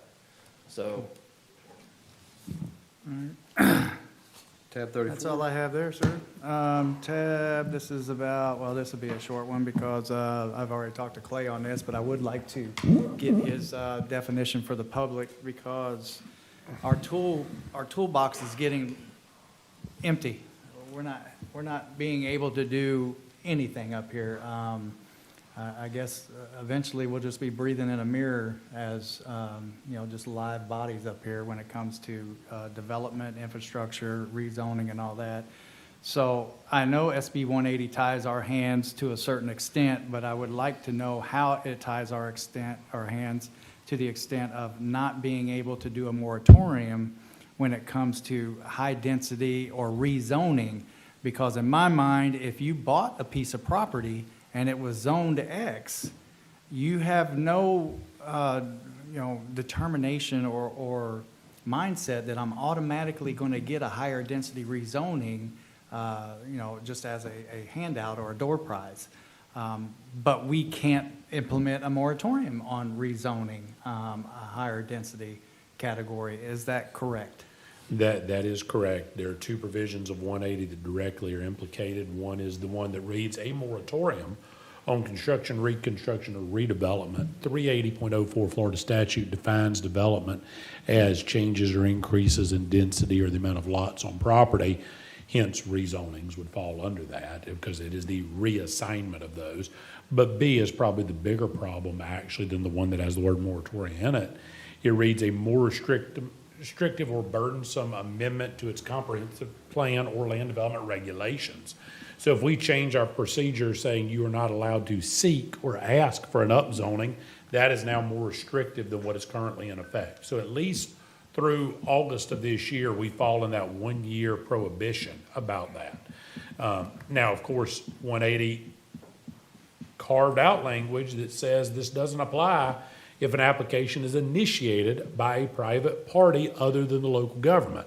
So basically what they're saying is you can vote up or down on all the small scale amendments and rezonings you want through a quasi-judicial proceeding, but you can't do it on your own. You can't just bar it outright. So it's have to be case by case. So this would lead to my question to the public, to the developers out there, since we're not getting impact fees, we're not getting mobility fees. It may look like we're going to have some issues with property tax. So all this is taken out of our general fund in order to establish infrastructure. So I would like to reach out, if there's a few developers out there that would mind sitting down to see if we can figure this out together as a public-private partnership type conversation. If they're scheduling to develop 10,000 units at the corner of I Need Some Asphalt Avenue and Pothole Road, maybe we can sit down and discuss what can be done from their end to help us with that. I'm reaching out. You guys have my phone number. I think I've even talked to Mr. King about that. We got to do something. That we opened up the toolbox and we got one left, and that's all we got. And we've talked in planning about some comprehensive plan provisions that are in effect and survive despite the existence of 180, that while your mobility fee is not there, are tools that we can look at in our toolkit specifically related to traffic. But we can have some of those meetings. We'll be glad to meet with everybody about this. That's all I got on that, Chair. Tab 35. This one should be hopefully really quick. I just think in the private business world that I came from, when we had any kind of tuition reimbursement or any kind of educational, not handouts, but help, it was meant for, the employees. And nobody's done anything wrong here. Please don't take it that way. It was a policy, it was whatever we did, it was voted on, it's great, okay? But I'm just saying from here forward, I'd like to see that not go to, and this is the discussion, maybe absolutely no elected officials, but I would say if you're making 6 digits within the county, I think you can probably afford your own education. So I would like for this somehow, maybe direction to be brought back, that we add something in there that where we take out elected officials and anyone, whatever the dollar amount we decide, under 6 figures, and just keep it more towards the employees. That's all I'm asking for. I think it's meant to, your assistant managers, your boots on the ground type people that want to move up within the county. I think that's what it's meant for. That's my opinion, but I guess I'll leave it to you guys if that's kind of a direction that we could go in. Mr. Chair? Oh, you're recognized. I appreciate you bringing this up, Commissioner, because that statement where nobody did anything wrong, I'm hoping that some of my Facebook opponents will hear that. Well, because let's keep this to the policy and not to the, to any political activity. Getting there. But I appreciate that you admit there was no violation of policy. No, there wasn't. But what's the difference? Why do we want to discriminate against a employee that makes $105,000 and somebody who makes $95,000?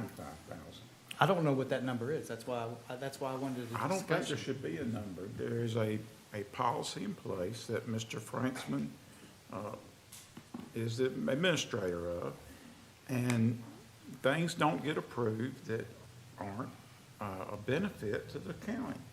So that's his job, so let him do it.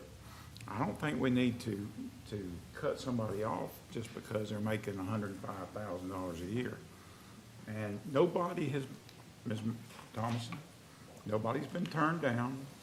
No, sir. Nobody's been affected. We've paid everyone that's applied, correct? So let's just leave it like it is. But we paid somebody for their PhD. I think that's a little bit extreme. And then look what that benefited the county. Ultimately, you want this program to benefit the employer, which is the county. You want to raise the bar for an employee to advance themselves, and in segue, it's helping the county as well. When I looked through there and I saw that PhD, I lost it. I mean, we paid all that money. What did it get us? We got nothing. We got controversy, and we got, oh, he can go ahead and quit, and he gets all his, I mean, that's, I don't know, that irritates me. I look at this as more of the boots on the ground type of guy and girl that's out there that needs a little bit of help to raise the bar for their family when it comes to maybe a higher rate of pay, or when that assistant manager position opens up. We can't go any, I mean, we could all get PhDs up here, and if we don't go anywhere else, this is it. This is all we going. But you get somebody that's out there filling up a pothole, and he's like, you know what? I think I'd like to be assistant director of public works someday. Well, to me, that's for that guy or that girl. So. But that guy has every opportunity to. Yeah, but he may not have the money. When he's making, what, $16, $17 an hour, I mean, I think that needs to go more towards those folks than the folks up here that, you know, we're making, hell, part-time up here, we're making 70. So, I mean, I don't want any, but I just figured that we could kind of point it downwards a little bit instead of, you know, our directors using that kind of funding. And you know, they're making money. You're making over $100,000 a year. I think you can afford a $10,000 master's, bachelor's, PhD or whatever. I don't know if you price those anywhere, but that's not the going rate. And if you're a director, why would you not want a director to be going to school to qualify for the deputy administrator or the administrator? There is room, I mean, a director is third level down. And What does a director make? some of them make, Over 100, right? Most of them make over 100. I'm sure the assistants are not far behind if they're not over 100 as well. Some of them make 100, some of them don't. A little less than 100. I just like a number somewhere. I mean, I think the rudimentary element for an incentivized policy is for the retention of public value. It's not a welfare policy. It's like, if we're gonna offer this component to an employee for institutional knowledge, it's to be used on the job. And I mean, the state offers these things for their employees. They're incentivized to complement their duties and their responsibilities. So I think if the discussion is a prioritization of that, then that's one discussion. But if you're going to pick and choose, based on just, whether, one has the means or one does not, I think that gets off on, on a different discussion. It's no different than, like, if we attend a conference, if we attend a conference, then there's the perception that we're going to bring back some information that was brought to us in an institutionalized setting or in a socialized setting that adds value and complements what we're doing. So I don't have a problem with anybody from the lowest paid to the highest paid, as long as there is a retention of public value. I mean, I think that's where the argument should be kind of centralized. I don't disagree with really And any it of would be that. one thing if, like, say, and I don't even know how much, Melissa, you may can offer comments on this. I don't even know how much money's in that pot, but like. Since 2020, we've spent 107,000, I believe. Okay, so if we budget, do we have an annualized figure for what we budget each year? The current budget's $30,000, Okay, so and if we've spent about, looks like $5,000 or $6,000 out of it this year. okay, so if we have budgeted $30,000 for educational enhancements for county work, then, I think that that's something that we could look at as far as prioritizing, but I wouldn't want to discriminate one or the other based on, socioeconomic status. It's not a welfare program, it's a county policy to enhance and complement the services that we provide to the public. So I think that's more along the lines of where we should address this. I mean, that's just my opinion. I agree with you that it should be for retention, for people but I think from what I understand is that. Well, hold that thought, but for example, if one of our engineers, in their performance of duties that we expect of them, if they need a little bit of enhanced education in order to perform their duties, it's in our best interest, it's in the public's best interest that we provide that so that we can retain that value instead of having to hire out someone else or look externally for services that would be expected. The benefit is that we retain that in-house by offering that. And if it helps them accomplish their tasks, then we're moving along we're going down the track the right way.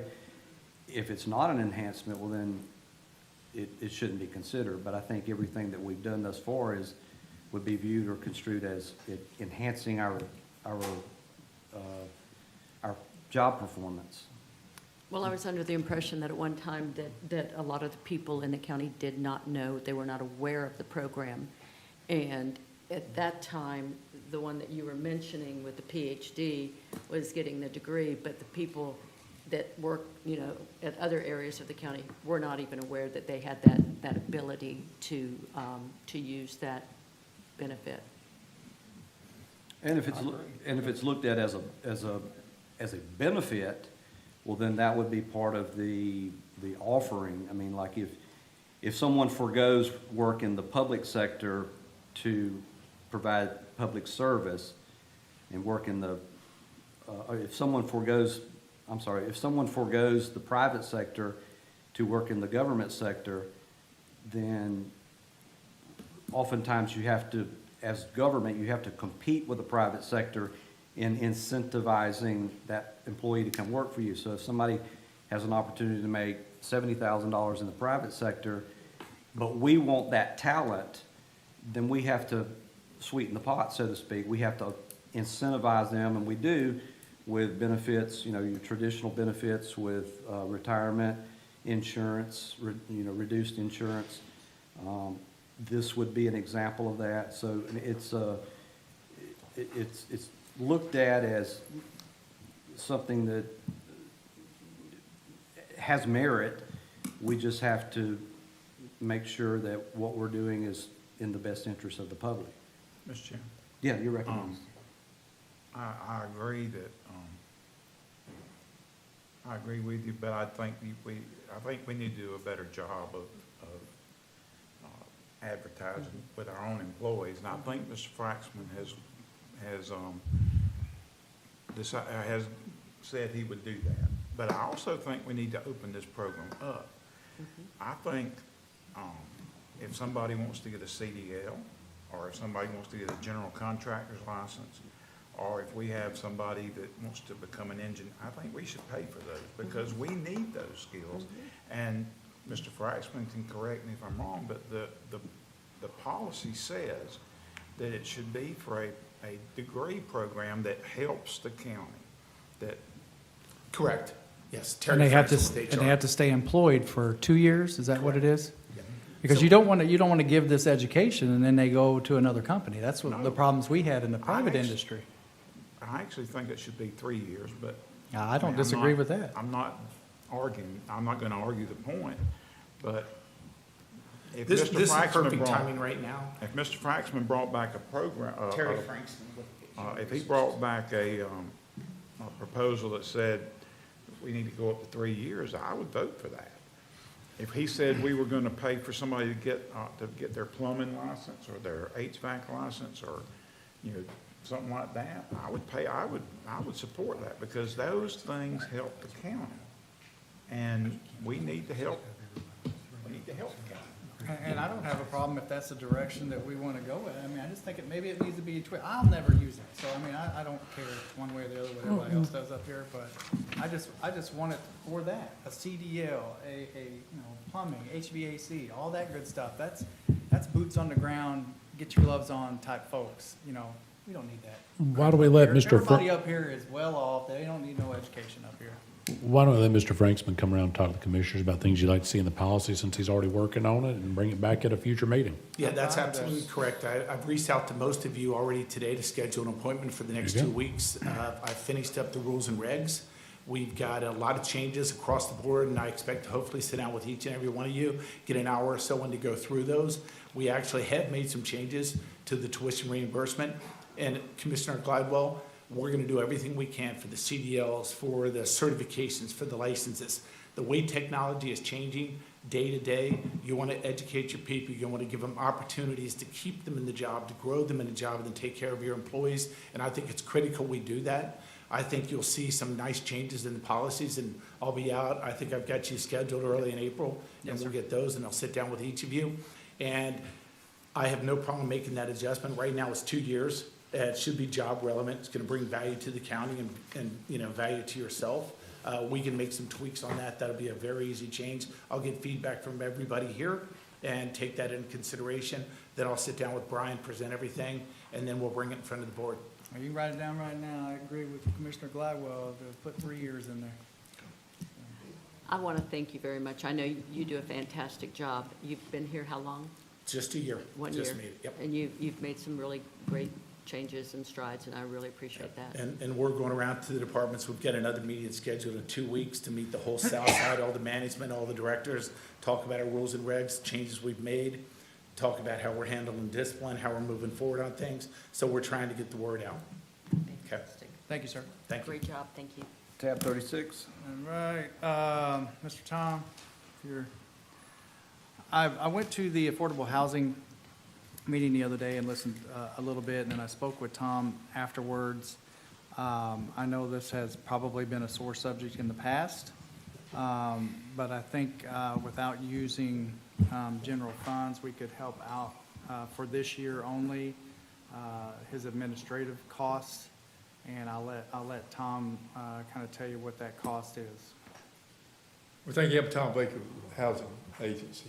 And I had understood that we were going to postpone this today, but I'll be glad to bring you up to date on this.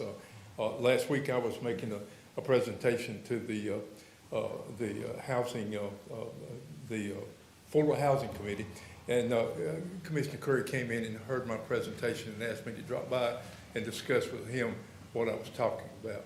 And I don't think I think most of you understand that I've been before you before, in the fact that this shortfall issue nationwide on housing agencies has reached a point where our administrative, our housing cost, and as far as the cost for rents, has come down as far as the number of people that are on our program from about 360 families to about 280.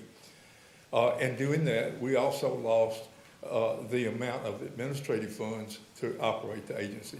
And at this point, and Melissa can keep me straight on this, we probably have around $500 or $600 to work with in a reserve. If you have an update on that. I don't have an update. I've got $541 is what you're at. And that is in our reserve to operate on. Now, of course, we get an amount of money every month from HUD, and we've been taking money from the reserve to keep the doors open.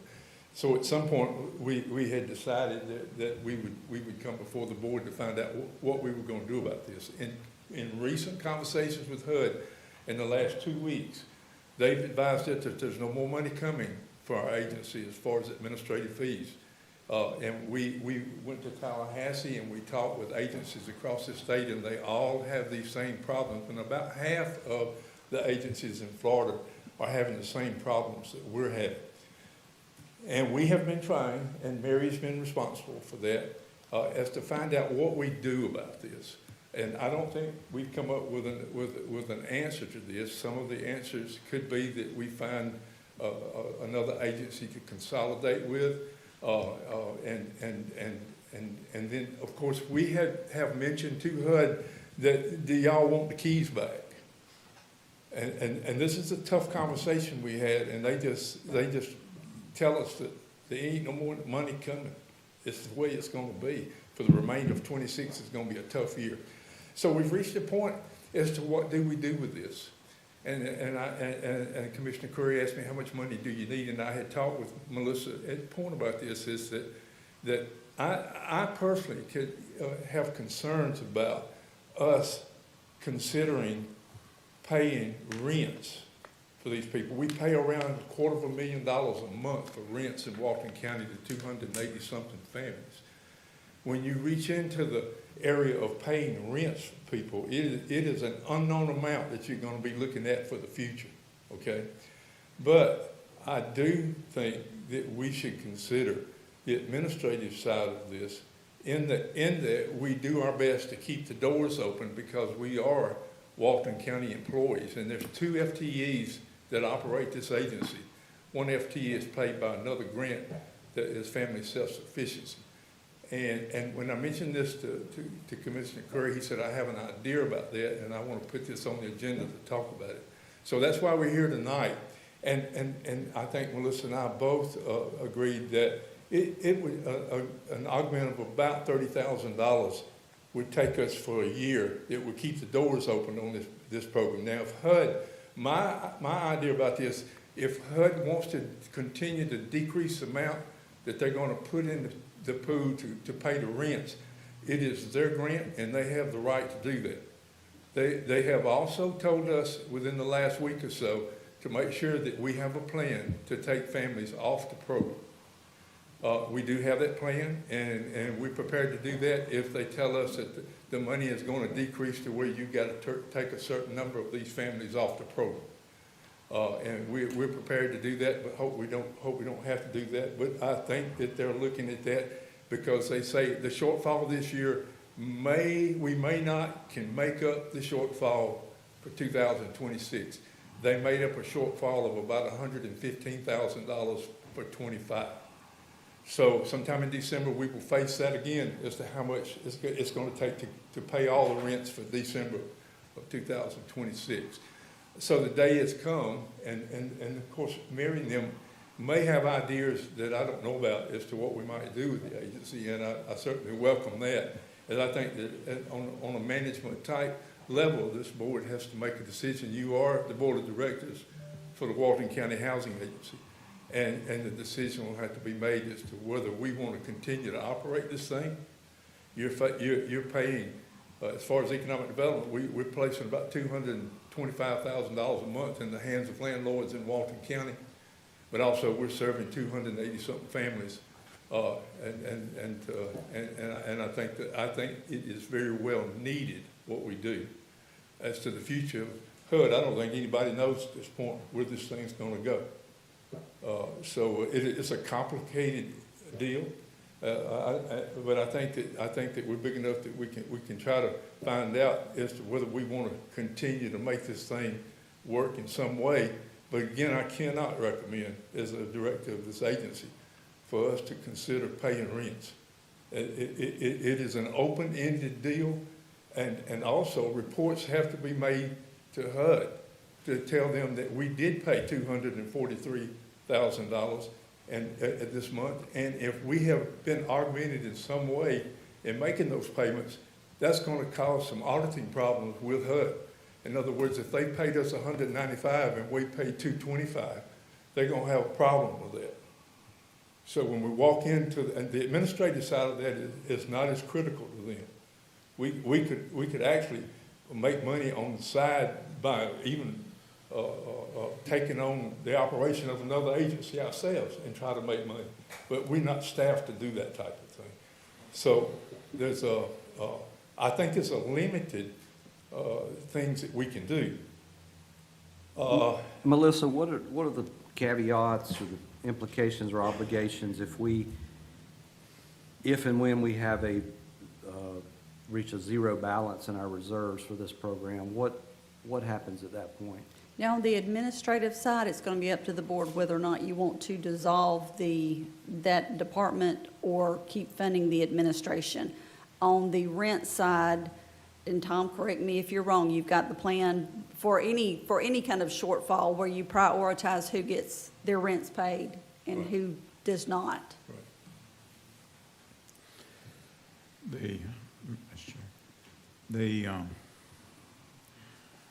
What you said is very true. There's 200 and some odd families who are getting their rent paid. There's also 200 plus landlords who, in varying degrees, depend on that money. Some of those landlords are elderly themselves and that's their retirement. So, this is it's a problem that we're not alone in facing, but I think it's correct that we tried to get somebody else to maybe partner with us or consolidate with, and they turned us down. So, Was that the group out of Mariana or Jackson County? Yeah. So I'm curious, why would they not want to be the fiscal agent? I think they don't want to. They are strapped to themselves. They are strapped and didn't want themselves to and don't take want to on take some more. on more responsibility. That's what I'm trying to understand is if they have 20 clients now, why would they not want 21? Because at one time they were at 10, then they grew to 15, and they grew to 20. I believe that it's because they have the staff to handle they can barely handle what they've got. So if Okay. they take on more, they're not going to get enough in administration to be worth the additional staff they would need. It's the Okay, same thing Is that Mr. correct? Baker said. Same thing. We don't have the staff. We could take on another agency and make money with it, maybe. We don't have any staff to do that. What I would suggest we do, because I'm really hesitant to throw bad or good money after bad, but you just can't tell 200 and something people they don't have any house. They don't have a house. So maybe we could fund the rest of the year and let Mary and Melissa and Tom work on it and see what y'all can bring back long term. Yeah, we do need a concrete plan going forward because, we're robbing Peter to pay Paul at this point. But we could agree to, as a board, we could agree to fund it through the end of the fiscal year. What would that obligation look like? 30,000, correct? I think we would, but certainly if you have an opinion on that, Melissa. I believe that's going to be about right. Yeah. So $30,000 buys us how much time? Another year? The end of the fiscal year. End of the September 30th. Okay. Melissa, didn't we do this last year? We did, you voted to do it, but we did not need it. They were able to get some additional funding. It was a one-time, they've kind of floated along where a little bit of money would come in and supplement them. So they have not actually needed support from the Board for Administration before. Did we obligate 30,000 You last year? you didn't, you just, just said we'd pay it you out of just the said that you general. we would bring it back to you, but you said you would go ahead and fund their cost if they ran over, and we'd bring it back, and it turned out we did not need that. So we could do that again this year. Do the same thing again, couldn't we? What But it is, doesn't what look is, like- what is our regulatory commitment each year as far as staff-wise? We have Tom, who else? Tom and Ms. Schofield, they are the two individuals that What are are, we budgeting for managing this program? Ballpark, you don't have to be exact. you say 300,000? I would say that it's basically, when we budget, is whatever HUD gives us. Yes, whatever they That's kinda give you. where we go, 2 employees and some office supplies. yeah. Okay, so annually, we've got a $300,000 commitment, plus the $30,000 that we may approve today. I guess this discussion is geared towards finding a long-term plan on reducing that overhead. Yes. The long-term plan, I'm afraid, is gonna be about the rents. And Mr. Baker just said he don't recommend us paying those rents. And, I mean, we're talking about a about a $2.3 million commitment. Exactly. If we take on the rents. And we're looking at the property tax thing. I mean, Yeah, we can't do that. we're between a rock and a hard place, and this is what we get paid to do. But this is a big decision, and, you know, the Funiac's got a, board, but we can't consolidate with them because it's against the law. So, Is this something that we need to kind of let marinate for another meeting or two and figure out a concrete think plan? so. yes, but I think we need to, at least say, give Melissa direction that we're gonna pay these, we're gonna keep them afloat until we decide, if that's all right with everyone. The same thing, whatever motion we made last year, that they actually didn't use any of, whatever that motion was. Do we need a It would just be motion? that any administrative costs over what is paid by HUD would be covered by the general fund. I would really like to see somebody come back with some definite options, whether it's to end the program or whatever it might be. It looks like that's what the state is trying to do, right? That's the Federal Fed. government, yeah. The Fed the is state's trying to not do. involved. They're trying to We'll end do our that. best, and I think Mr. Baker has been working on this for a long time, and the lack of direction right now and just no one knowing what the federal government's going to do Right. that's hurt them. And Mr. Baker's not been able to add any additional people to the program, any additional properties. So his administration fee keeps going down as people come off the program, and he can't add them back. So Feds won't it's let 'em put just it back. kept creeping down until here we are today. I mean, I think this is a worthwhile, I mean, I like Commissioner Gladwell's direction in this, like we did last year. You know, we just got done saying okay on neutering cats.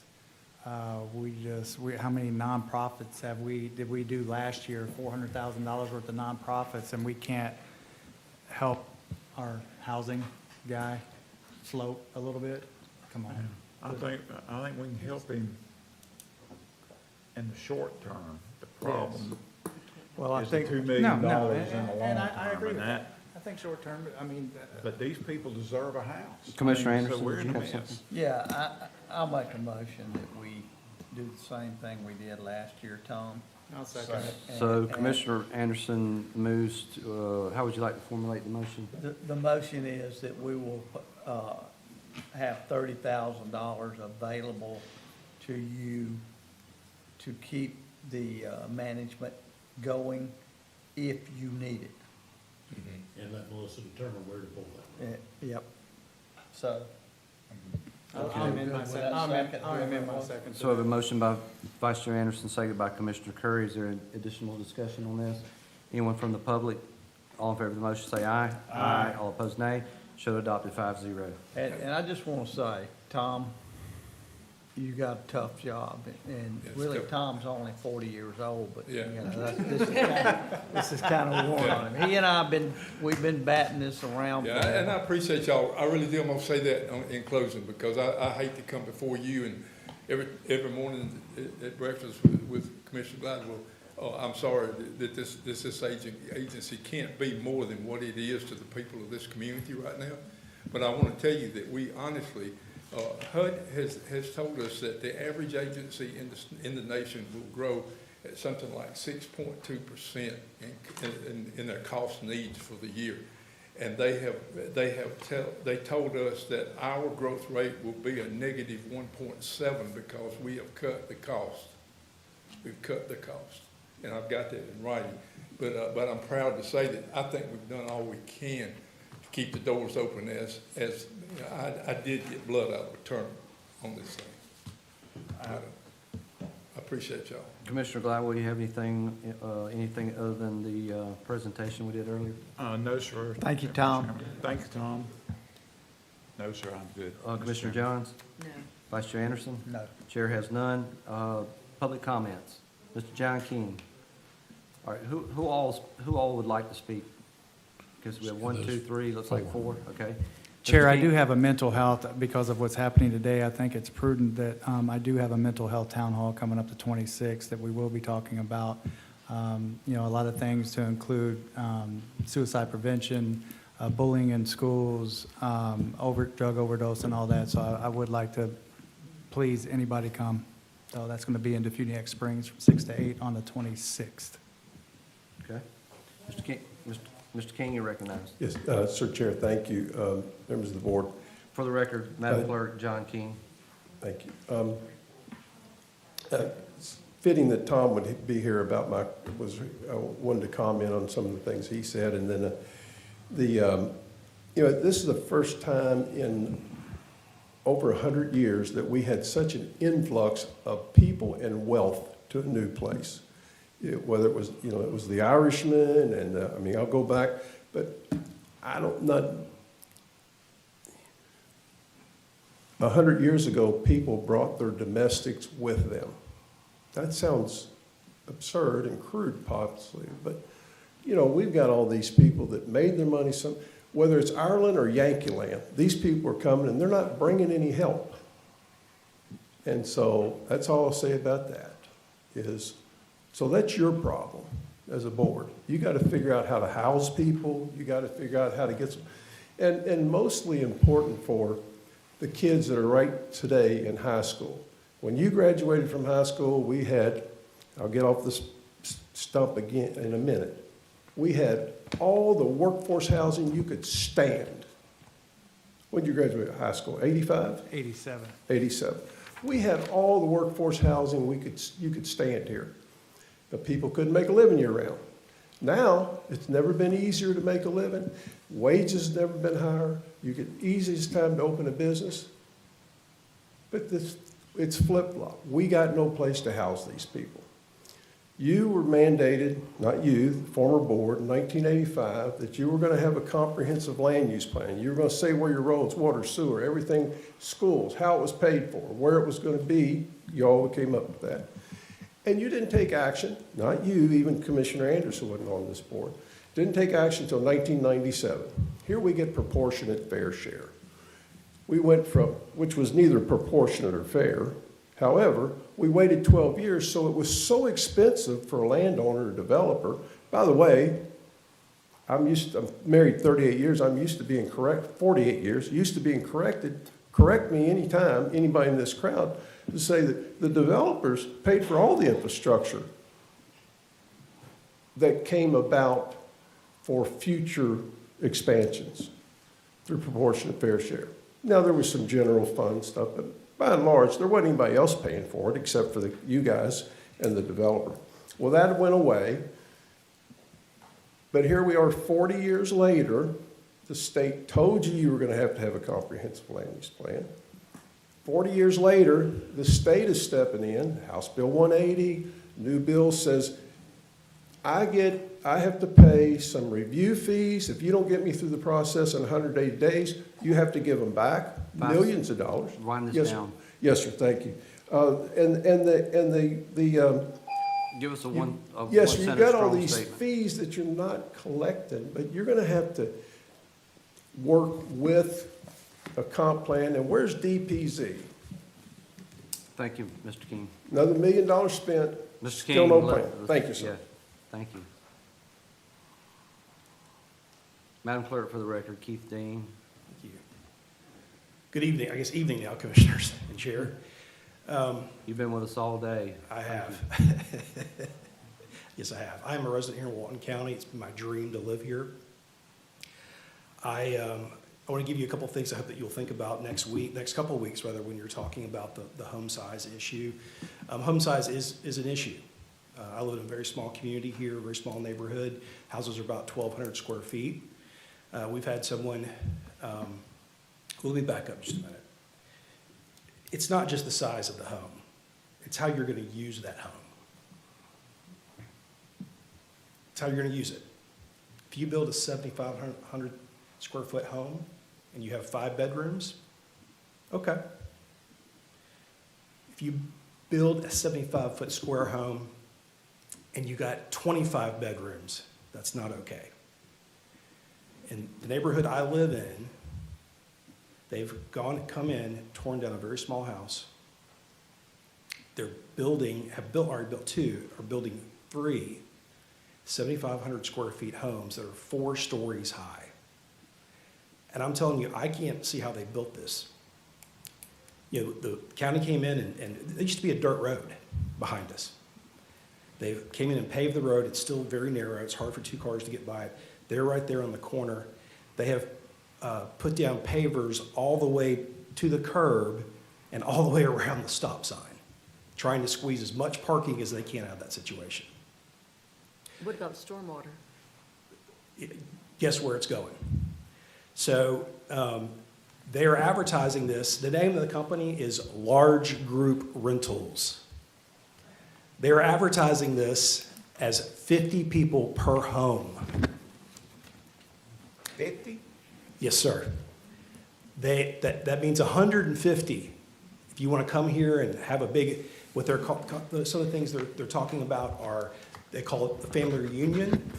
We've all heard of that in the South. It's not a family that's showing up. It's fraternities and sororities. Why do we allow that?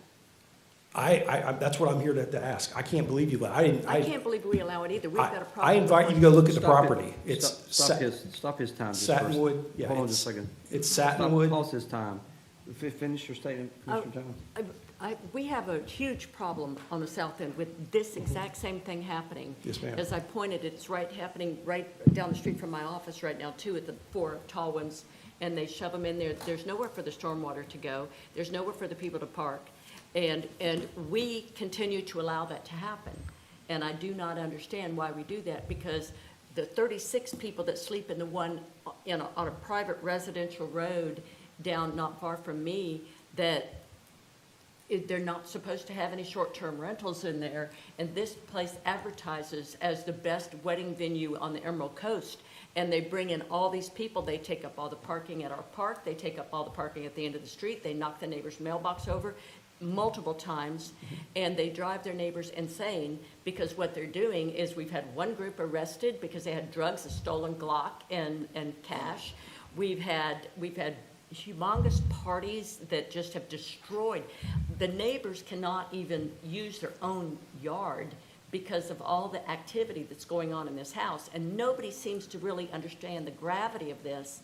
And now you're having to deal with this, and they're talking about 50 people sleeping in one house. It's a commercial business. It is not a home. And I do not understand for the life of me why we can't stop this stuff. There's no reason why SB 180 can stop us from saying a home is a home, and a commercial business needs to belong in a commercial area.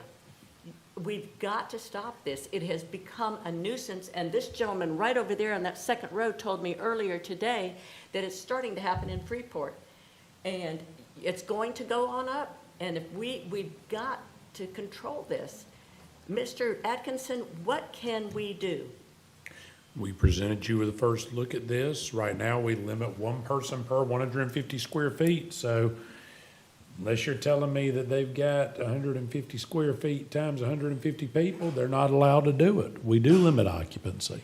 But 150 square feet should not include the hallways, the bathrooms, the kitchen, and things like that, the closets. It should only be the bedrooms. I'm telling you what our regulation this board adopted was. If you want to look at changing those regulations for our occupancy limitations, 180 doesn't affect any of this. We've never said 180 affects any of those issues. Well, can we change it today? No, ma'am.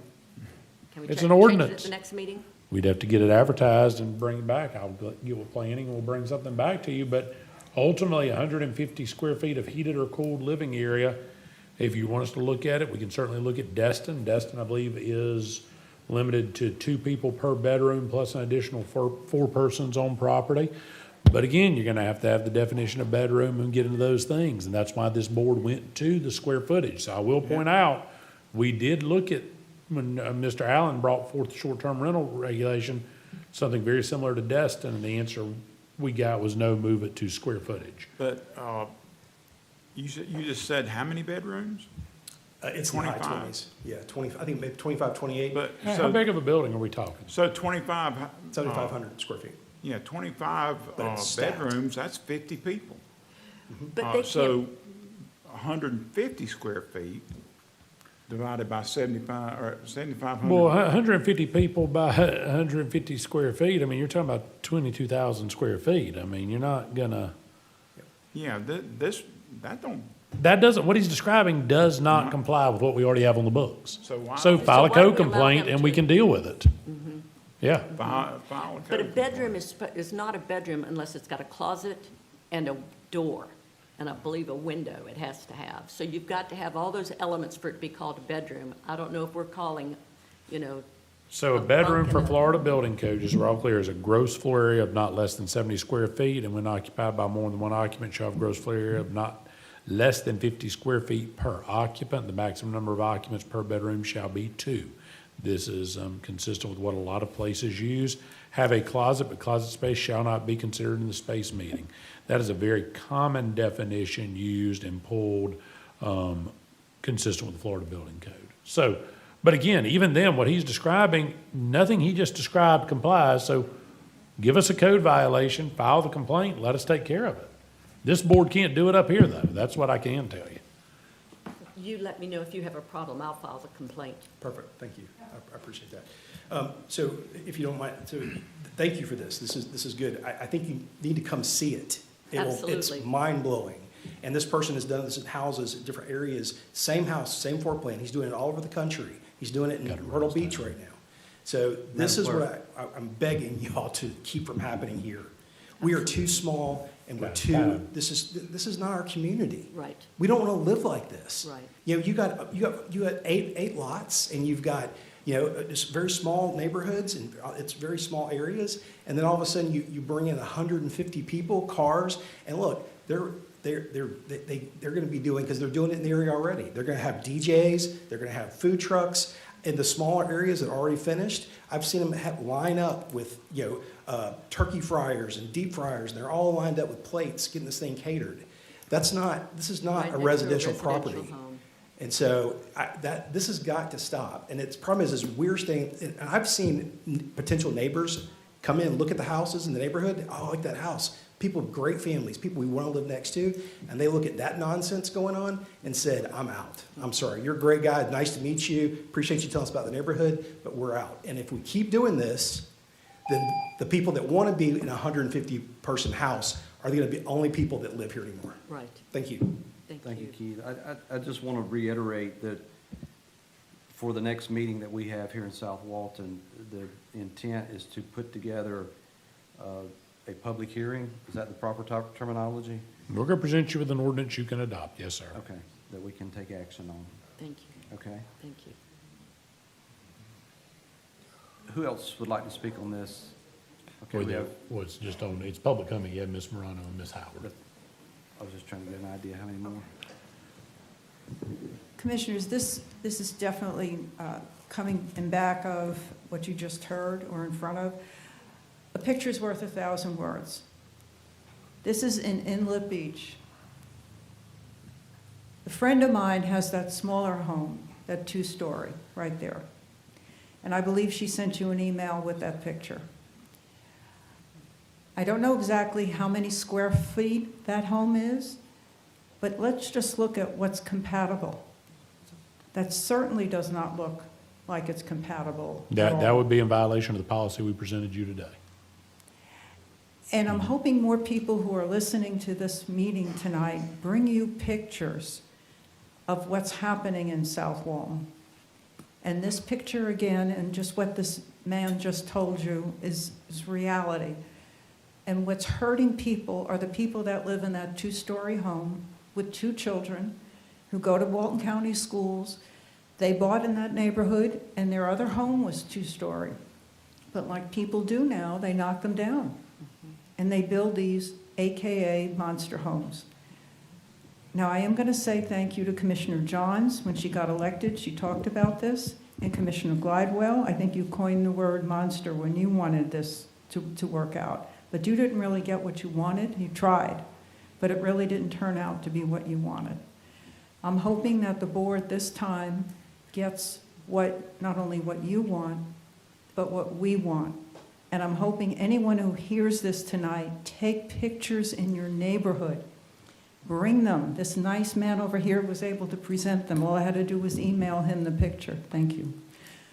Thank you. Thank you, Barbara. Thank you, Ms. Moreno. I was going to say, Keith, before you leave,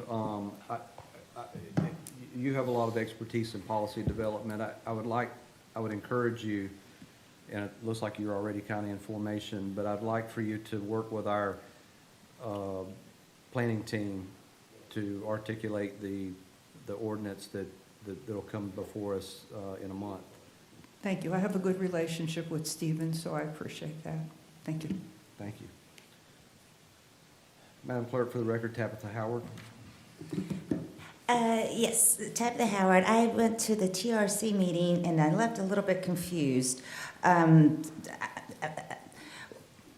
So, number one, the cell tower that's in the Sandestin DRI, it was not advertised properly. It's advertised back on, I don't know, it's just back in the woods. It's where they had the advertisement, and it needs to be advertised at Sandestin DRI, that it's my open space, and as I said, it's not been advertised that way. And number two, on that day, engineering still had issues, and it was discussed.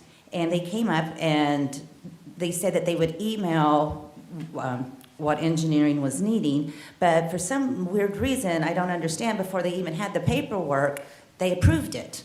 So they did a conditional approval for the development order at the meeting, and as I said, Stephen didn't even have the paperwork. So then number three, today, I just went online, and I asked Stephen, because it does say, as of today, that engineering and the county row review still had questions.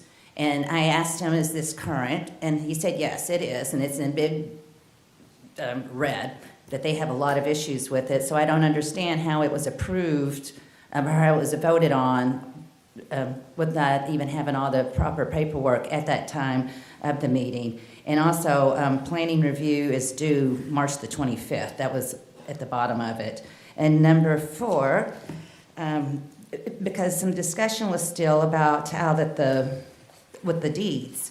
But to be quite honest, when this was first approved on August the 9th, 2005, this deed right here, the one that they're using right now, it didn't even exist. It was still this deed, because this wasn't done until August 30th of 2006.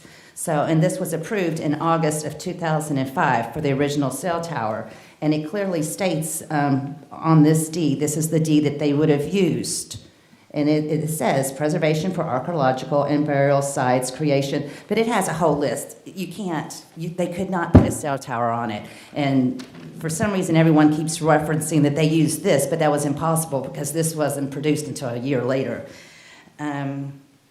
And then also, we just have to remember, Ordinance 8909 is still in effect since 1984, and this is in Sandestin DRI, and it's on a burial ground, and we need to find a new location for it. Mr. Whitaker had actually suggested there are some places, but we can search and find a place and get it off the burial ground. And as I something needs to be done.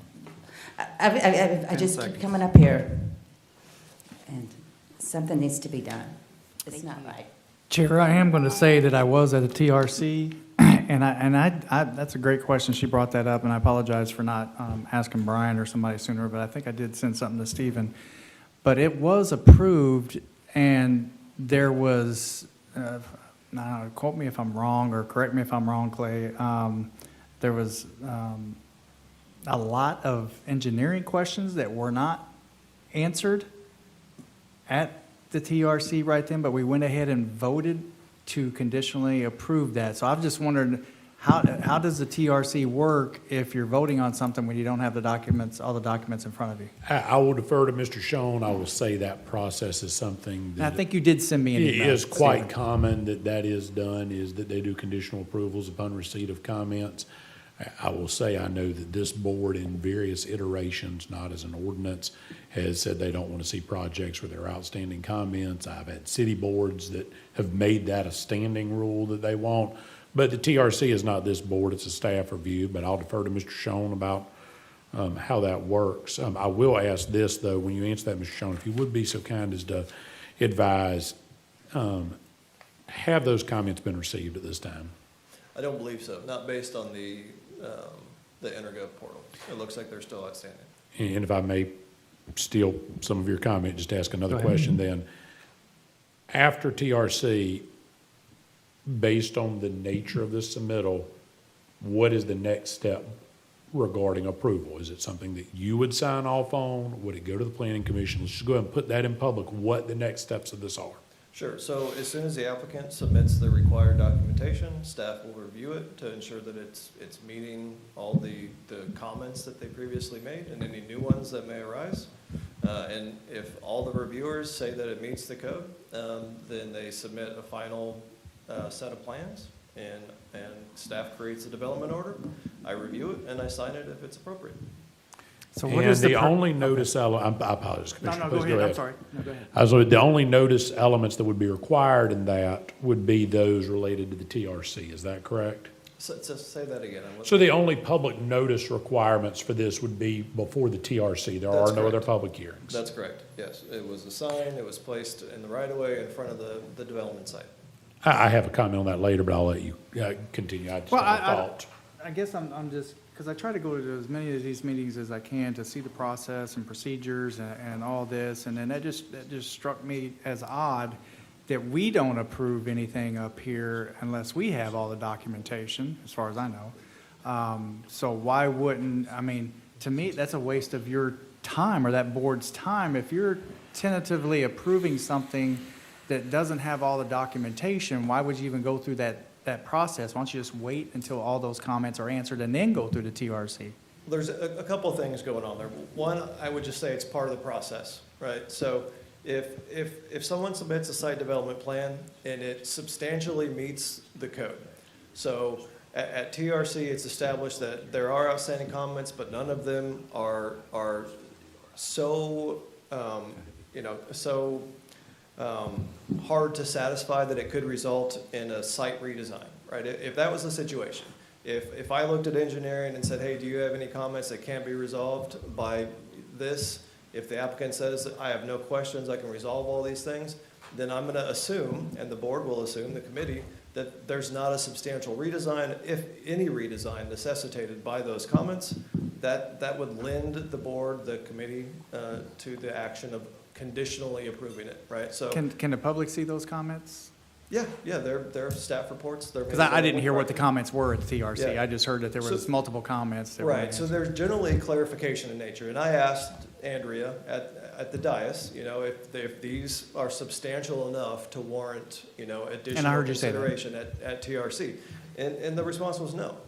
They were more clarification in nature, more than anything else.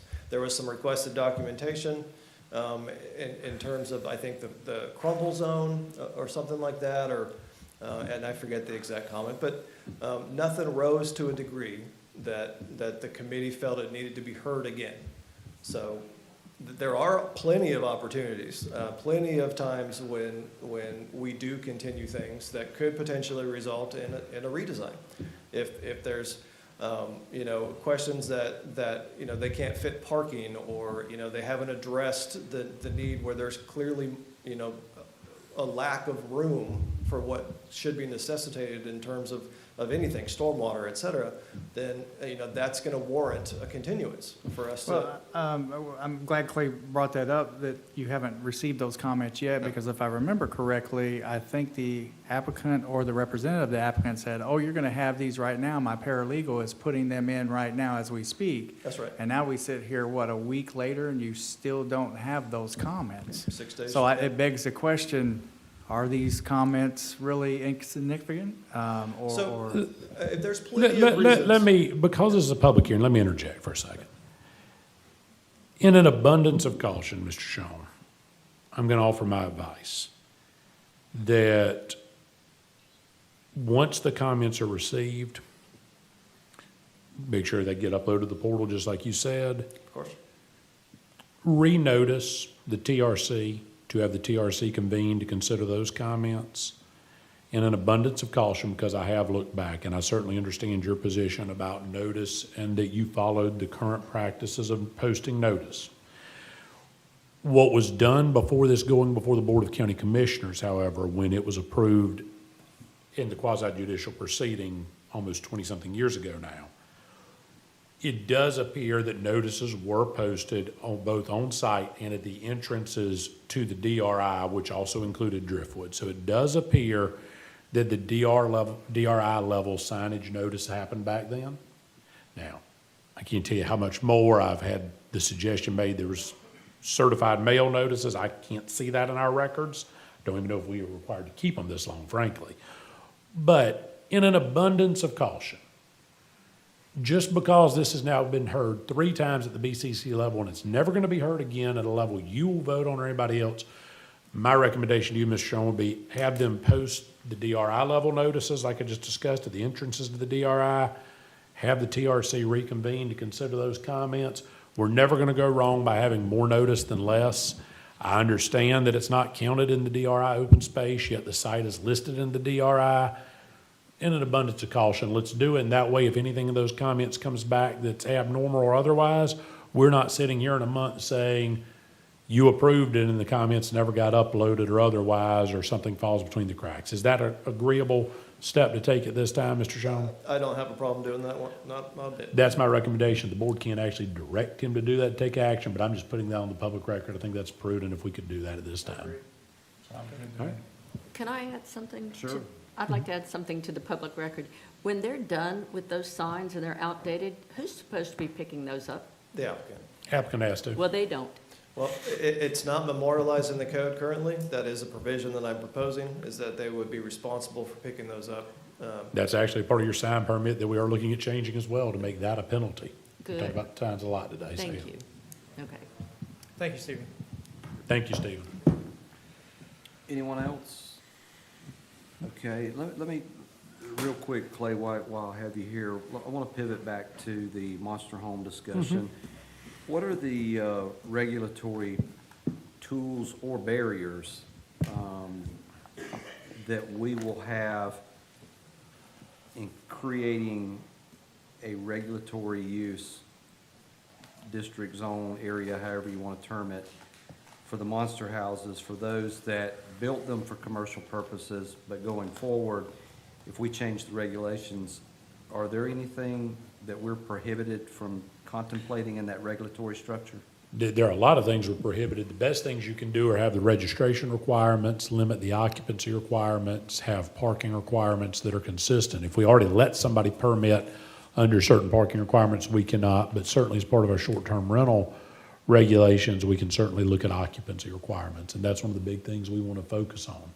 Okay. And again, I think what you're going to see is an ordinance that goes far beyond just pure short-term rental regulation. I am well aware that the concern is, like the photo showed you there. The problem is, if they don't make it a short-term rental, it still may not be compatible with the neighborhood. So we want to tackle this both through neighborhood compatibility, new neighborhood development, and tightening up what regulatory authority. And we have very limited regulatory authority on short-term vacation rentals, but occupancy is one. I think if you couple all this together with increased parking, size limitations, compatibility determinations, we will have more flexibility.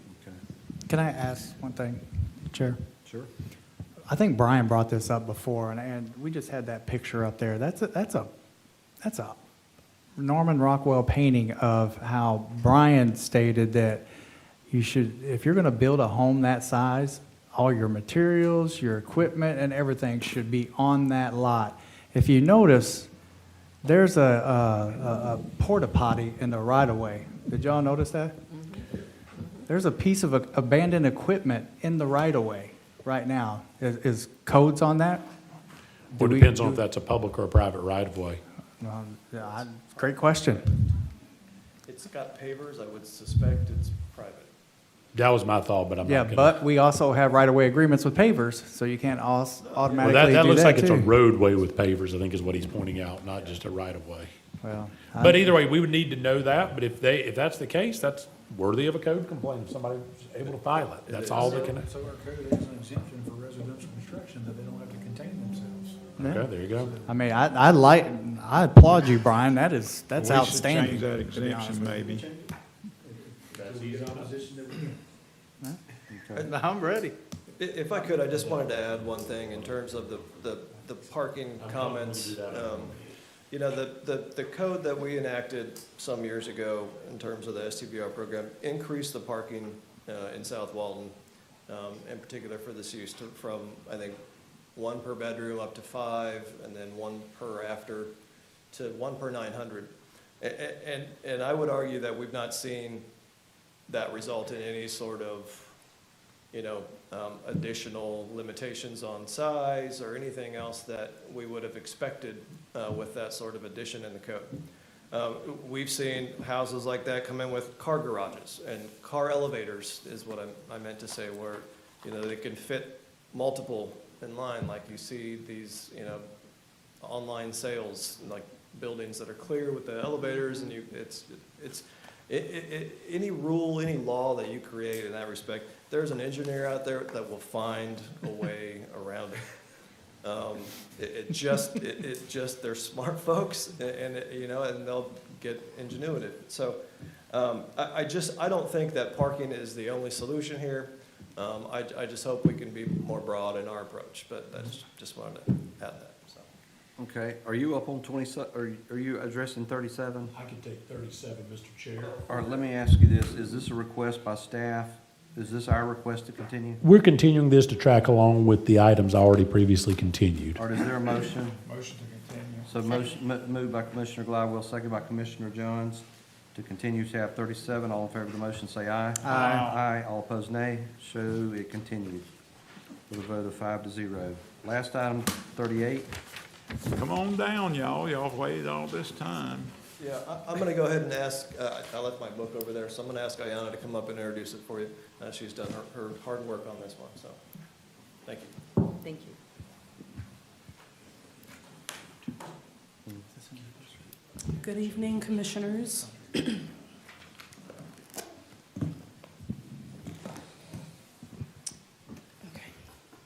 This is Carson Lane, SSA with Rezoning.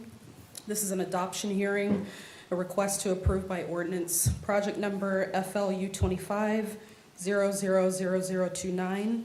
This is a future land use with rezoning application submitted by Regional Utilities on behalf of Florida Community Services Corporation of Walton County, requesting to change the future land use from residential to public facilities and institutional, or a lesser category, and to change the zoning district from neighborhood infill to public facilities or a lesser district on 0.552 plus or minus acres. The property is in District 5, north of Carson Lane, east of North Orange Street, and south of Walton Palm Road, approximately 0.129 miles from US Highway 98 East, and is identified identified by the parcel number in your staff report. May I enter the staff report into the record? Show it done. Okay, thank you. Okay, so let's see here. So this project, it is a parcel that is part of the Inlet Beach Neighborhood Plan area. So I just want to put that out there. Not that it would have any impact on this process of rezoning. If it did, that would have been added to the staff report much sooner than today. At the Planning Commission, it did receive a unanimous approval of 5-0 with the vote. This would be an extension of the current operations. Hey, Honor, 1 second. Is there any Yes. objection to this? Motion to approve. Okay, there's a motion on the floor by Second. Commissioner Gladwell, second by Commissioner Johns to approve. Well, this is Tony's district. Do you have anything to say about it? No, it's for regional utility and we all need. They acquired this property from Inlet Beach when they acquired Inlet Beach Water System. That's probably the And it was only approved by the thing needs to be planning added. board. Yeah. Is anyone from the public that would like to speak? Seeing none, all in favor of the motion say aye. Aye. All opposed nay. Show it done 5-0. Thank you. Vice Chair Anderson moves we rise. Show that done without objection. We are adjourned.